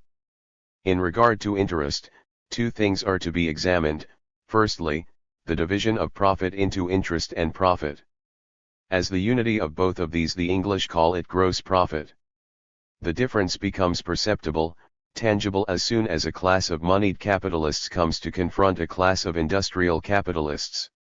Secondly, capital itself becomes a commodity, or the commodity, money, is sold as capital. Thus it is said e.g. that capital, like any other commodity, varies in price according to demand and supply. These then determine the rate of interest. Thus here capital as such enters into circulation. Moneyed capitalists and industrial capitalists can form two particular classes only because profit is capable of separating off into two branches of revenue. The two kinds of capitalists only express this fact, but the split has to be there, the separation of profit into two particular forms of revenue, for two particular classes of capitalists to be able to grow up on it. The form of interest is older than that of profit. The level of interest in India for communal agriculturists in no way indicates the level of profit. But rather that profit as well as part of wages itself is appropriated in the form of interest by the usurer. It requires a sense of history like that of Mr. Carey to compare this interest with that prevailing on the English money market, which the English capitalist pays, and to conclude therefrom how much higher the labor share, the share of labor in the product, is in England than in India. He ought to have compared the interest which English handloom weavers, e.g. in Derbyshire, pay, whose material and instrument is advanced, lent, by the capitalist. He would have found that the interest is here so high that, after settlement of all items, the worker ends up being the debtor, after not only having made restitution of the capitalist's advance, but also having added his own labor to it free of charge. Historically, the form of industrial profit arises only after capital no longer appears alongside the independent worker. Profit thus appears originally determined by interest. But in the bourgeois economy, interest determined by profit, and only one of the latter's parts. Hence profit must be large enough to allow of a part of it branching off as interest. Historically, the inverse. Interest must have become so depressed that a part of the surplus gain could achieve independence as profit. There is a natural relation between wages and profit, necessary labor and surplus labor, but is there any between profit and interest, same as that which is determined by the competition between these two classes arranged under these different forms of revenues? But in order that this competition exist, the existence of the two classes, the division of the surplus value into profits and interest, is already presupposed. To examine capital in general is not a mere abstraction. If I regard the total capital of e.g. a nation as distinct from total wage labor, or, as distinct from landed property, or if I regard capital as the general economic basis of a class as distinct from another class, then I regard it in general. Just as if I regard man e.g. as physiologically distinct from the animals. The real difference between profit and interest exists as the difference between a moneyed class of capitalists and an industrial class of capitalists. But in order that two such classes may come to confront one another, their double existence presupposes a divergence within the surplus value posited by capital. Political economy has to do with the specific social forms of wealth, or rather of the production of wealth. The material of wealth, whether subjective, like labor, or objective, like objects for the satisfaction of natural or historical needs, initially appears as common to all epochs of production. This material therefore appears initially as mere presupposition, lying quite outside the scope of political economy, and falls within its purview only when it is modified by the formal relations, or appears as modifying them. What it is customary to say about this in general terms is restricted to abstractions which had a historic value in the first tentative steps of political economy, when the forms still had to be laboriously peeled out of the material, and were, at the cost of great effort, fixed upon as a proper object of study. Later, they become leathery commonplaces, the more nauseating, the more they parade their scientific pretensions. This holds for everything which the German economists are in the habit of rattling off under the category goods. The important thing is that both interest and profit express relations of capital. As a particular form, interest-bearing capital stands opposite, not labor, but rather opposite profit-bearing capital. The relation in which on one side the worker still appears as independent, i.e. not as wage laborer, but on the other side his objective conditions already possess an independent existence alongside him, forming the property of a particular class of usurers. This relation necessarily develops in all modes of production resting more or less on exchange, with the development of merchant wealth or money wealth in antithesis to the particular and restricted forms of agricultural or handicraft wealth. The development of this mercantile wealth may itself be regarded as the development of exchange value and hence of circulation and of money relations in the former spheres. Of course, this relation shows us, on one side, the growing independence, the unbinding of the conditions of labor, which more and more come out of circulation and depend on it, from the worker's economic being. On the other side, the latter is not yet subsumed into the process of capital. The mode of production therefore does not yet undergo essential change. Where this relation repeats itself within the bourgeois economy, it does so in the backward branches of industry, or in such branches as still struggle against their extinction and absorption into the modern mode of production. The most odious exploitation of labor still takes place in them, without the relation of capital and labor here carrying within itself any basis whatever for the development of new forces of production, and the germ of newer historic forms. In the mode of production itself, capital still here appears materially subsumed under the individual workers or the family of workers, whether in a handicraft business or in small-scale agriculture. What takes place is exploitation by capital without the mode of production of capital. The rate of interest appears very high, because it includes profit and even a part of wages. This form of usury, in which capital does not seize possession of production, hence is capital only formally, presupposes the predominance of pre-bourgeois forms of production, but reproduces itself again in subordinate spheres within the bourgeois economy itself. Second historic form of interest, lending of capital to wealth which is engaged in consumption, appears historically important here as itself a moment in the original rise of capital, in that the income, and often the land, too, of the landed proprietors accumulates and becomes capitalized in the pockets of the usurer. This is one of the processes by which circulating capital or capital in the form of money comes to be concentrated in a class independent of the landed proprietors. The form of realized capital as well as of its realized surplus value is money. Profit, not only interest, thus expresses itself in money, because in that value is realized and measured. The necessity of payments in money, not only of money for the purchase of commodities etc., develops wherever exchange relations and money circulation take place. It is by no means necessary that exchange should be simultaneous. With money, the possibility is present that one party cedes his commodity and the other makes his payment only later. The need for money for this purpose, later developed in loans and discounts, a chief historic source of interest. This source does not concern us at all yet at this point, is to be looked at only along with credit relations. Difference between buying, C, and selling, C, when I sell, I have, 1, added the profit to the commodity and obtained it, 2, an article universally representative or convertible, money, for which, money being always saleable, I can always command every other commodity, the superior salableness of money being the exact effect or natural consequence of the less salableness of commodities. With buying, different.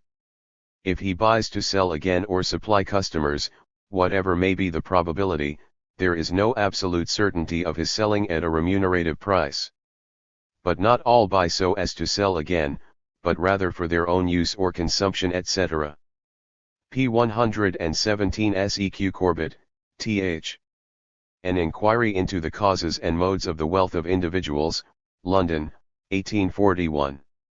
Economist, April 10, 1858, a parliamentary return moved for by Mr. James Wilson, shows that the mint coined in 1857 gold to the value of £4,859,000, of which £364,000 was in half sovereigns.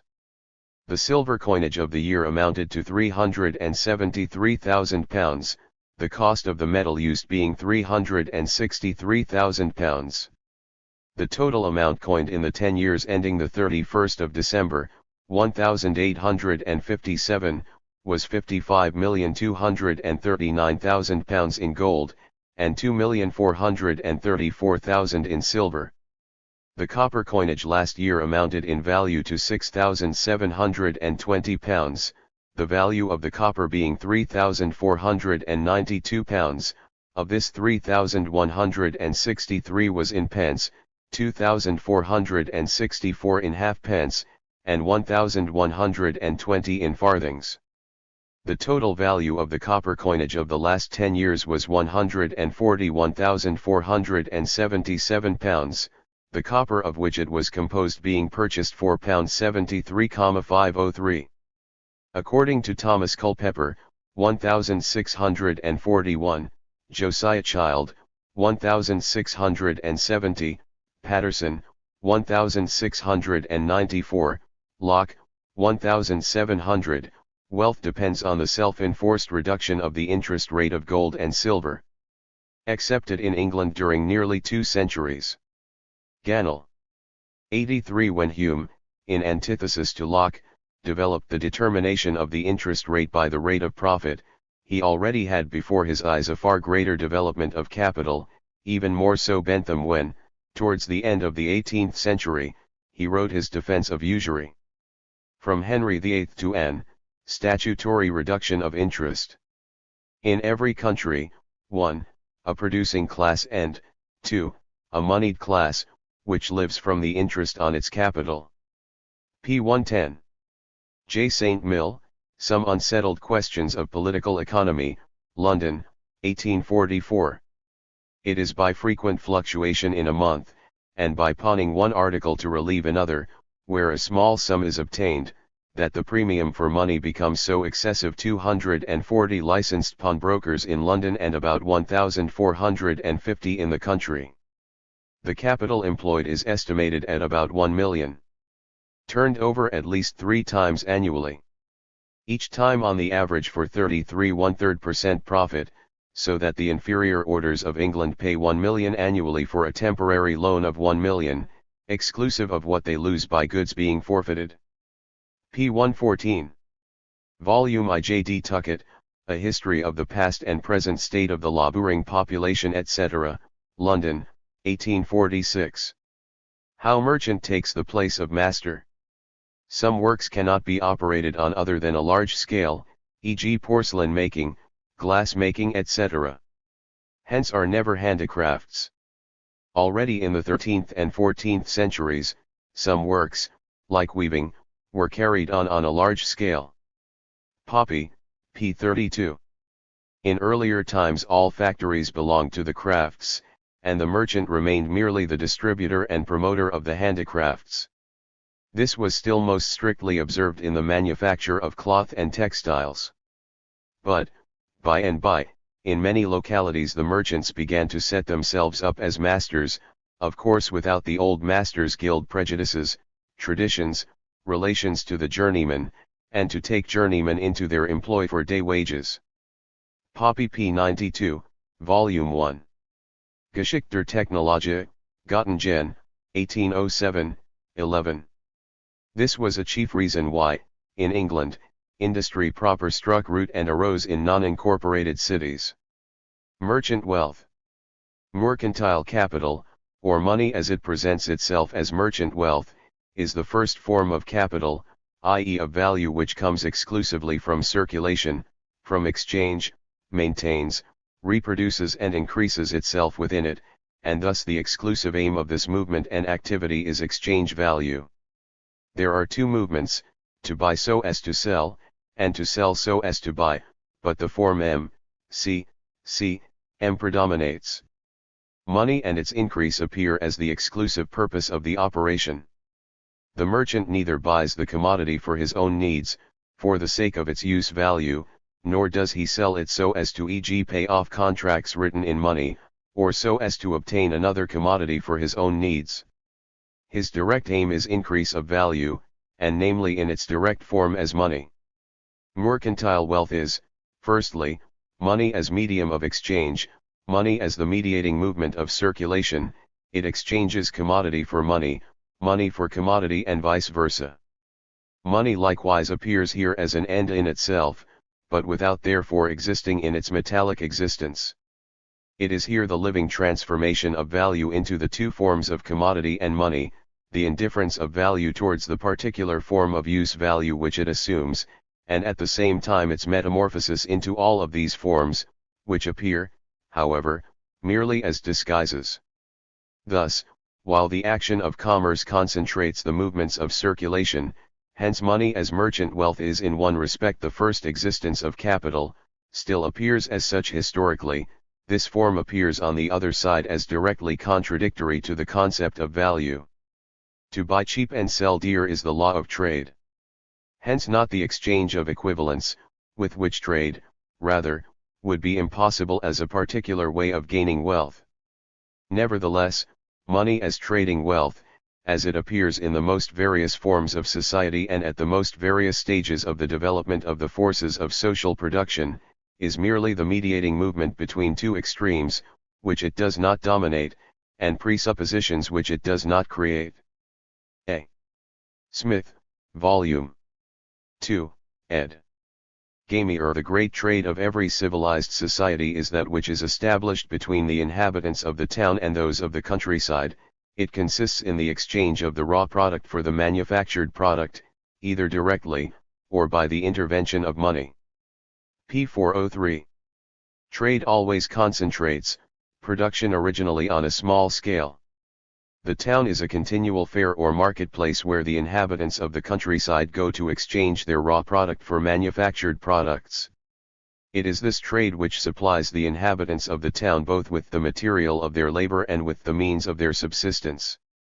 The quantity of manufactured goods which they sell to the inhabitants of the countryside necessarily determines the quantity of materials and subsistence they buy. p. 408-409. So long as means of subsistence and of pleasure the chief aim, use value predominates. It is part of the concept of value that it maintains itself and increases only through exchange. But the existing value, initially, money. This industry, whose aim was something beyond absolute necessity, established itself in the towns long before it could be commonly practiced by the cultivators of the countryside. p. 452. Although the inhabitants of a town ultimately draw their subsistence and all the means and materials of their industry from the countryside, yet those of a town lying near the shores of the sea or of a navigable river may draw them also from the farthest corners of the world, either in exchange for the manufactured product of their own industry, or by performing the service of carriers alternately between distant countries and exchanging the products of these countries among them. Thus a city may become very wealthy, while not only the land in its immediate environs, but also all lands where it trades, are poor. Each of these countries, taken separately, can offer it only a very small part of subsistence and for business, but all of these countries, taken collectively, can supply it with a great quantity of subsistence and a great variety of employment. p. 452-453. Italian cities were the first in Europe to rise by trade. During the Crusades, Venice, Genoa, Pisa, partly by the transport of people and always by that of the supplies which had to be delivered to them. These republics were, in a manner of speaking, the supply commissaries of these armies. LOCCIT. Merchant wealth, as constantly engaged in exchange and exchanging for the sake of exchange value, is in fact living money. The inhabitants of mercantile towns imported refined objects and luxury articles from wealthier countries at a high price, thus furnishing new food for the vanity of the great landed proprietors, who bought them with alacrity, by paying great quantities of the raw produce of their estates for them. Thus the commerce of a great part of Europe at this time consisted in exchange of the raw produce of one country for the manufactured produce of a country more advanced in industry. P. 454-455.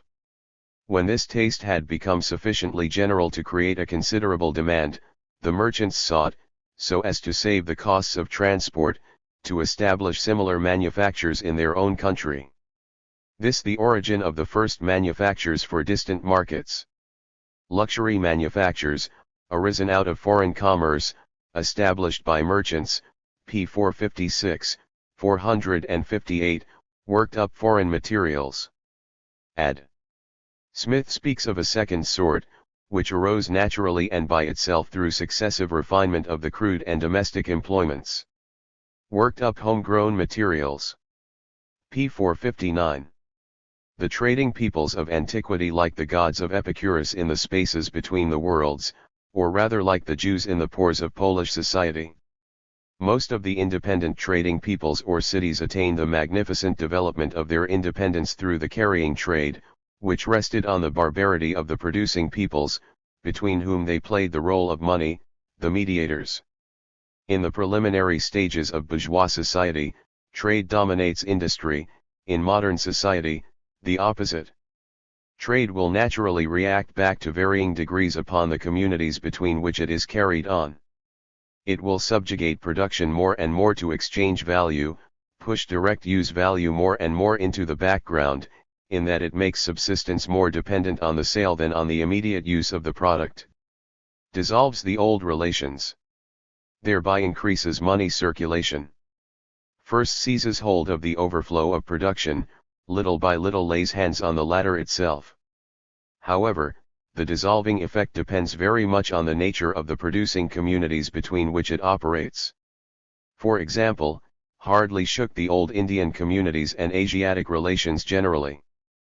Fraud in exchange is the basis of trade such as it appears independently. But capital arises only where trade has seized possession of production itself, and where the merchant becomes producer, or the producer mere merchant. Opposed to this, the medieval guild system, the caste system, etc. But the rise of capital in its adequate form presupposes it as commercial capital, so that production is no longer for use, more or less mediated by money, but for wholesale trade. Commercial wealth as an independent economic form and as the foundation of commercial cities and commercial peoples exists and has existed between peoples on the most diverse stages of economic development, and within the commercial city itself, e.g. the Old Asian, the Greek, and the Italian etc. of the Middle Ages. Production can continue on in the form of guilds etc. Stoyart. Trade is an operation, by which the wealth, or work, either of individuals, or of societies, may be exchanged by a set of men called merchants, for an equivalent, proper for supplying every want, without any interruption to industry, or any check to consumption. Industry is the application to ingenious labor in a free man, in order to procure, by the means of trade, an equivalent, fit for supplying every want. Volume I, p. 166. While wants continue simple and few, a workman finds time enough to distribute all his work. When wants become more multiplied, men must work harder, time becomes precious, hence trade is introduced. The merchant as mediator between workmen and consumers. P. 171. The collection, of products, into a few hands is the introduction of trade. LOCCIT. The consumer does not buy so as to sell again. The merchant buys and sells solely with a view to a gain, p. 174, i.e. for value. The simplest of all trades is that which is executed by bartering of the most necessary means of subsistence, between the surplus food of the farmers and the free hands. Progress chiefly to be ascribed to the introduction of money. p. 176. As long as mutual needs are supplied by barter, there is not the least occasion for money. This the simplest combination. When needs have multiplied, bartering becomes more difficult. Upon this, money is introduced. This is the common price of all things. A proper equivalent in the hands of those who want. This operation of buying and selling is somewhat more complex than the first. Thus, 1. Barter, 2. Sale, 3. Commerce. The merchant must intervene. What was earlier called wants is now represented by the consumer, industry by the manufacturer, money by the merchant. The merchant represents money by substituting credit in its place, and as money invented for the facilitation of barter, so the merchant, with credit, a new refinement upon the use of money. This operation of buying and selling is now trade. It relieves both parts of the whole trouble of transportation and adjusting wants to needs, or wants to money. The merchant represents by turns the consumer, the manufacturer, and money. Towards the consumer he represents the totality of manufacturers, to the latter the totality of consumers, and to both classes his credit supplies the use of money. p. 177, 178. Merchants are supposed to buy and sell not out of necessity, but rather with a view to profit. p. 203. First the industrialist produces for others not for his own use. These goods begin to be of use to him only from the moment he exchanges them away. They thus make trade and the art of exchange necessary. They are only appraised by their exchangeable value. p. 161. Sismondi, Études sur l'économie politique, Volume 2, Brussels, 1837. Trade has robbed things, pieces of wealth, of their primitive character of usefulness. It is the antithesis between their use value and their exchangeable value to which commerce has reduced all things. p. 162. At the beginning, utility is the true measure of values. Trade exists then, in the patriarchal state of society, but it has not entirely absorbed the society. It is practiced only upon the surplus of each one's production, and not on what constitutes its existence. p. 162, 163. By contrast, the character of our economic progress is that trade has taken on the burden of the distribution of the totality of the annually produced wealth, and it has consequently suppressed absolutely its character of use value, letting only that of exchangeable value remain. 163. Before the introduction of trade, the increase in the quantity of the product was a direct increase of wealth. Less significant at that time was the quantity of labor by means of which this useful thing was obtained. And really, the thing demanded loses none of its usefulness even if no labor at all were needed to obtain it. Grain and linen would not be less necessary to their owners, even if they fell to them from heaven. This is without a doubt the true estimate of wealth, enjoyment, and usefulness. But from the moment when men made their subsistence dependent on the exchanges they could make, or on commerce, they were forced to adhere to a different estimation, to exchange value, to value which results not from usefulness but rather from the relation between the needs of the whole society and the quantity of labor which was sufficient to satisfy this need, or as well the quantity of labor which might satisfy it in the future. p. 266, LOCCIT. In the estimation of values, which people endeavored to measure with the introduction of currency, the concept of usefulness is quite displaced. It is labor, the exertion necessary to procure oneself the two things exchanged for one another, which has alone been regarded. p. 267. Gilbart, J.W. The History and Principles of Banking, London, 1834, has this to say about interest. That a man who borrows money with the intention of making a profit on it, should give a portion of the profit to the lender, is a self-evident principle of natural justice. A man makes a profit usually by means of traffic. But in the Middle Ages the population purely agricultural. And there, like under the feudal government, there can be only little traffic and hence little profit. Hence the usury laws in the Middle Ages justified. Furthermore, in an agricultural country a person seldom wants to borrow money except he be reduced to poverty or distress by misery. p. 163.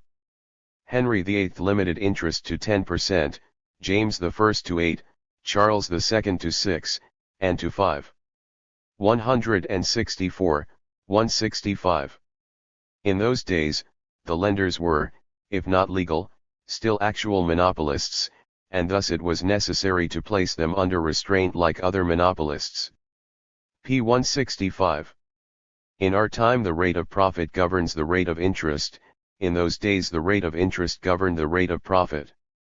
If the money lender burdened the merchant with a higher rate of interest, then the merchant had to put a higher rate of profit on his goods, hence a greater sum of money taken out of the pockets of the buyers so as to bring it into the pockets of the money lenders. This additional price put on the goods made capital less able and less inclined to buy them. p. 165. LOCCIT. Commerce with equivalence impossible. Opdyke. Under the rule of invariable equivalence commerce etc. would be impossible. G. Opdyke, A Treatise on Political Economy, New York, 1851, p. 67.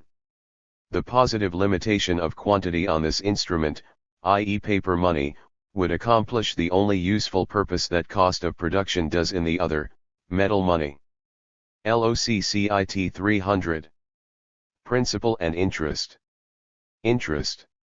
If a fixed sum of precious metal falls, then this no reason that a smaller quantity of money should be taken for its use, for if the principal worth less for the borrower, so the interest in the same measure less difficult for him to pay. In California 3% per month, 36% per annum because of the unsettled state. In Hindustan, where borrowing by Indian princes for unproductive expenses, in order to balance the losses of capital on the average, very high interest, 30%, having no relation to profit which might be gained in industrial operations. Economist, 22 January 1853. The lender here charges interest so high as to be sufficient to replace the principal in a short time, or at least as on the average of all his lending transactions, might serve to counterbalance his losses in particular instances, by the apparently exorbitant gains acquired in others. LOCCIT. The rate of interest depends, 1. On the rate of profit, 2. On the proportion in which the entire profit divided between lender and borrower. LOCCIT. Abundance or scarcity of the precious metals, the high or low scale of general prices prevailing, determines only whether a greater or less amount of money will be required in effecting the exchanges between borrowers and lenders, as well as every other species of exchange. Difference only, that a greater sum of money would be needed to represent and transfer capital lent. The relation between the sum paid for the use of capital and the capital expresses the rate of interest as measured in money. LOCCIT. Double standard. Previously, in countries where gold and silver legal standard, silver circulated almost exclusively, because from 1800 to 1850 the tendency was for gold to become dearer than silver. The gold was somewhat risen against silver, bore a premium in France on its relation to silver as fixed in 1802, so in the United States, in India. In the latter now silver standard, as in Holland etc. The circulation of the United States the first affected. Great import of gold from California, premium on silver in Europe, extensive shipment of silver coins and replacement by gold. The United States government struck silver coins as low as $1. Substitution of silver for gold in France. Economist, 15 November 1851. Let the standard of value be what it will, and let the current money represent any fixed portion of that standard, that may be determined upon, the two can only have a fixed and permanent value in relation to each other, by being convertible at the will of the holder. Economist. 84. The only way in which any class of coins can command a premium is that no one is obliged to pay them, while every one is obliged to take them as a legal tender. Economist. 85. No country may consequently have more than one standard of the measure of value, for this standard must be uniform and unchanging. No article has a uniform, unchanging value relative to another, it only has such with itself. A gold piece is always of the same value as another, of exactly the same fineness, the same weight, and the same value in the same place, but this cannot be said of gold and any other article, e.g. silver. Economist, 1844. 86. The English pound somewhat less than one-third of its original value, the German florin equals, Scotland before the Union reduced its pound to, the French livre equals, the Spanish maravedí equals less than 1/1,000, the Portuguese re still lower. p. 13, Morrison, 87. Before the law of 1819, causes in existence in determining the bullion price apart from the circulation of banknotes, 1. The more or less perfect condition of the coin. If the circulating metallic coin is debased below its standard weight, then the slightest turn of exchange causing a demand for exportation must raise the price of the uncoined bullion by at least the degradation of the coin. 2. Penal laws which forbade the melting and exporting of coin, and permitted the traffic in bullion. With intensive demand for export, this gave latitude for variation of bullion price against coin even at times when paper completely convertible. In 1783, 1792, 1795, 1796, 1816, the bullion price rose above the mint price, because the bank creditors, in their anxiety to prepare for the resumption of cash payment, accepted gold considerably above the mint price. Fullerton. 88. The standard may be for gold, without 1 ounce of gold circulating. Economist. Under George III, 1774, silver legal tender only for £25. And the bank, by statute, now paid only in gold. Morrison. Lord Liverpool, beginning of the 19th century, made silver and copper into purely representative coins. Loccit. 89. Dissolving effect of money. Money a means of cutting up property. Urquhart's nonsense about the standard of money, the value of gold is to be measured by itself, how can any substance be the measure of its own worth in other things? The worth of gold is to be established by its own weight, under a false denomination of that weight, and an ounce is to be worth so many pounds and fractions of pounds. This is, falsifying a measure, not establishing a standard. Familiar words, 90. Ad. Smith calls labor the real and money the nominal measure of value, presents the former as the original. Point 91. Value of money. J. St. Mill. If the quantity of goods sold is given, and the number of sales and resales of these goods, then the value of money depends on its quantity, together with the number of times that each piece of money changes hands in this process. The quantity of money in circulation equals the money value of all commodities sold, divided by the number which expresses the velocity of circulation. If the amount of commodities and transactions be given, then the value of money is the inverse of its quantity multiplied by its velocity of circulation. But all these statements to be understood only in the sense that we speak only of the quantity of money which really circulates and is factually exchanged for commodities. The necessary quantity of money determined partly by its production costs, partly by the velocity of its circulation. If the velocity of circulation is given, then the costs of production are determinant. If the production costs are given, then the quantity of money depends on the velocity of circulation. 92. Money has no equivalent other than itself or commodities. Hence degrades everything. At the beginning of the 15th century in France even the sacred vessels of the church, chalices, etc. pawned to the Jews.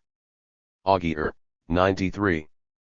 Money not a direct object of consumption, the currency never becomes an object of consumption, always remains a commodity, never becomes a good. Has a direct intrinsic value only for society, an exchangeable one for each individual. Its material must therefore have value, but founded on an artificial need, must not be indispensable for human existence, for the whole quantity of it which is used as currency can never be employed individually, it must always circulate. Storch. 94. John Gray, The Social System. A Treatise on the Principle of Exchange, Edinburgh, 1831. To sell for money ought at all times to be made as easy as to buy with money, production would then become the uniform and never failing cause of demand. 16. It is the quantity that can be sold at a profit, not the quantity that can be made, that is the present limit to production. 59. Money should be merely a receipt, an evidence that the holder of it has either contributed a certain value to the national stock of wealth, or that he has acquired a right to the said value from someone who has contributed to it. Money should be nothing more or less than portable, transferable, divisible, and inimitable evidences of the existence of wealth in store. 63, 64. An estimated value being previously put upon produce, let it be lodged in a bank, and drawn out again whenever it is required, merely stipulating, by common consent, that he who lodges any kind of property in the proposed national bank may take out of it an equal value of whatever it may contain, instead of being obliged to draw out the self-same thing that he put in. The proposed national banker should receive and take charge of every description of valuable, and give back any description of valuable again. LOCCIT 68. If money, says Gray, be of equal value with that which it represents, it ceases to be a representative at all. It is one of the chief desideratums in money, that the holder of it should be compelled at one time or other to present it for payment at the place from whence he received it. But if money be of the same intrinsic value as that which is given for it, no such necessity exists.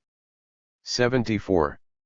Depreciation of stock, should form an item of national charge. P 115-116. The business of every country is to be conducted, on a national capital. 171. All land to be transformed into national property. 298. Gray, John, Lectures on the Nature and Use of Money, Edinburgh, 1848. Man collectively should know no limit to his physical means of enjoyment, save those of the exhaustion either of his industry or of his productive powers, whilst we, by the adoption of a monetary system, false in principle, and destructive in practice, have consented to restrict the amount of our physical means of enjoyment to that precise quantity which can be profitably exchanged for a commodity, one of the least capable of multiplication by the exercise of human industry of any upon the face of the earth. 29. What will be required for a good system, is, 1. A bank system through whose operations the national relationship of supply and demand would be restored. 2. A true standard of value, instead of the existing fiction. 108. In this book the idea of the exchange bank developed in still more detail and with preservation of the present mode of production. There must be a minimum price of labor payable in standard money. P 160. Let us call e.g. the lowest rate of wages per week for 60 to 72 hours that may by law be given, 20s. Or £1 standard. 161. Shall we retain our fictitious standard of value, gold, and thus keep the productive resources of the country in bondage, or shall we resort to the natural standard of value, labor, and thereby set our productive resources free? P 169. The amount of this minimum wage being once fixed, it should remain the same forever. 174. Merely let gold and silver take their proper place in the market beside butter and eggs and cloth and calico, and then the value of the precious metals will interest us no more than that of the diamond, etc. 182, 183. No objection to make to gold and silver used as instruments of exchange, but only as measures of value. In a short time one would see how many ounces of gold or silver were obtainable in London, Edinburgh, or Dublin in exchange for £100 standard note. P 188. Interest. As the class of rentiers increases, so also does that of lenders of capital, for they are one and the same. From this cause alone, interest must have had a tendency to fall in old countries. 201, 202 Ramsey. It is probable that in all ages the precious metals cost more in their production than their value ever repaid. 101, 2. Jacob, W. An Historical Inquiry into the Production and Consumption of Precious Metals, London, 1831. Value of money. The value of all things, divided by the number of transactions of which they were the object, from product ion to the product equals the value of the acus used to buy them, divided by the number of times that these thalers have been transferred in the same space of time. Sismondi, Nouveaux Principes d'économie politique, etc.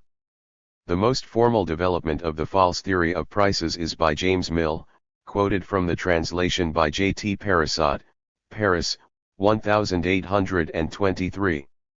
Elements d'économie politique. The chief passages in Mill are: value of money equals the proportion in which one exchanges it for other articles, or the quantity of money which one gives in exchange for a specific quantity of other things. p. 128. This relation is determined by the total quantity of money existing in a country. If one supposes all the commodities of a country brought together on one side, and all the money on the other, then it is evident that in the exchange between both sides, the value of money, i.e. the quantity of the commodities for which it has been exchanged, entirely depends on its own quantity. LOCCIT.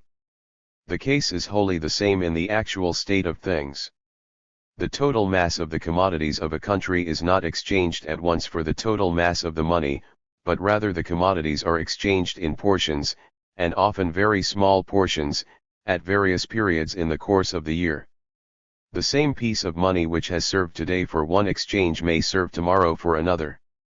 A part of the money is used for a very great number of exchanges, another part for a very small number, a third is stockpiled and serves for no exchange. Among these variations there will be a median rate, based on the number of exchanges for which each piece of money would be used if all had effected an equal number of exchanges.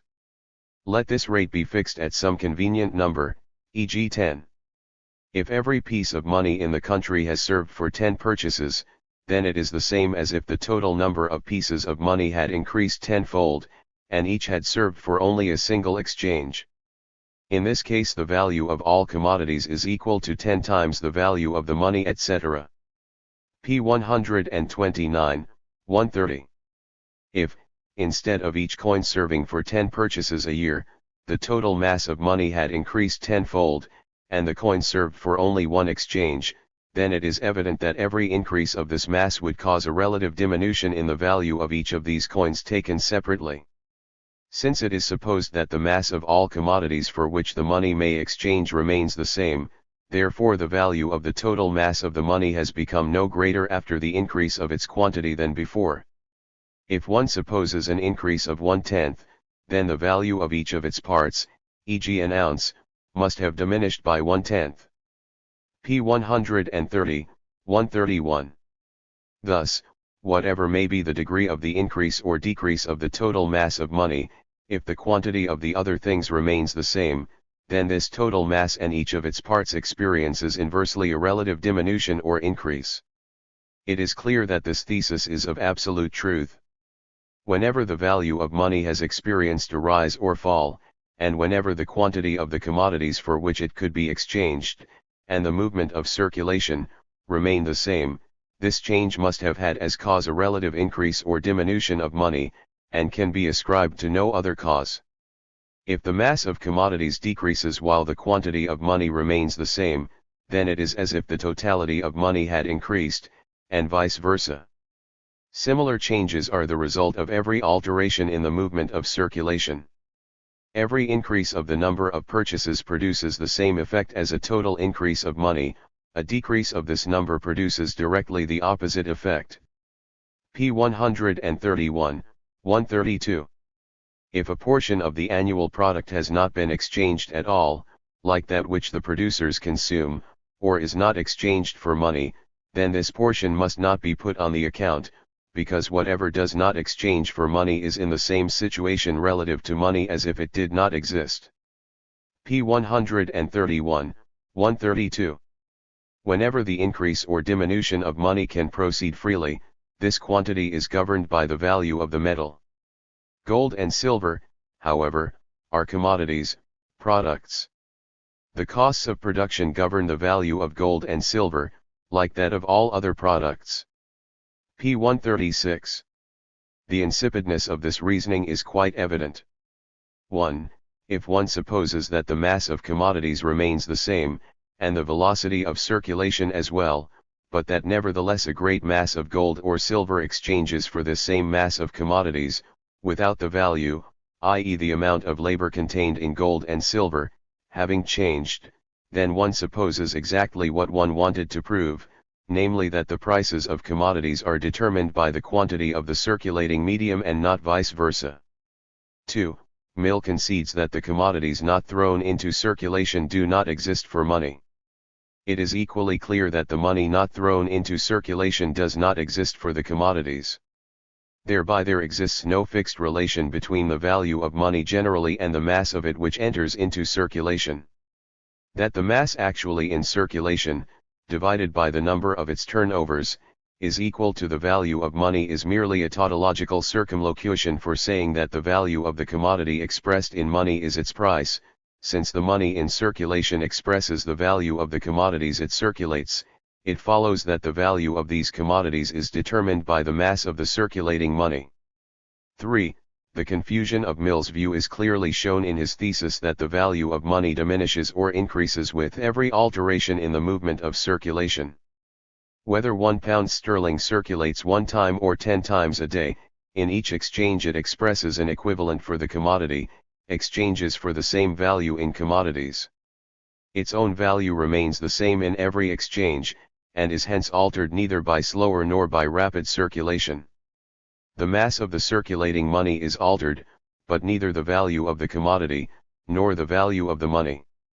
If it is said, a piece of cloth is worth £5, then it means, it possesses the value of 616,370 grains of standard gold.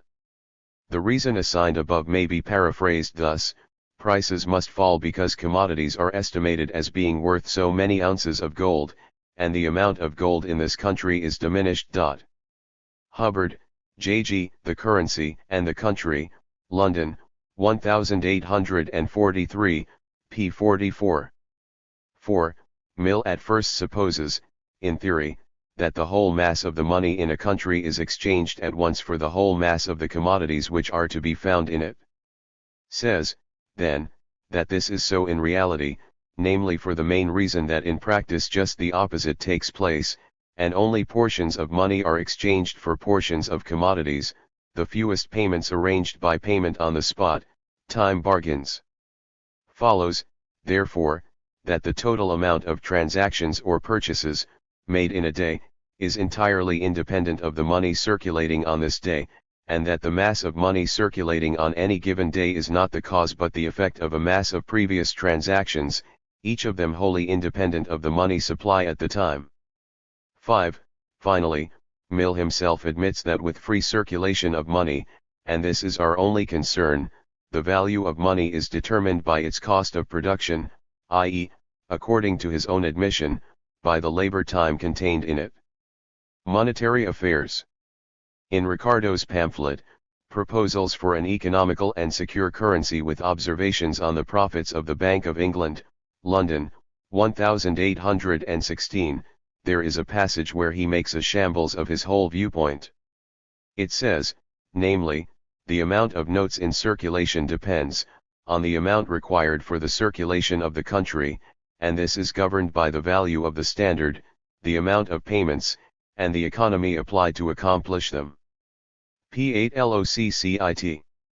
Under Louis XIV, 16, France still had, for its state taxes, taxes in kind levied on the rural people. Augier, 95. Prices and mass of the circulating medium. Mere rise of prices not sufficient to create demand for additional currency. This only the case if production and consumption rise simultaneously. E.g., the price of grain rises, but its supply declines. Can thus be governed with the same quantity of currency, but if rise of prices due to rising demand, new markets, enlarged scale of production, in a word, rise of prices and of the general sum of transactions, then it is necessary for the intervention of money to be multiplied in number and enlarged in magnitude. Fullerton, 96. Trade governs money, not money trade. The servant of trade must follow the variations, in the prices, of the other commodities. D'Avenant, 97. Under the feudal kings, the few articles bought in mass quantities by the people fell so much that no gold or silver coin small enough to correspond to the daily requirement of the laborer, current money thus like in ancient Rome only the inferior metals, copper, tin, iron. Jacob, 98. Jacob assumes that in this century, of the gold and silver in Europe in other articles, utensils, and ornament, not in coin. In another passage he calculates the precious metal so used in Europe and America at £400 million, 99. Prices and mass of the circulating medium. Locke, Spectator, October 19, 1711, Hume, Montesquieu, their doctrine rests on three theses. 1. Prices of commodities proportionate to the mass of money in the country. 2. The coin and current money of a country representative of all its labor and commodities, so that the more or less representation, the more or less quantity of the thing represented goes to the same quantity of it. 3. Increase commodities, they become cheaper, increase money, they rise in their value. Stoyart. Markers, small copper money or silver money, counters, in antithesis to money of intrinsic worth. Loccit. Dissolving effect of money. Money a means of cutting up property, houses, other capital, into countless fragments and consuming it piece by piece through exchange. Bray, 100, without money, a mass of inexchangeable, inalienable objects. As immobile and immutable things came into human commerce just as well as movable things made for exchange, money came into use as rule and measure, square, by which these things obtained appraisal and value. Free Trade, London, 1622. 101. Coin. The silver and copper markers are representatives of fractional parts of the pound sterling. Thus in a recent answer of the Lord of the Treasury. Exchange value. F. Vidal says, likewise, Lauderdale, and in certain respects Ricardo, the true social value is use or consumption value. Exchangeable value serves only to characterize the relative wealth of each of the members of a society in comparison to the others. 70 de la Répartition de Richesses etc., Paris, 1846. On the other side, exchange value expresses the social form of value, while use value no economic form of it whatever, rather, merely the being of the product, etc. for mankind generally. Two nations may exchange according to the law of profit in such a way that both gain, but one is always defrauded. From the possibility that profit may be less than surplus value, hence that capital may exchange profitably without realizing itself in the strict sense, it follows that not only individual capitalists, but also nations may continually exchange with one another, may even continually repeat the exchange on an ever-expanding scale, without for that reason necessarily gaining in equal degrees. One of the nations may continually appropriate for itself a part of the surplus labor of the other, giving back nothing for it in the exchange, except that the measure here is not as in the exchange between capitalist and worker. Money in the third role, as money. Value for itself, equivalent etc. How important a role money still plays in this role, even in its immediate form, is revealed in time of crises, harvest failures etc., in short, whenever one nation must suddenly liquidate its account with another. Money in its immediate, metallic form then appears as the sole absolute means of payment, i.e. as the sole counter-value, acceptable equivalent. And consequently it pursues a moving course which directly contradicts that of all other commodities. Commodities are transported as means of payment etc. from the country where they are cheapest to the country where they are most expensive. Money, the opposite, in all periods where it brings out its specific inner nature, where, hence, money is called for, in antithesis to all other commodities, as value for itself, as absolute equivalent, as general form of wealth, in the specific form of gold and silver, and such moments are always more or less moments of crisis, whether a general one, or a grain crisis, then gold and silver are always transmitted from the country where they are most expensive, i.e. where all commodity prices have fallen by the relatively greatest amount, to the country where they are cheapest, i.e. where the prices of commodities are relatively higher.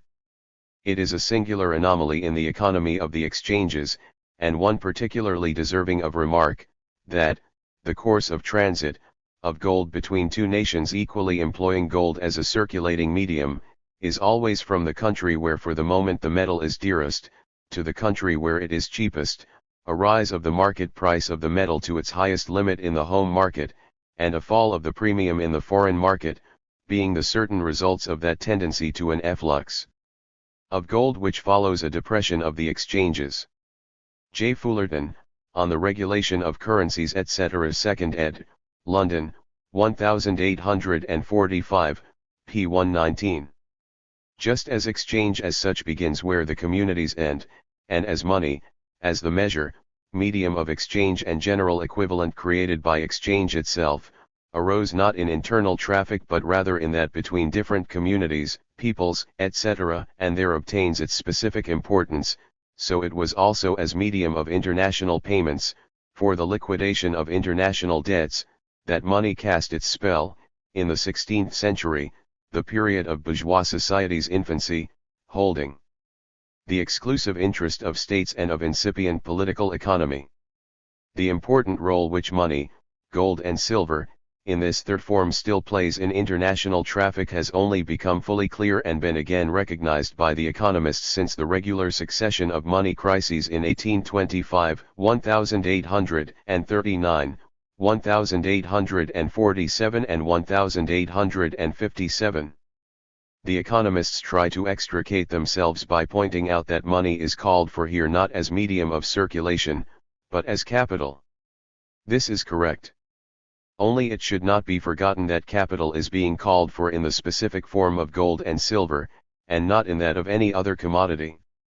Gold and silver appear in the role of absolute medium of international payments, because they are money as value for itself, as independent equivalent.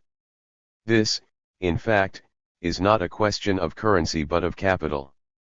It is rather a question of money, not of currency, nor of capital, because it is not capital which is indifferent to the special form in which it exists, but value in the specific form of money which is requested, all those various causes which, in the existing condition of monetary affairs, are capable of directing the stream of bullion from one country to another, i.e. giving origin to a drain of bullion, resolve themselves under a single head, namely the state of the balance of foreign payments, and the continually recurring necessity of transferring capital, but nota bene, capital in the form of money, from one country to another to discharge it.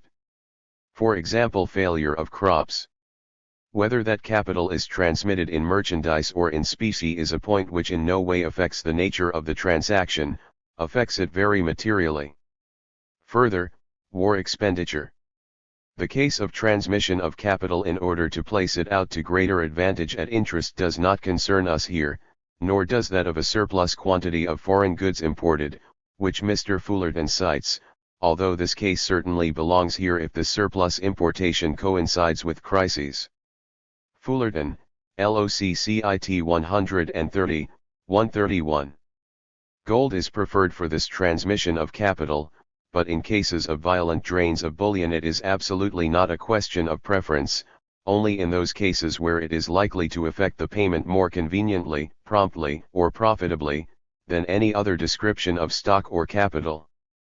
Mr. Fullerton falsely treats the transmission of gold or another form of capital as a matter of preference, whereas the question is precisely those cases when gold must be transmitted in the international trade, just as at the same time bills in the domestic trade must be acquitted in the legal money, and not in any substitute.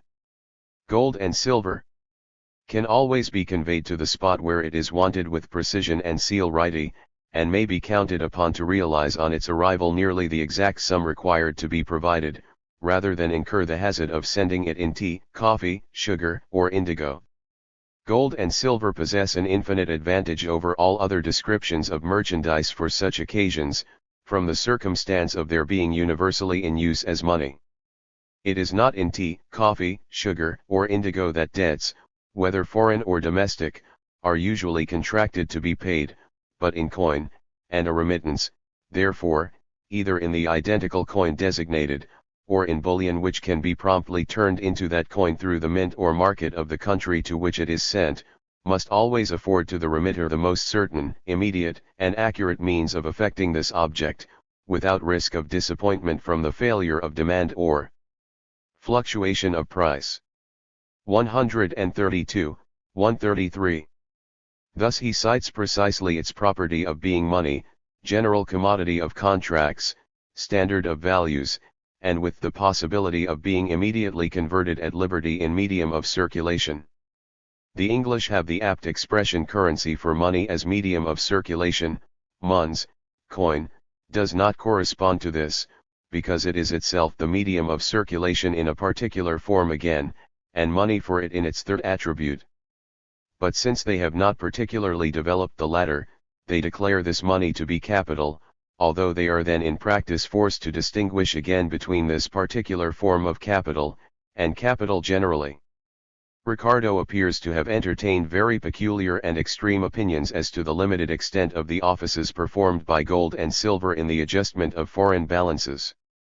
Mr. Ricardo had passed his life amid the controversies which grew out of the Restriction Act 102 and had accustomed himself so long to consider all the great fluctuations of exchange and of the price of gold as the result of the excessive issues of the Bank of England, that at one time he seemed scarcely willing to allow that such a thing could exist as an adverse balance of commercial payments. And so slight an account did he set on the functions performed by gold in such adjustments, as to have even anticipated that drains for exportation would cease altogether so soon as cash payments should be resumed, and the currency restored to the metallic level. See Ricardo's evidence before the Lords' Committee of 1819 on the Bank of England, p. 186. But since 1800, when paper quite displaced gold in England, our merchants did not really want it, for, owing to the unsettled state of continental Europe, and the increased consumption there of imported manufactures, in consequence of the interruption given to industry and to all domestic improvement by the incessant movement of invading armies, together with the complete monopoly of the colonial trade which England had obtained through her naval superiority, the export of commodities from Great Britain to the continent continued greatly to exceed her imports from thence, so long as the intercourse remained open, and after that intercourse was interrupted by the Berlin and Milan decrees, the transactions of trade became much too insignificant to effect exchanges in one way or the other. It was the foreign military expenditures and the subsidies, and not the necessities of commerce, that contributed in so extraordinary a manner to derange the exchanges and enhance the price of bullion in the latter years of the war. The distinguished economists of that period, therefore, had few or no real opportunities of practically estimating the range of which foreign commercial balances are susceptible. Believed that with war and overissue, the international transmission of bullion would cease. Had Mr. Ricardo lived to witness the drains of 1825 and 1839, he would no doubt have seen reason to alter his views. LOCCIT 133, 6. Price is the money value of commodities. Hubbard, 103. Money has the quality of being always exchangeable for what it measures, and the quantity required for the purposes of exchange must vary, of course, according to the quantity of property to be exchanged. 100. J.W. Bosanquet. Metallic, Paper, and Credit Currency etc., London, 1842. I am ready to admit that gold is a commodity in such general demand that it may always command a market, that it can always buy all other commodities, whereas, other commodities cannot always buy gold. The markets of the world are open to it as merchandise at less sacrifice upon an emergency than would attend an export of any other article, which might in quantity or kind be beyond the usual demand in the country to which it is sent. Th. Took. An Inquiry into the Currency Principle etc., 2nd ed., London, 1844, p. 10. There must be a very considerable amount of the precious metals applicable and applied as the most convenient mode of adjustment of international balances, being a commodity more generally in demand, and less liable to fluctuations in market value than any other. p. 12, 13.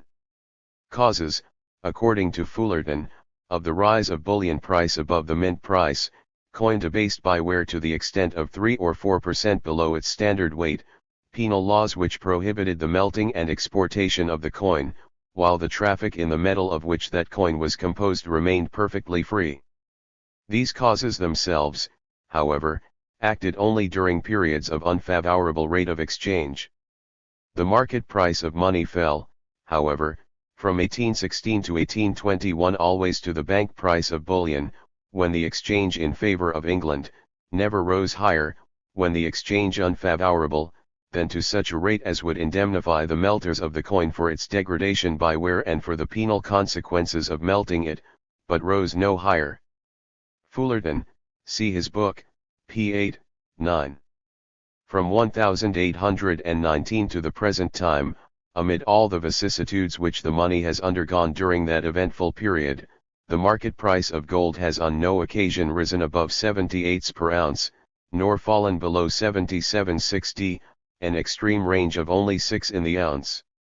Nor would even that extent of fluctuation be now possible, for it was solely owing to the renewed deterioration of the coin that even so trivial a rise occurred as L1/2d in the ounce, or about % above the mint price, and the fall to 77s.60 is entirely accounted for by the circumstance of the bank having at one time thought proper to establish that rate as the limit for its purchases. Those circumstances, however, exist no longer.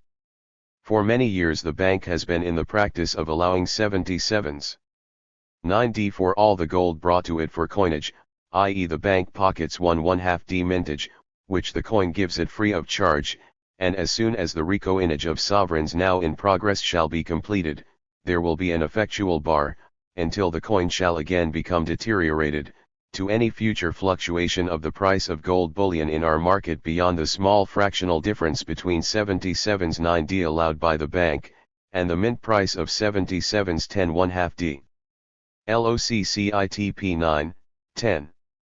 Contradiction between money as measure and equivalent on one side and as medium of circulation.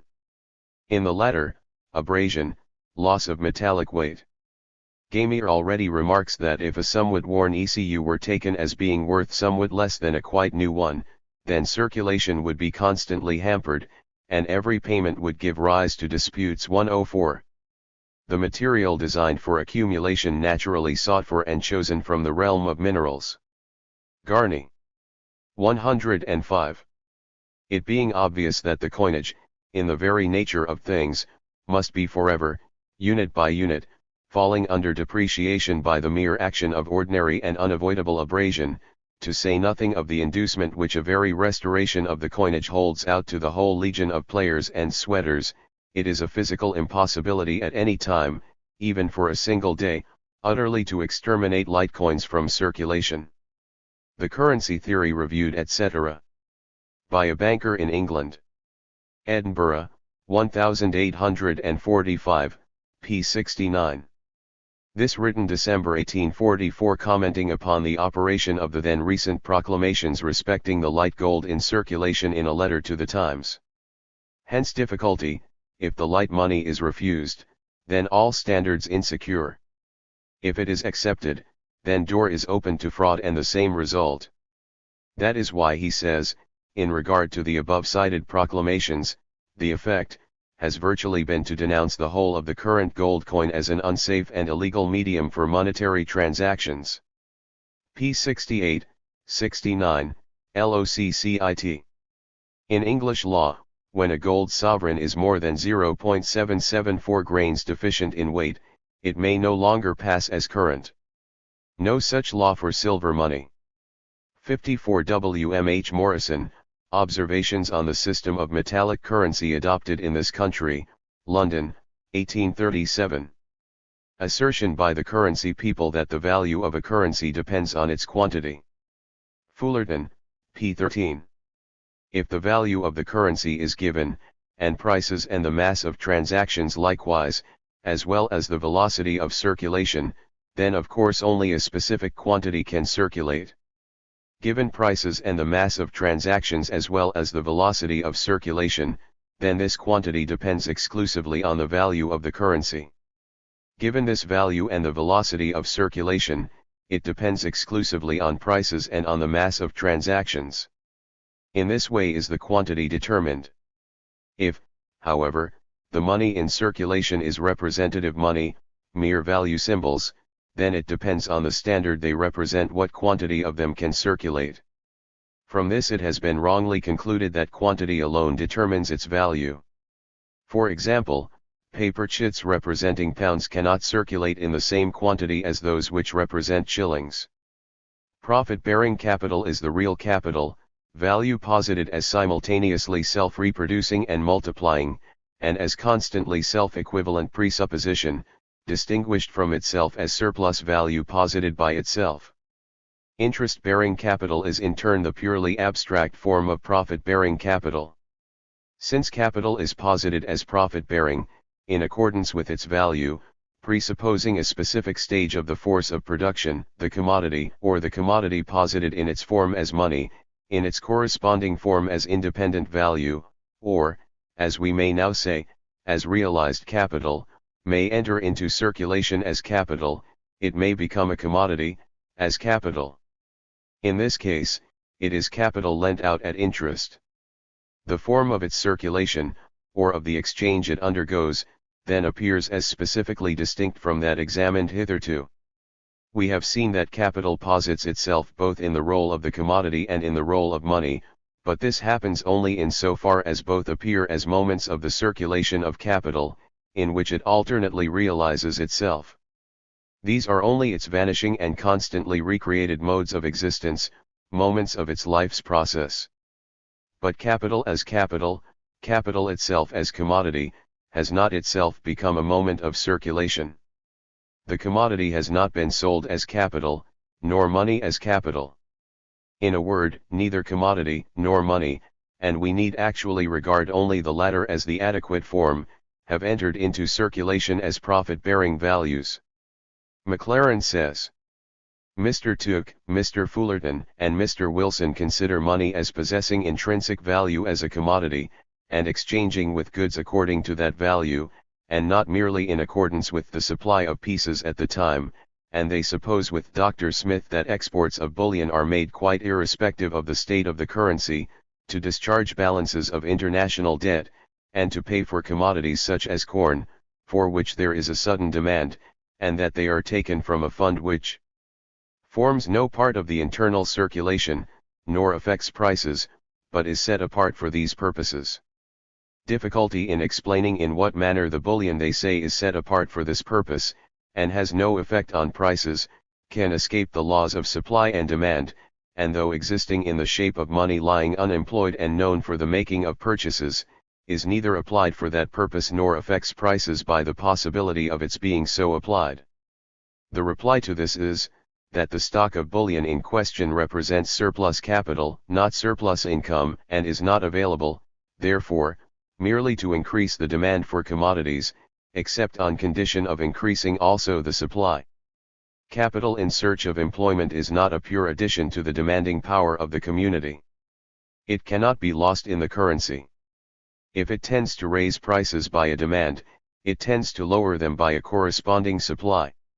Money, as the security for capital, is not a mere purchasing power, it purchases only in order to sell, and finally goes abroad in exchange for foreign commodities rather than disperse itself in merely adding to the currency at home. Money, as the security for capital, never comes into the market so as to be set off against commodities, Because its purpose is to produce commodities, it is only the money which represents consumption that can finally affect prices. Economist, May 15, 58. 106. Mr. Ricardo maintained that prices depend on the relative amount of the circulating medium and of commodities respectively, and that prices rise only through a depreciation of the currency, that is, from a too great abundance of it in proportion to commodities, that they fall either from a reduction in the amount of the currency, or from a relative increase in the stock of general commodities which it circulates. All the bullion and gold coin in the country is, according to Mr. Ricardo, to be reckoned currency, and if this increases without a corresponding increase in commodities, the currency is depreciated, and it becomes profitable to export bullion rather than commodities. On the other hand, if a bad harvest or any other calamity cause a great destruction of commodities, without any corresponding change in the amount of the circulation, the currency, whose amount was proportioned to the estimated rather than to the suddenly reduced market of commodities, again becomes redundant or depreciated, and must be diminished by exportation before its value can be restored.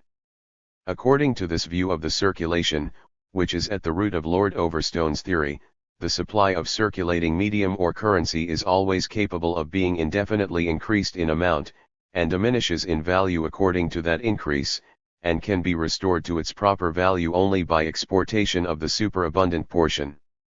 Any issue, therefore, of paper money which might supply the gap caused by the exportation of the bullion, and so prevent the natural fall of prices otherwise certain to ensue, is held by Mr. Ricardo's school to be an interference with the economical laws of price, and a departure from the principles which would necessarily regulate a purely metallic currency. LOCCIT 1. Value. This section to be brought forward. The first category in which bourgeois wealth presents itself is that of the commodity. The commodity itself appears as unity of two aspects. It is use value, i.e. object of the satisfaction of any system whatever of human needs. This is its material side, which the most disparate epochs of production may have in common, and whose examination therefore lies beyond political economy. Use value falls within the realm of political economy as soon as it becomes modified by the modern relations of production, or as it, in turn, intervenes to modify them. What it is customary to say about it in general terms, for the sake of good form, is confined to commonplaces which had a historic value in the first beginnings of the science, when the social forms of bourgeois production had still laboriously to be peeled out of the material, and, at great effort, to be established as independent objects of study. In fact, however, the use value of the commodity is a given presupposition, the material basis in which a specific economic relation presents itself. It is only this specific relation which stamps the use value as a commodity.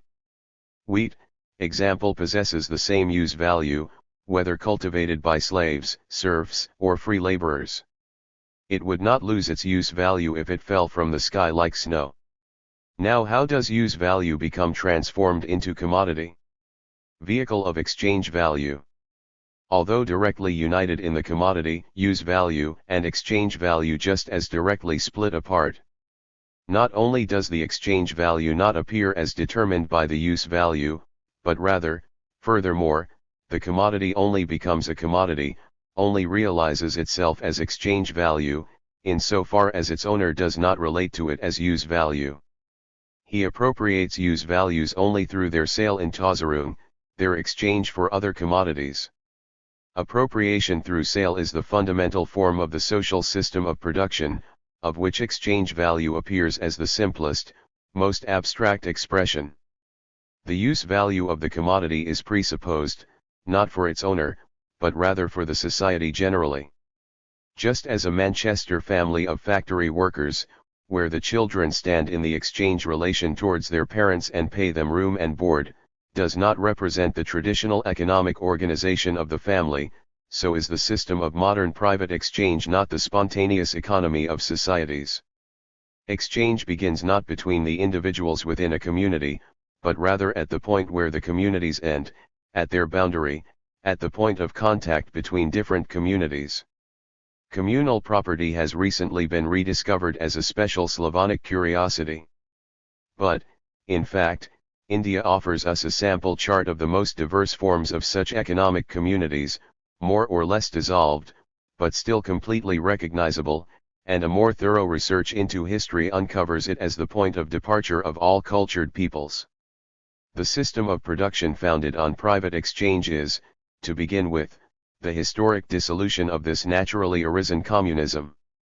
However, a whole series of economic systems lies in turn between the modern world, where exchange value dominates production to its whole depth and extent, and the social formations whose foundation is already formed by the dissolution of communal property, without. Here the manuscript breaks off. Basquiat and Carey 107. Basquiat. Harmonies Economics. 2 edition Paris, 1851. Foreword. The history of modern political economy ends with Ricardo and Sismondi, antitheses, one speaking English, the other French, just as it begins at the end of the 17th century with Petit and Bois-Guilbert. Subsequent political economic literature loses its way, moving either towards eclectic, syncretistic compendia, such as e.g. the work of J. St. Mill, or into deeper elaboration of individual branches, such as e.g. Tooke's History of Prices and, in general, the newer English writings about circulation, the only branch in which real new discoveries have been made, since the works about colonization, landed property, in its various forms, population etc. actually differ from the older ones only. In the greater completeness of their material, or the reproduction of old economic disputes for a wider public, and the practical solution of questions of the day, such as the writings on free trade and protection, or, finally, into tendentious exaggerations of the classical tendencies, a relation which e.g. Chalmers occupies toward Malthus and Gillich to Sismondi, as well as in certain respects the older writings of McCulloch and Senior to Ricardo. It is altogether a literature of epigones, reproduction, greater elaboration of form, wider appropriation of material, exaggeration, popularization, synopsis, elaboration of details, lack of decisive leaps in the phases of development, incorporation of the inventory on one side, new growth at individual points on the other.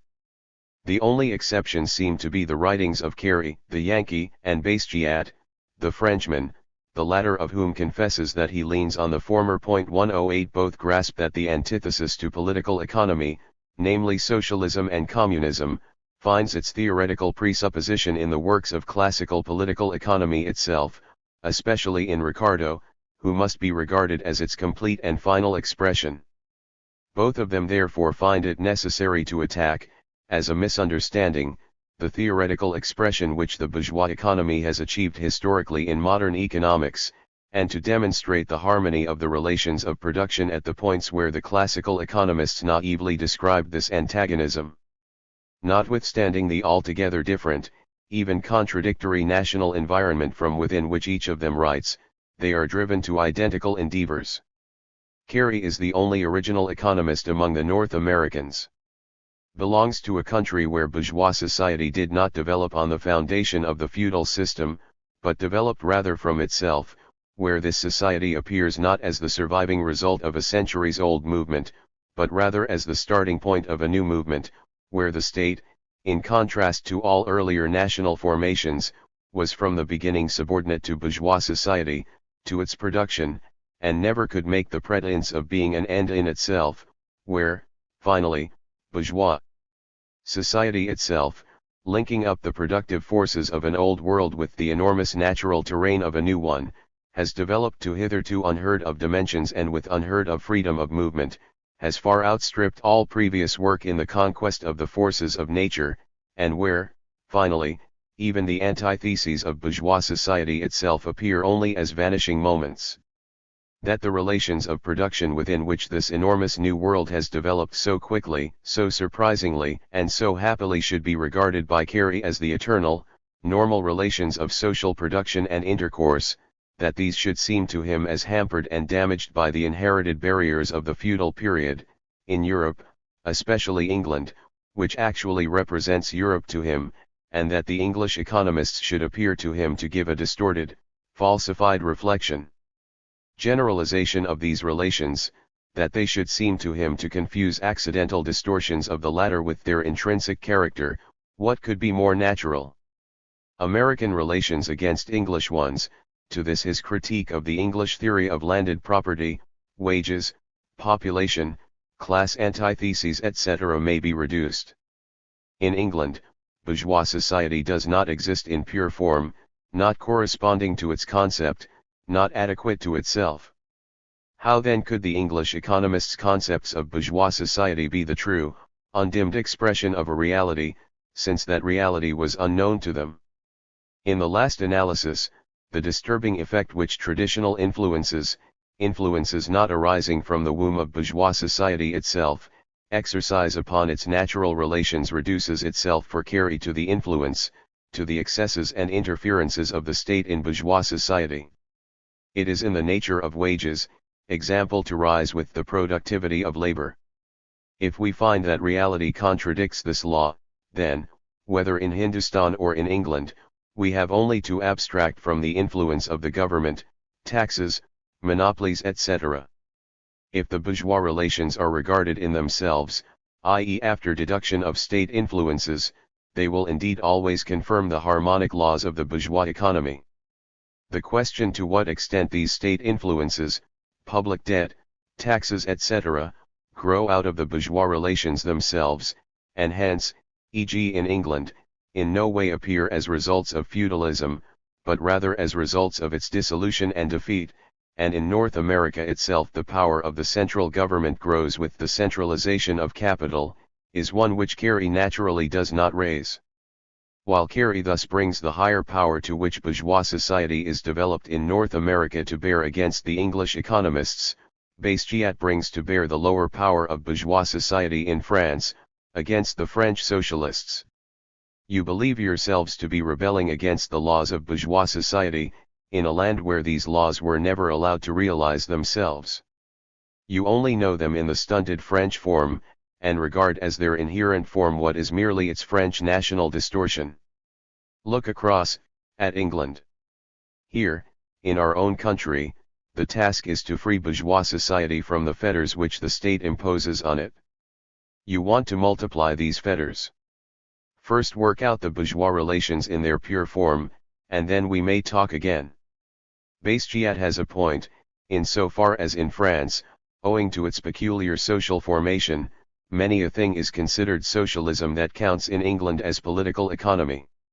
Carey, however, whose point of departure is the American emancipation of bourgeois society from the state, ends with the call for state intervention, so that the pure development of bourgeois relations is not disturbed by external forces, as in fact happened in America.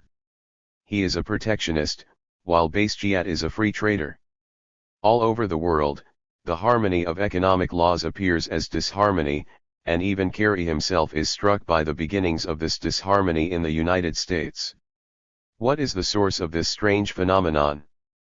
Carey explains it with the destructive influence of England, with its striving for industrial monopoly, upon the world market. Originally, the English relations were distorted by the false theories of her economists, internally. Now, externally, as the commanding power of the world market, England distorts the harmony of economic relations in all the countries of the world.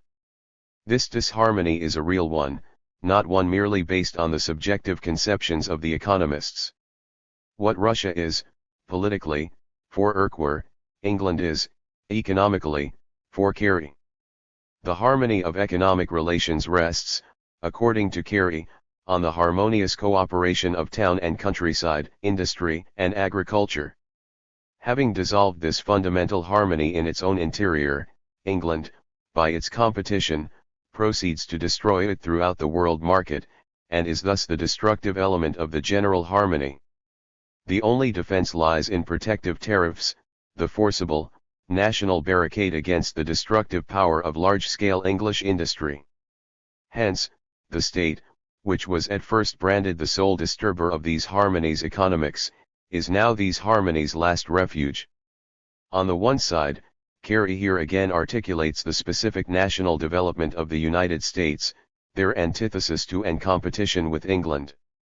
This takes place in the naive form of suggesting to the United States that they destroy the industrialism propagated by England, so as, by protective tariffs, to develop the same more rapidly themselves. This naivete apart, with Carey the harmony of the bourgeois relations of production ends with the most complete disharmony of these relations on the grandest terrain where they appear, the world market, and in their grandest development, as the relations of producing nations. All the relations which appear harmonious to him within specific national boundaries or, in addition, in the abstract form of general relations of bourgeois society, e.g. concentration of capital, division of labor, wage labor etc., appear as disharmonious to him where they appear in their most developed form, in their world market form, as the internal relations which produce English domination on the world market, and which, as destructive influences, are the consequence of this domination. If patriarchal gives way to industrial production within a country, this is harmonious, and the process of dissolution which accompanies this development is conceived in its positive aspect alone. But it becomes disharmonious when large-scale English industry dissolves the patriarchal or petty bourgeois or other lower stages of production in a foreign country. The concentration of capital within a country and the dissolving effect of this concentration present nothing but positive sides to him. But the monopoly of concentrated English capital and its dissolving effect on the smaller national capitals of other countries is disharmonious.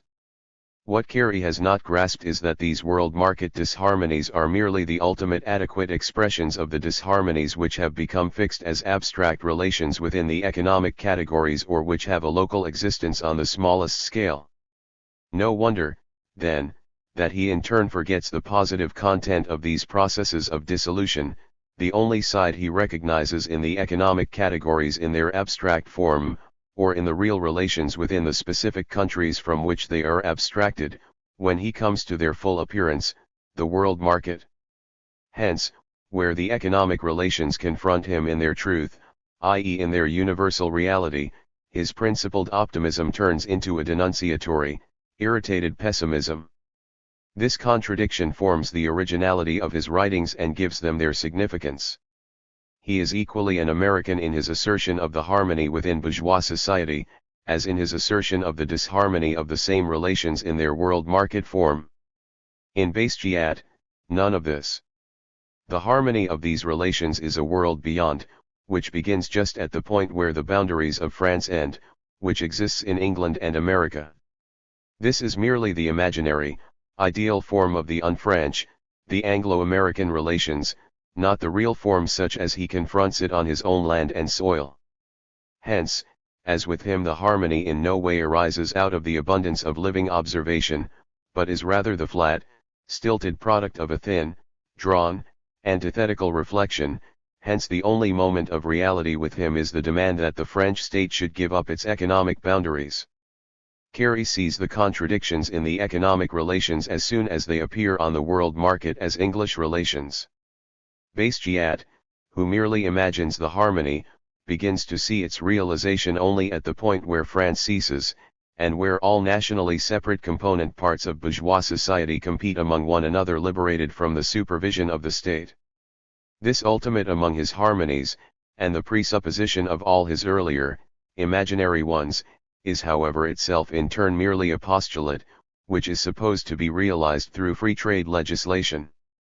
Thus, while Carey, quite apart from the scientific value of his researches, has at least the merit of articulating in abstract form the large-scale American relations, and, what is more, of doing so in antithesis to the Old World, the only real background in Basquiat would be the small scale of the French relations, which everywhere poke their long ears through his harmonies. Still, this meritorious contribution is superfluous, because the relations of so old a country are sufficiently known and least of all require to become known by so negative a detour. Carey is rich, therefore, in, so to speak, bona fide research in economic science, such as about credit, rent, etc. Bastiat is preoccupied merely with pacifying paraphrases of researches ending in contrasts, hypocrisy of contentment. Carey's generality is Yankee universality. France and China are equally close to him. Always the man who lives on the Pacific and the Atlantic. Bastiat's generality is to ignore all countries. As a genuine Yankee, Carey absorbs from all directions the massive material furnished him by the Old World, not so as to recognize the inherent soul of this material, and thus to concede to it the right to its peculiar life, but rather so as to work it up for his purposes, as indifferent raw material, as inanimate documentation for his theses, abstracted from his Yankee standpoint. Hence his strayings and wanderings through all countries, massive and uncritical use of statistics, a catalogue-like erudition. Bastiat, by contrast, presents fantasy history, his abstractions sometimes in the form of arguments, another time in the form of supposed events, which however have never and nowhere happened, just as a theologian treats sin sometimes as the law of human existence, then at other times as the story of the fall from grace. Hence both are equally unhistorical and anti-historical. But the unhistoric moment in Carey is the contemporary historic principle of North America, while the unhistoric element in Bastiat is a mere reminiscence of the French 18th century manner of generalizing. Hence Carey is formless and diffuse, Bastiat affected and formally logical. The most he achieves is commonplaces, expressed paradoxically, ground and polished into facets.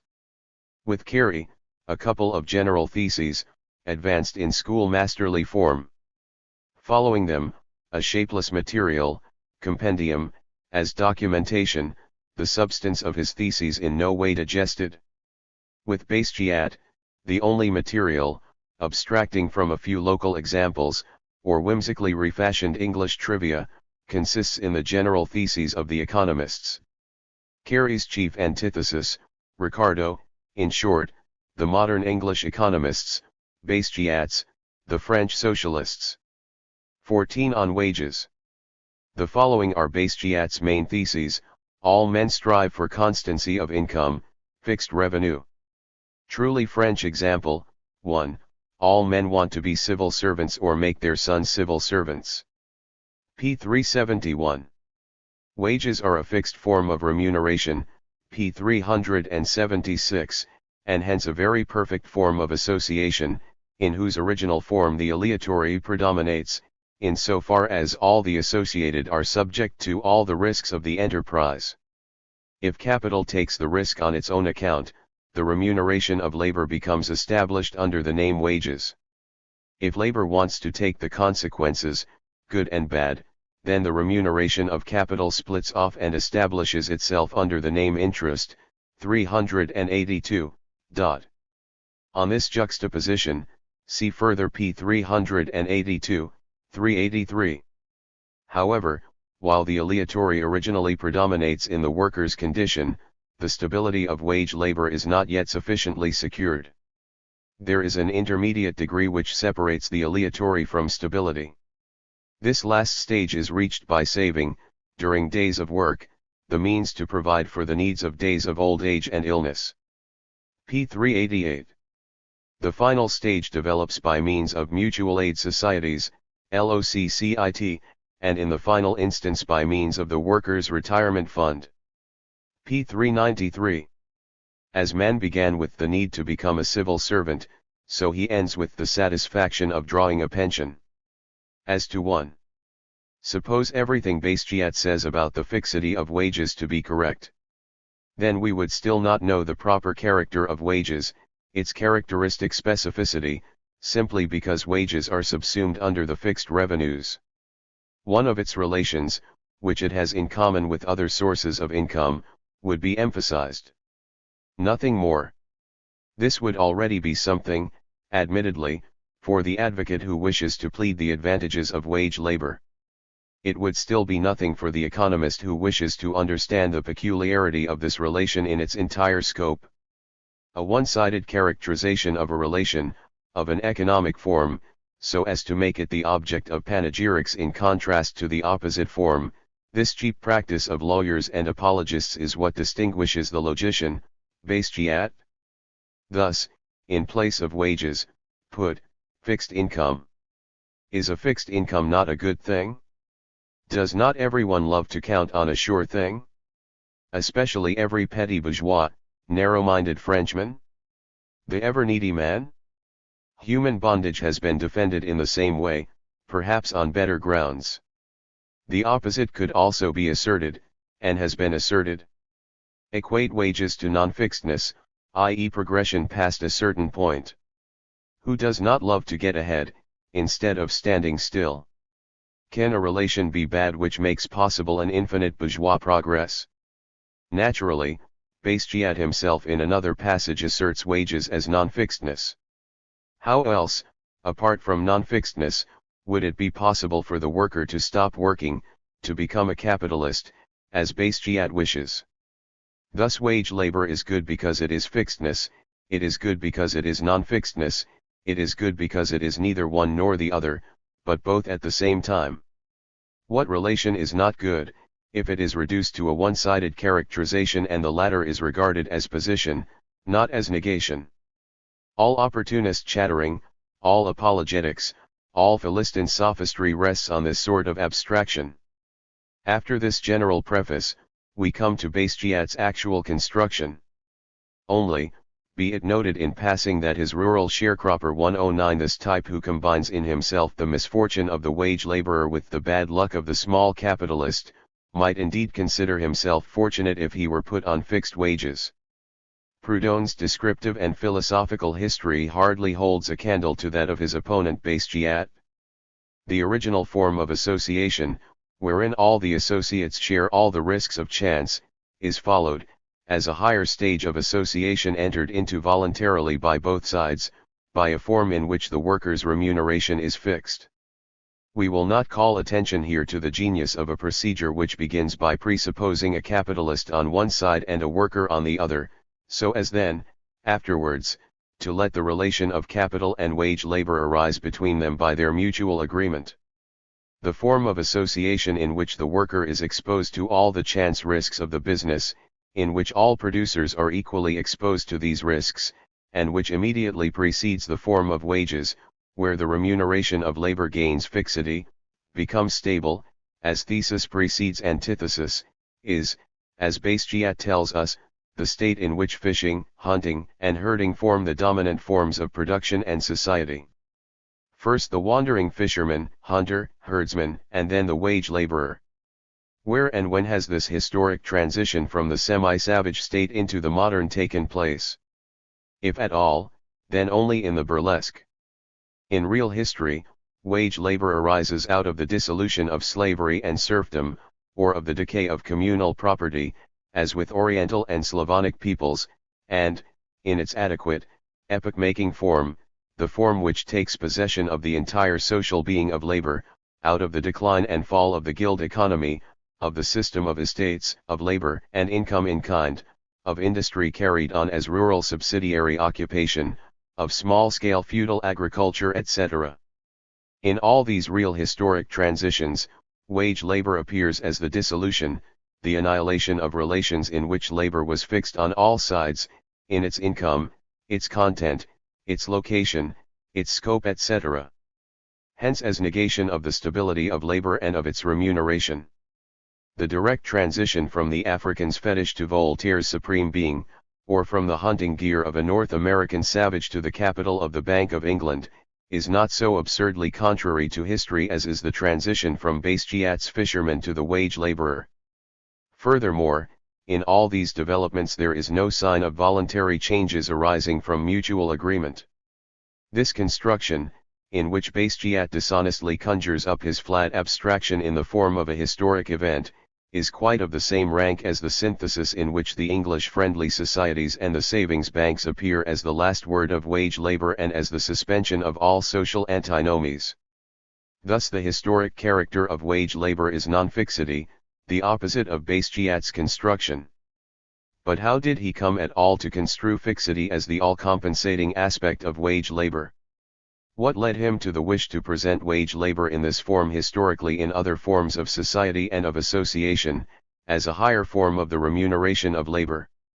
All economists, when they come to discuss the prevailing relation of capital and wage labor, of profit and wages, and when they demonstrate to the worker that he has no legitimate claim to share in the risks of gain, when they wish to pacify him generally about his subordinate role vis-a-vis the capitalist, lay stress on pointing out to him that, in contrast to the capitalist, he possesses a certain fixity of income more or less independent of the great adventures of capital. Just as Don Quixote consoles Sancho Panza with the thought that, although of course he takes all the beatings, at least he is not required to be brave. Thus an attribute which the economists attach to wage labor in antithesis to profit is transformed by Bastiat into an attribute of wage labor in antithesis to earlier forms of labor, and as progress relative to the remuneration of labor in these earlier relationships.